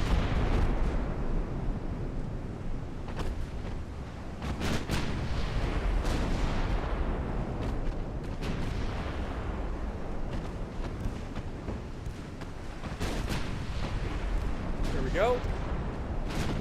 This should be the end of that torpedo boat.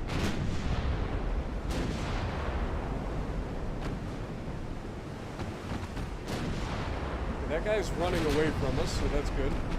I don't want him to get too close. Oof. Just death. It's just death. Guns are starting to target the destroyer off my bow.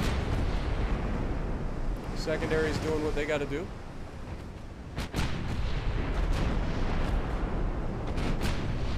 Managed to hit the destroyer.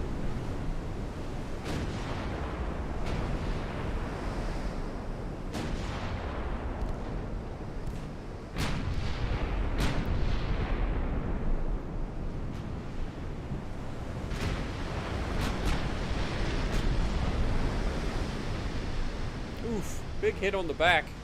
And down he goes. Alright, we need to get rid of this guy. We don't want this guy sticking around.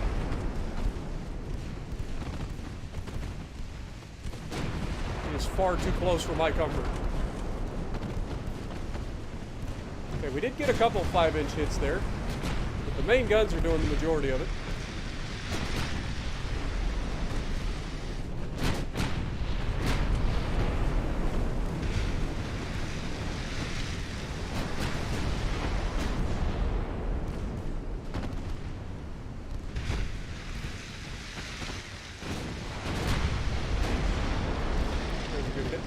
Alright, let's try SAP on this destroyer. I'm sure we'll overpin, but might as well try. Oh, never mind. We did not overpin. I mean, we did overpin, but it was still plenty. It was still plenty. Down goes the heavy cruiser to extensive fire. Oh, these dreadnoughts are disgusting.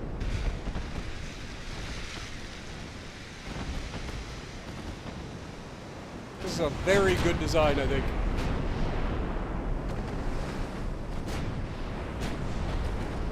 Even if it is a bit unconventional.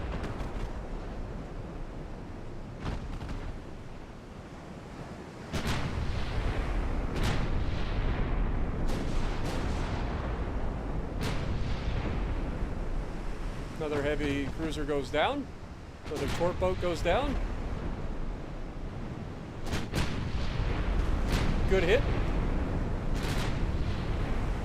Oh, and down he goes. Yep, I think SAP is definitely the way to go for these little boats. For sure. Just throw all the SAP at them.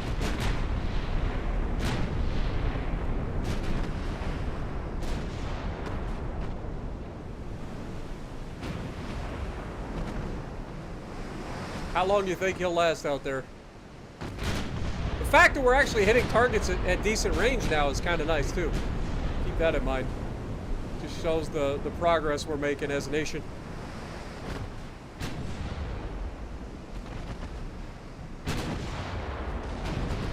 Oh my god! I look away and they immediately destroy a destroyer off my bow. Just completely nuked it.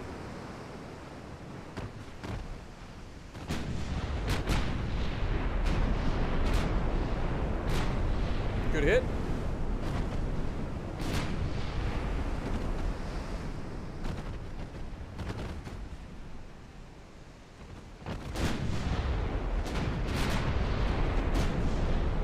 Good hits.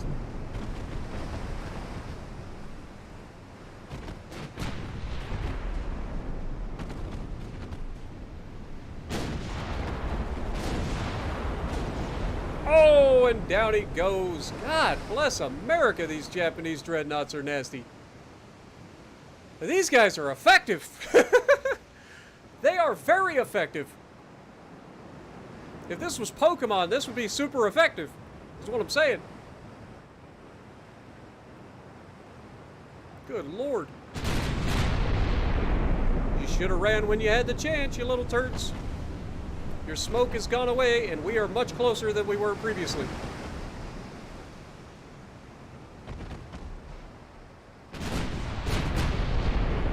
Good hit.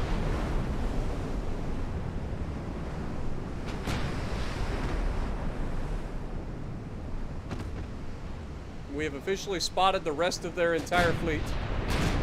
Oh, boys, you should have run. You should have run away.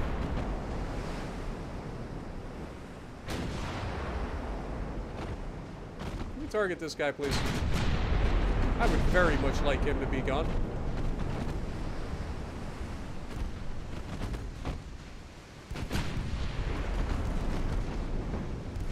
We're getting low on SAP, though, for the mains. Okay, that is a real thing. Okay, they seem to be kind of content with their course, so we're going to change course and close a little bit closer.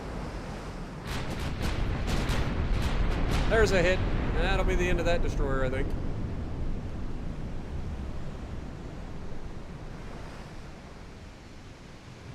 These guys and their god-darn smoke screens. And down he goes. Oh, and there goes the torp boat. That should be the end of him.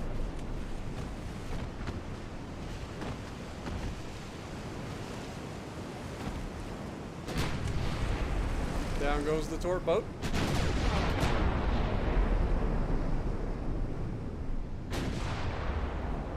Boy, these guys and their smoke, man. Almost like they don't want to be seen. For some reason.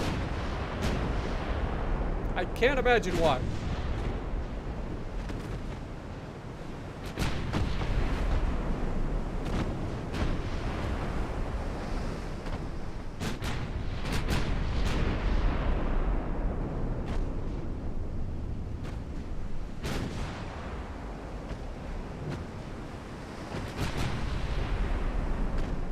Come on, hit the little turd burglar.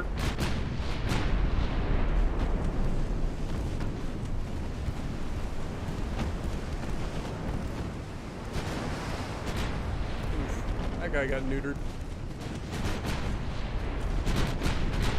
Oh, and down goes the torp boat. Yep, that'll do it.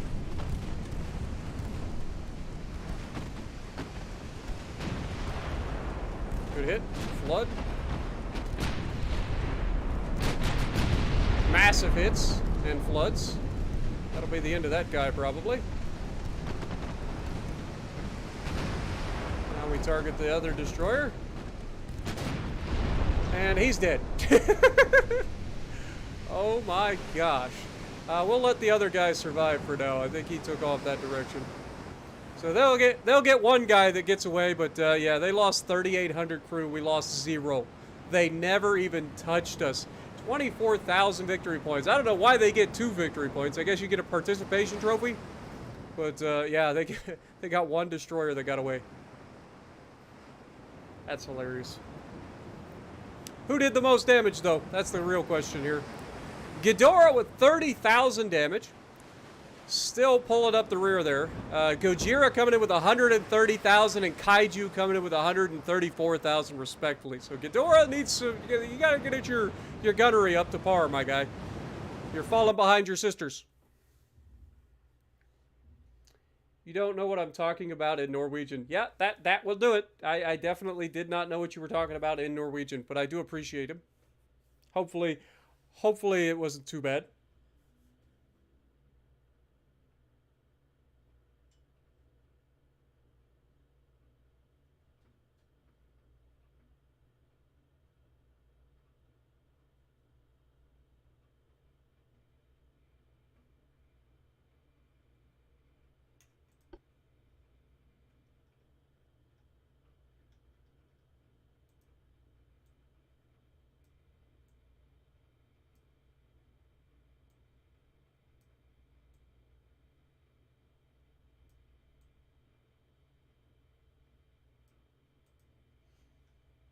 Okay, the naval invasion's actually to the north. So we will get our ships up there.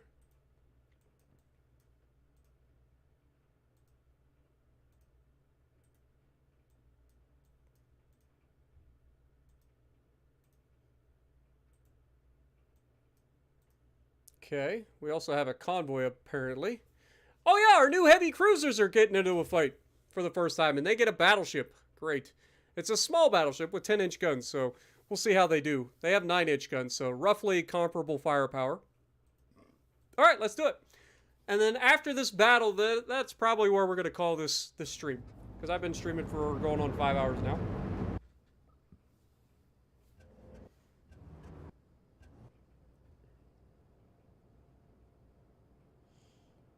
Yeah, I would just copy and paste it in Google Translate personally, rather than typing. Alright, so 1 battleship, 2 heavy cruisers, and some transports. That shouldn't be too bad for us, hopefully. Now, the downside is we are running SAP on these, I believe. No, we're running standard AP, so yeah, we should have no trouble. We should be able to deal with these guys.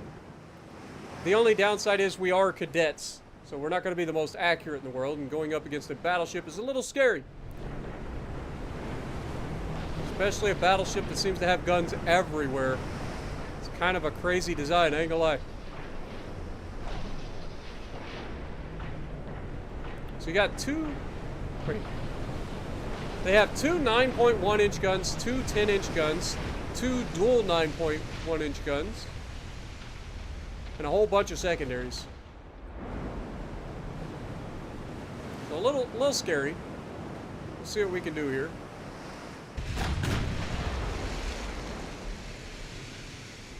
Okay, the transports are over here, so let's just go straight at the transports. Our goal here is to annihilate the transports. We can deal with the others, hopefully, over time.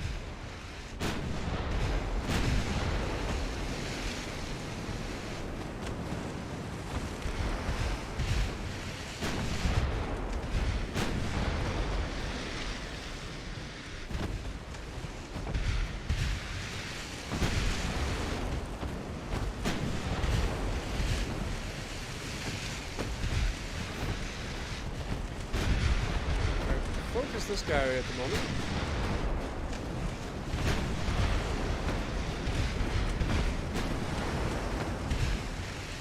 Maybe target the transports with the secondaries.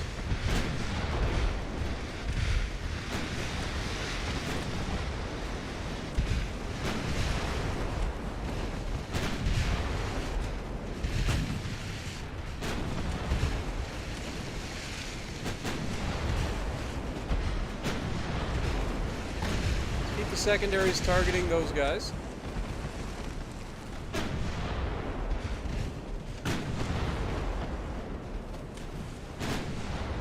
Remember, our goal for this particular engagement is to kill the transports, so that is what we are going for. Everything else becomes a bonus after that.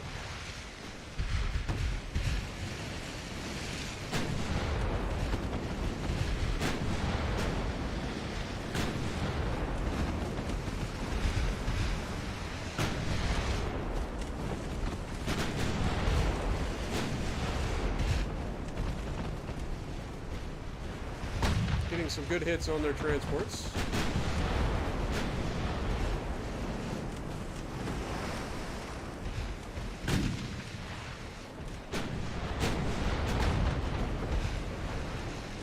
Here we go.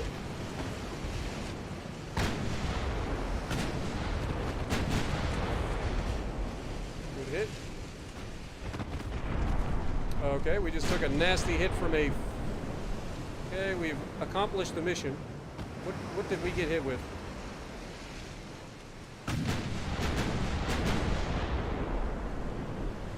Let's go ×5. I'm assuming it was the heavy cruiser. Speaking of heavy cruisers, what are you running? Well, these heavy cruisers got 11-inch guns? Good lord. Okay, that's kind of terrifying.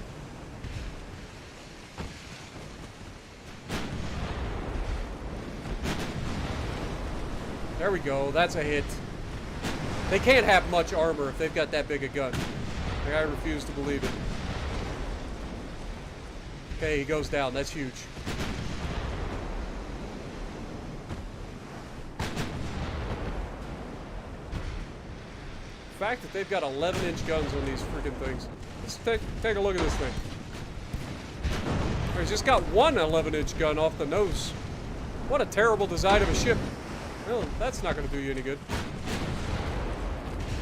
I mean, it's terrifying to think that that thing has an 11-inch gun on it, but at the same time, it's really not that scary because we should annihilate this thing. And you can see our secondaries doing all the fires. Down he goes to extensive fires. Now we just do the same thing to the battleship over here. The battleship only has 10-inch guns, so I'm not too worried about that.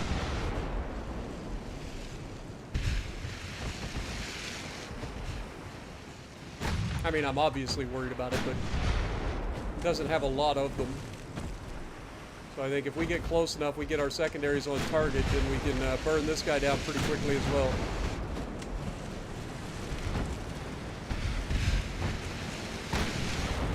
Alright, what are our odds? It's showing that we don't have much of an odds of penetrating with AP.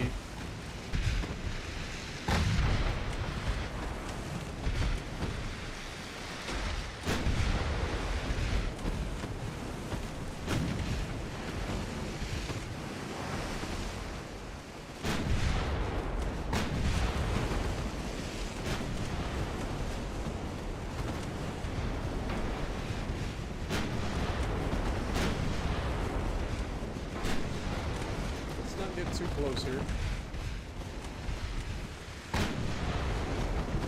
Seem to have quite a few secondaries. And we're not landing near as many shells as I would like with our secondaries on a battleship. Oh, and there the fog rolls in and completely screws us. Now I have even less ability to hit the target.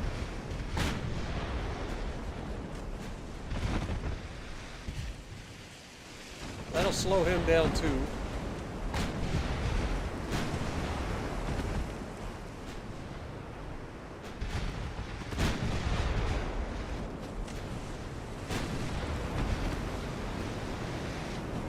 Currently at 1.2% of his crew lost, and not a lot of fires burning on board. I would like to step that up.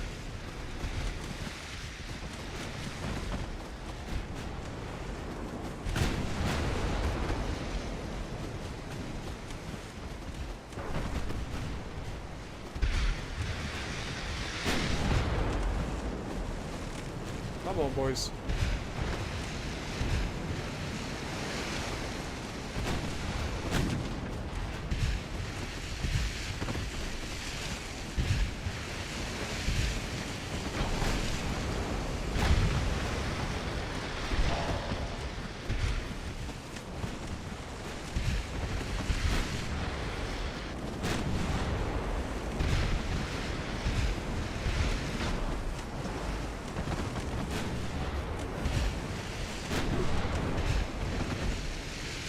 I'm going to try a salvo of AP here and hope for the best.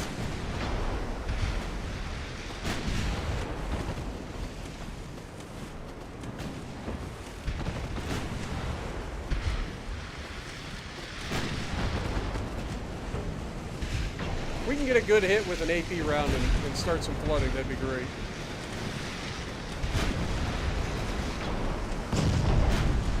Okay, we just took some nasty hits there.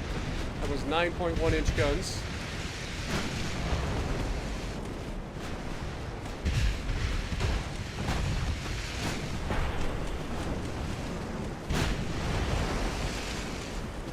Alright, never mind. Let's go back to what you were doing. Burn this man down. Might take a while, but make it happen.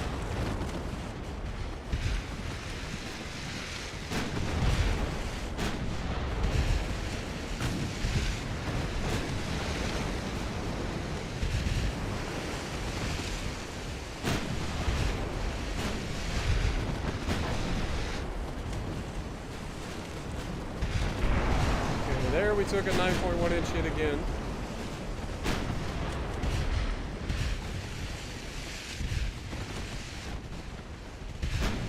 Dude, he has trained crews, we have cadets. That's part of the problem that's going on right now.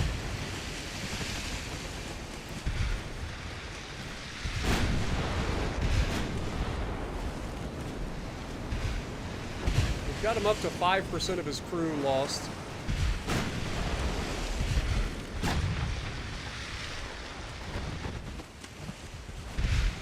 I would try splitting up here, but I feel like that would be a bad idea because he's surrounded in guns. It's not like he has a couple of guns here and there. He's literally a gunboat. He's got guns everywhere.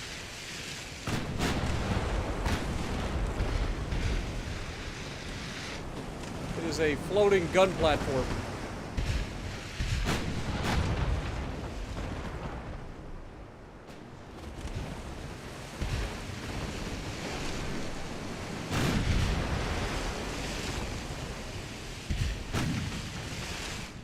This ridiculous thing.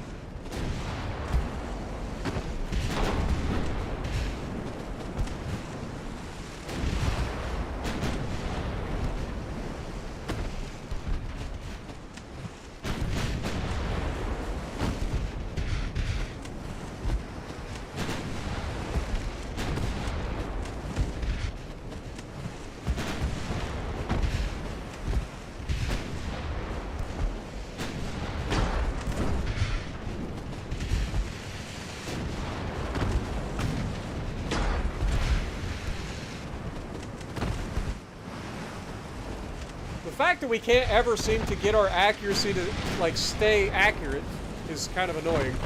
It keeps resetting for no reason.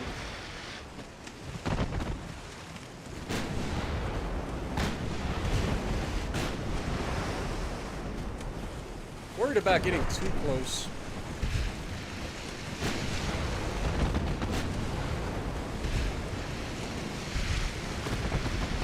But I need more fires.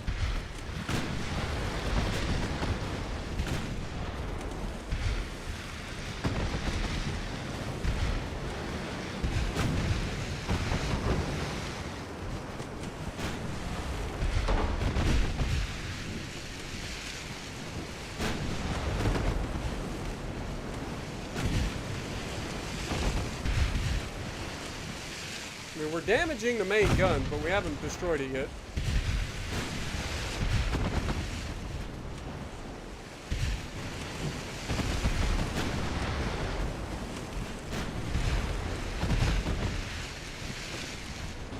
We are sending so many rounds downrange. You would think we would be landing more here. There we go. More fires. He's up to 8.4% of his crew loss, so he's losing more than we are. Which makes sense. He's being shot at by 2 separate ships with HE. We got to get him to 45% of his crew before he gives up.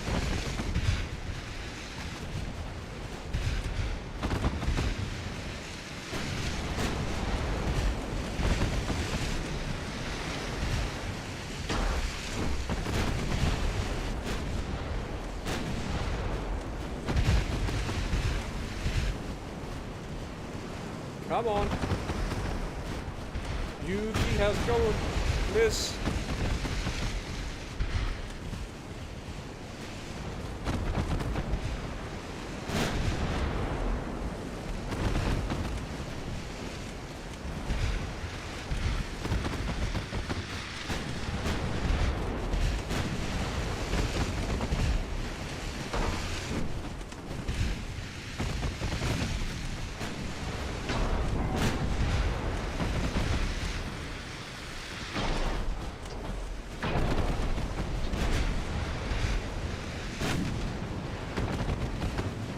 And it'd be real nice if we could get some shells on target with the mains.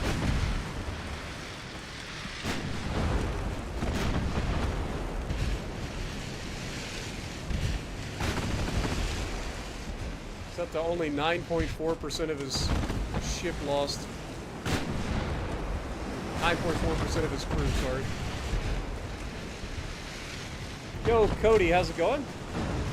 Joshua, Jacob, appreciate you dropping in. Not sure exactly what's going on with the message retracted, but hopefully you guys are doing well.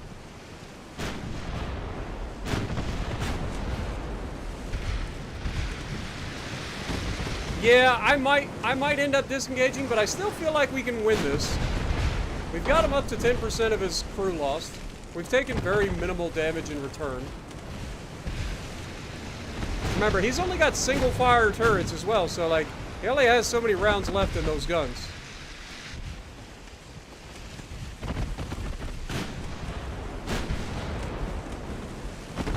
Because we're getting low ourselves.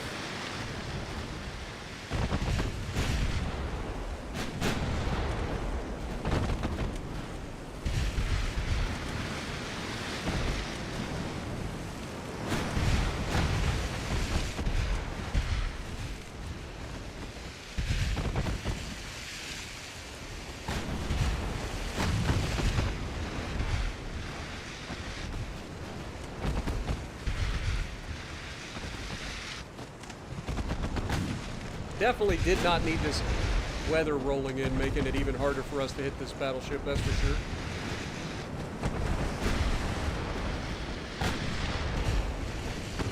Partial pin with the 5-inch.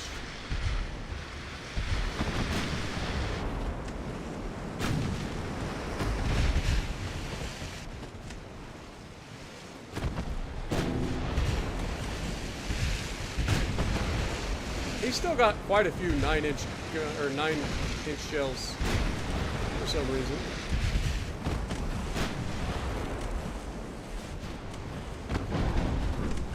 We just took a 10-inch shell to the nose.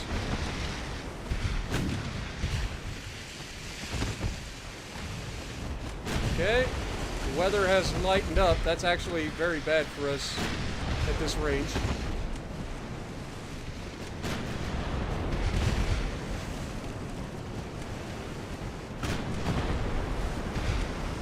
Okay.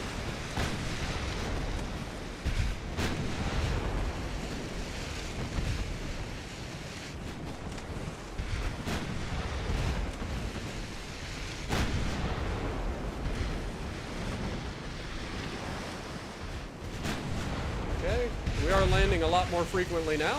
We're up to 13% of his crew. He's got 69% of his structure remaining. I don't know what's going to go first. Is his crew going to go down first, or is his structure going to be taken out?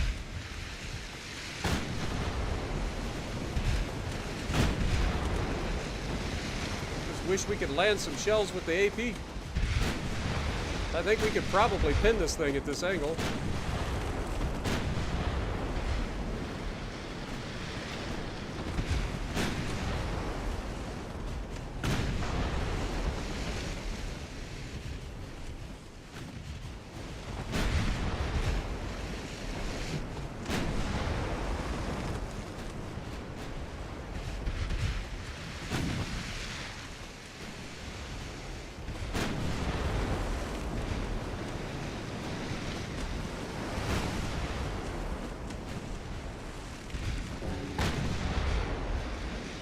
We've only landed 2 hits for 210 damage with the 9-inch guns.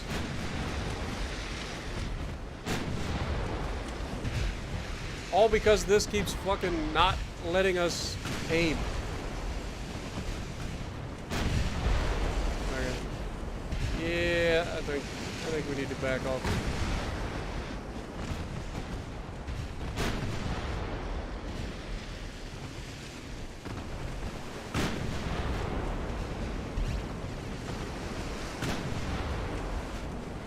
It's just so easy for him to land a shot or two to cause problems.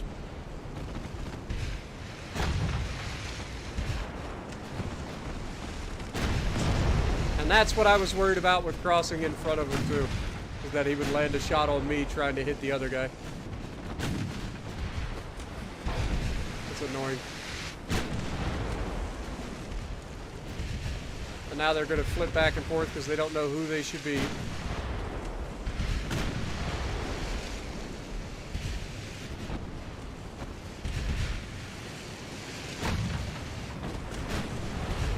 Alright, detach before you guys both end up dead.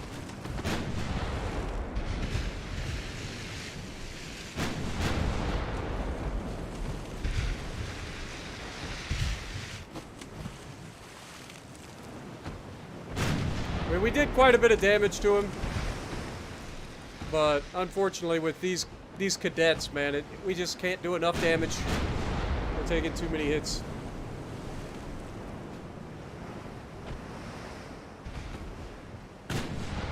We'll disengage. Live to fight another day. We definitely accomplished our mission and did what we needed to do.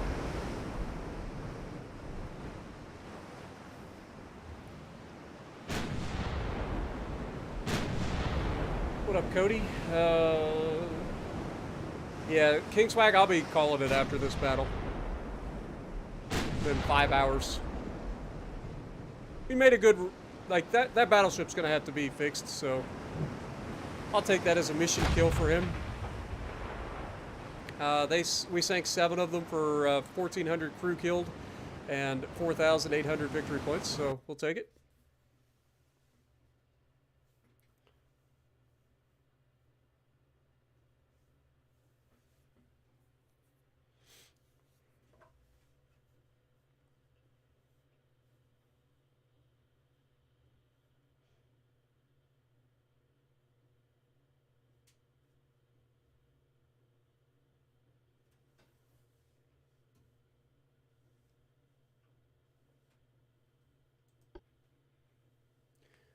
Alright, so that was a victory for us, obviously. We've got the naval invasion in the north. That should do okay. I don't know if we're going to get it or not. We're going to try to get it. Currently, not looking good. But the politics side of things, we're still trying to get Spain to agree to a peace treaty, because we no longer need to fight them, but they're currently at war with all of our allies, so that's probably why they're not accepting. As for the whole situation here, China is trying to take Mongolia from us. And then, of course, they're trying to take this from us as well, but they're failing from Tajikistan. So we're doing okay there. The Germans are at least invading northeast China. I was hoping that we could potentially get that before the Germans, but it looks like the Germans may take it first. So, yeah, it's just one of those situations. But overall, we are gaining money now. So there's at least that. So we are at least making money. So we can start to pump up our tech budget again. Maybe not quite that much. We'll go up to like 69% because nice. Yeah. Let me know what you guys think. If you guys are enjoying this as much as I do, don't forget, punch that like button. Leave a comment below. Subscribe to the channel if you haven't already. And as always, I will see you in the next video.